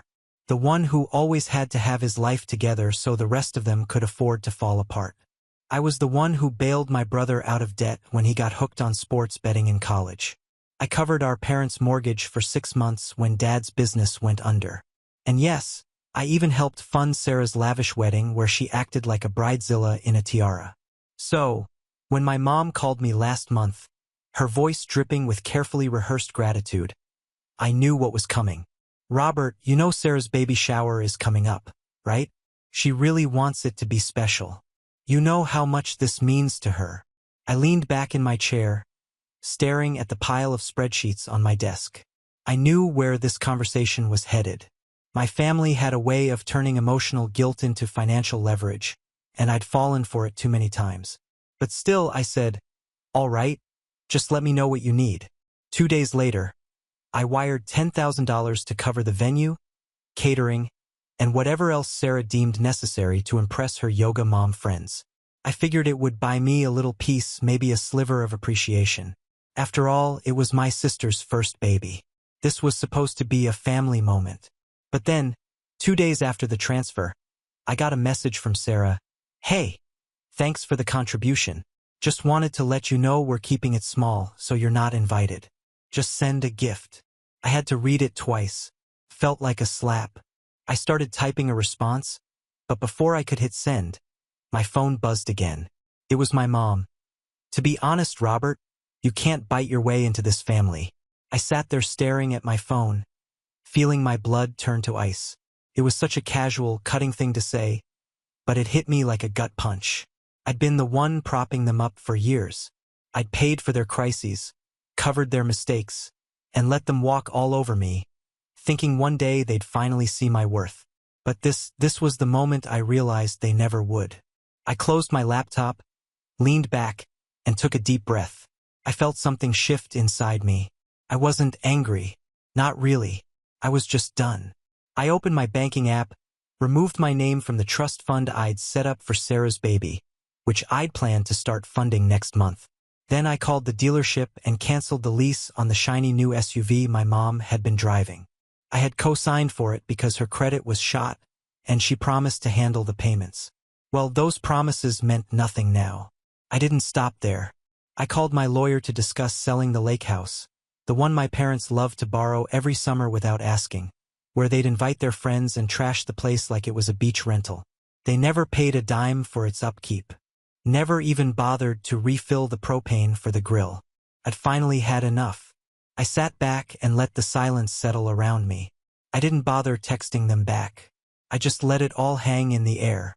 The next morning, my phone exploded. Missed calls, furious texts, and increasingly desperate voicemails. Then, just as I was sipping my coffee, there was a thunderous banging on my front door. I smiled, leaned back in my chair, and took another sip. I could see my mom and sister through the glass panel beside my front door. Sarah had her arms crossed, visibly seething, while my mom's face was a mix of panic and outrage. They were pounding so hard on the glass, I half wondered if they planned to break through like a couple of suburban zombies. I let them stew for a minute, finishing my coffee before casually walking over and opening the door. "Robert, what the hell is going on?" Sarah snapped, pushing past me into the foyer. My mom followed, her face flushed and eyes wild like she'd just run a marathon. "What do you mean?" I asked, leaning against the wall, doing my best to look mildly curious. Sarah waved her phone in my face. "Why did you cancel the SUV lease?" I was halfway to my appointment when the engine cut off and the screen said unauthorized use, like I'm some kind of thief. I had to bite my tongue to keep from laughing.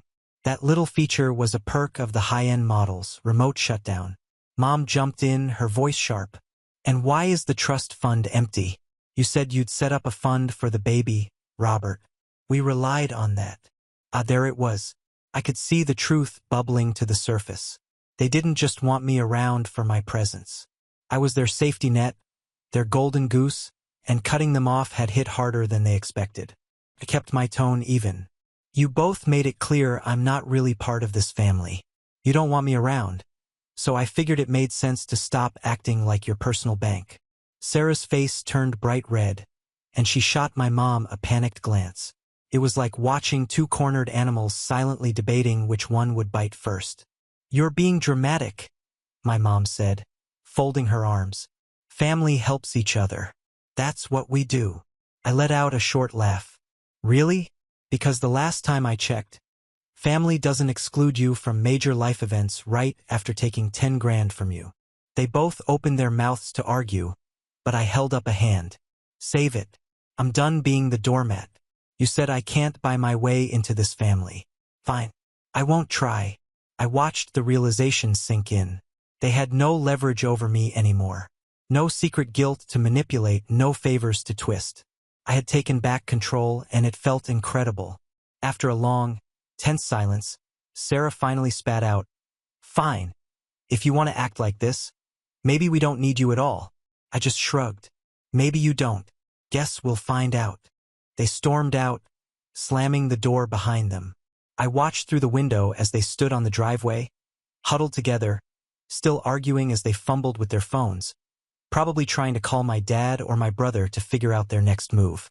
I turned, looked around my quiet, well-kept home, and felt something I hadn't felt in years: peace. I had no idea just how much they would unravel without my support. But that was a show I was more than willing to watch from a distance. The fallout hit faster than I expected. By the end of the week, I started hearing from other family members, the ones who usually stayed out of the drama, but were now suddenly interested in my side of the story.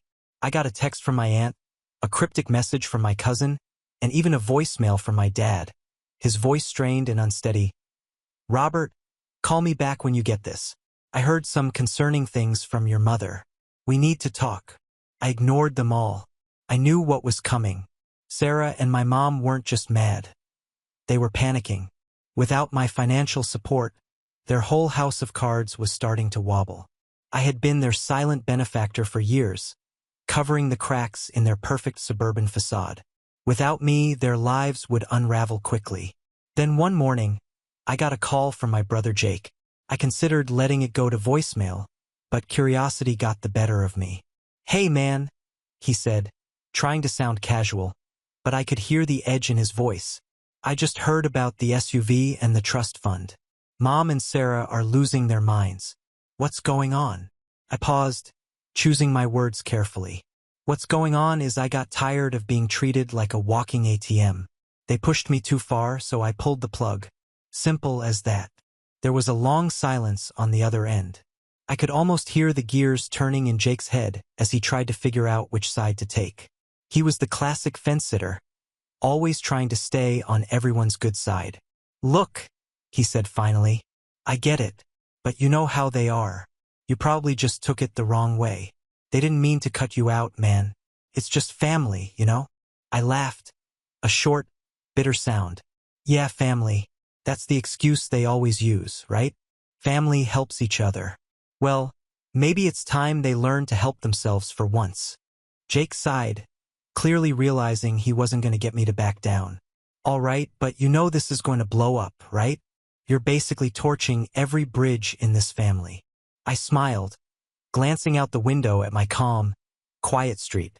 Then I guess it's time for a fresh start. After I hung up, I poured myself another cup of coffee and settled into my office. I had a lot of work to catch up on, and I felt lighter than I had in years. But then the texts started coming in again. This time they weren't just angry rants from Sarah and my mom. My aunt accused me of abandoning the family and being ungrateful. My cousin, who I hadn't heard from in over a year, suddenly wanted to talk things out.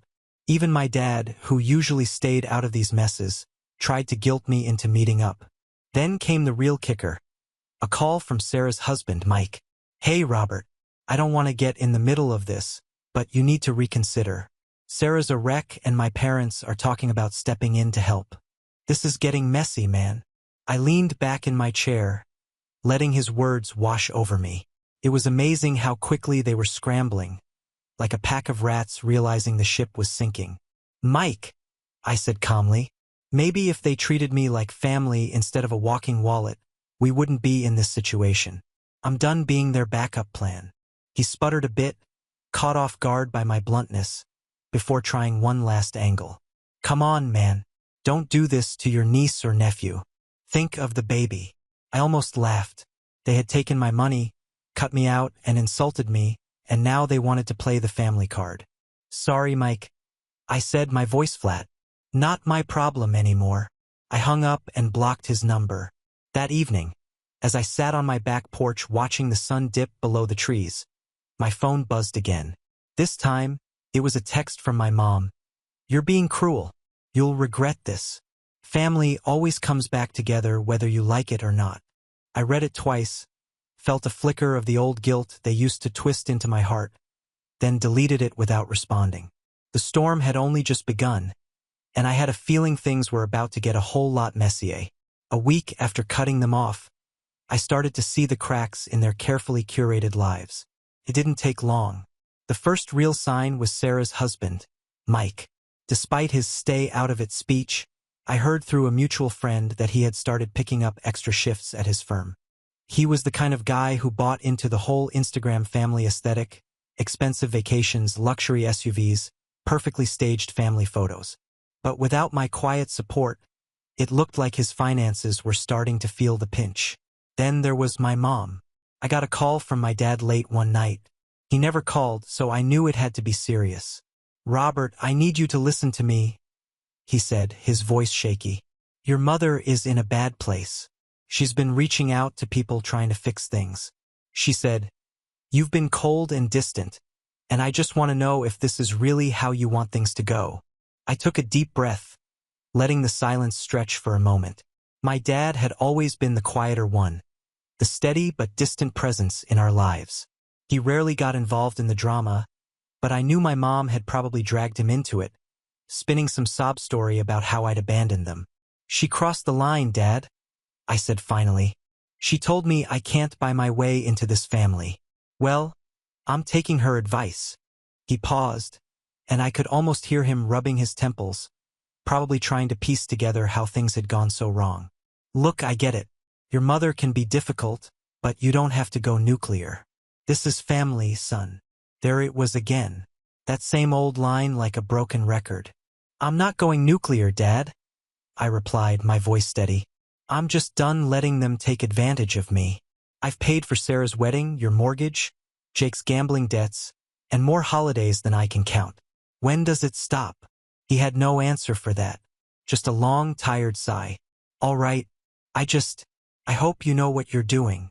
I hung up, feeling a strange mix of relief and regret. I wasn't trying to burn bridges, but I also wasn't about to let myself get dragged back into their emotional and financial chaos. 2 days later, I got an email from my accountant. It was a routine update, but one line caught my attention. Recent credit inquiries detected. I logged into my account and checked the details. Sure enough, both my mom and Sarah had tried to open new lines of credit using my information. I felt a flash of white-hot anger, but then it melted into something colder, sharper. I called my bank, froze my credit, and filed a report. Then I sent a quick email to my lawyer just to cover my bases. I expected the fallout to be swift, but I still wasn't prepared for what happened next. The very next morning, my phone rang. It was a number I didn't recognize, but I picked up anyway. "Hello, is this Robert?" The voice on the other end asked, sounding like he was reading from a script. "This is Officer Ramirez with the local police department. We need to speak with you regarding a potential case of identity theft." I felt my pulse spike for a moment before I realized what this was about. Sarah and my mom had pushed their luck one step too far. "Of course, officer," I replied, my mind already spinning through the possibilities. "I'd be happy to help." As I hung up, I felt a strange, almost euphoric calm settle over me. They had crossed the line, and now the consequences were out of my hands. 2 days after the call from Officer Ramirez, I found myself sitting in a small, sterile conference room at the local police station. The walls were painted a dull gray, and the flickering fluorescent lights buzzed faintly overhead. The officer across from me was young, maybe mid-30s, with a neatly trimmed mustache and tired eyes that said he'd seen a lot more drama than he'd ever wanted to. "All right, Mr. Roberts," he said, sliding a thick manila folder across the table. "We've received multiple reports of attempted credit fraud involving your name. I just need to confirm a few details." I leaned forward, glancing down at the stack of papers.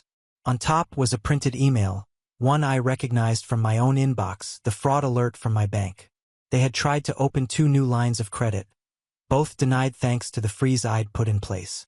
"It looks like your mother and sister attempted to use your social security number to apply for these accounts," the officer continued, flipping through the pages.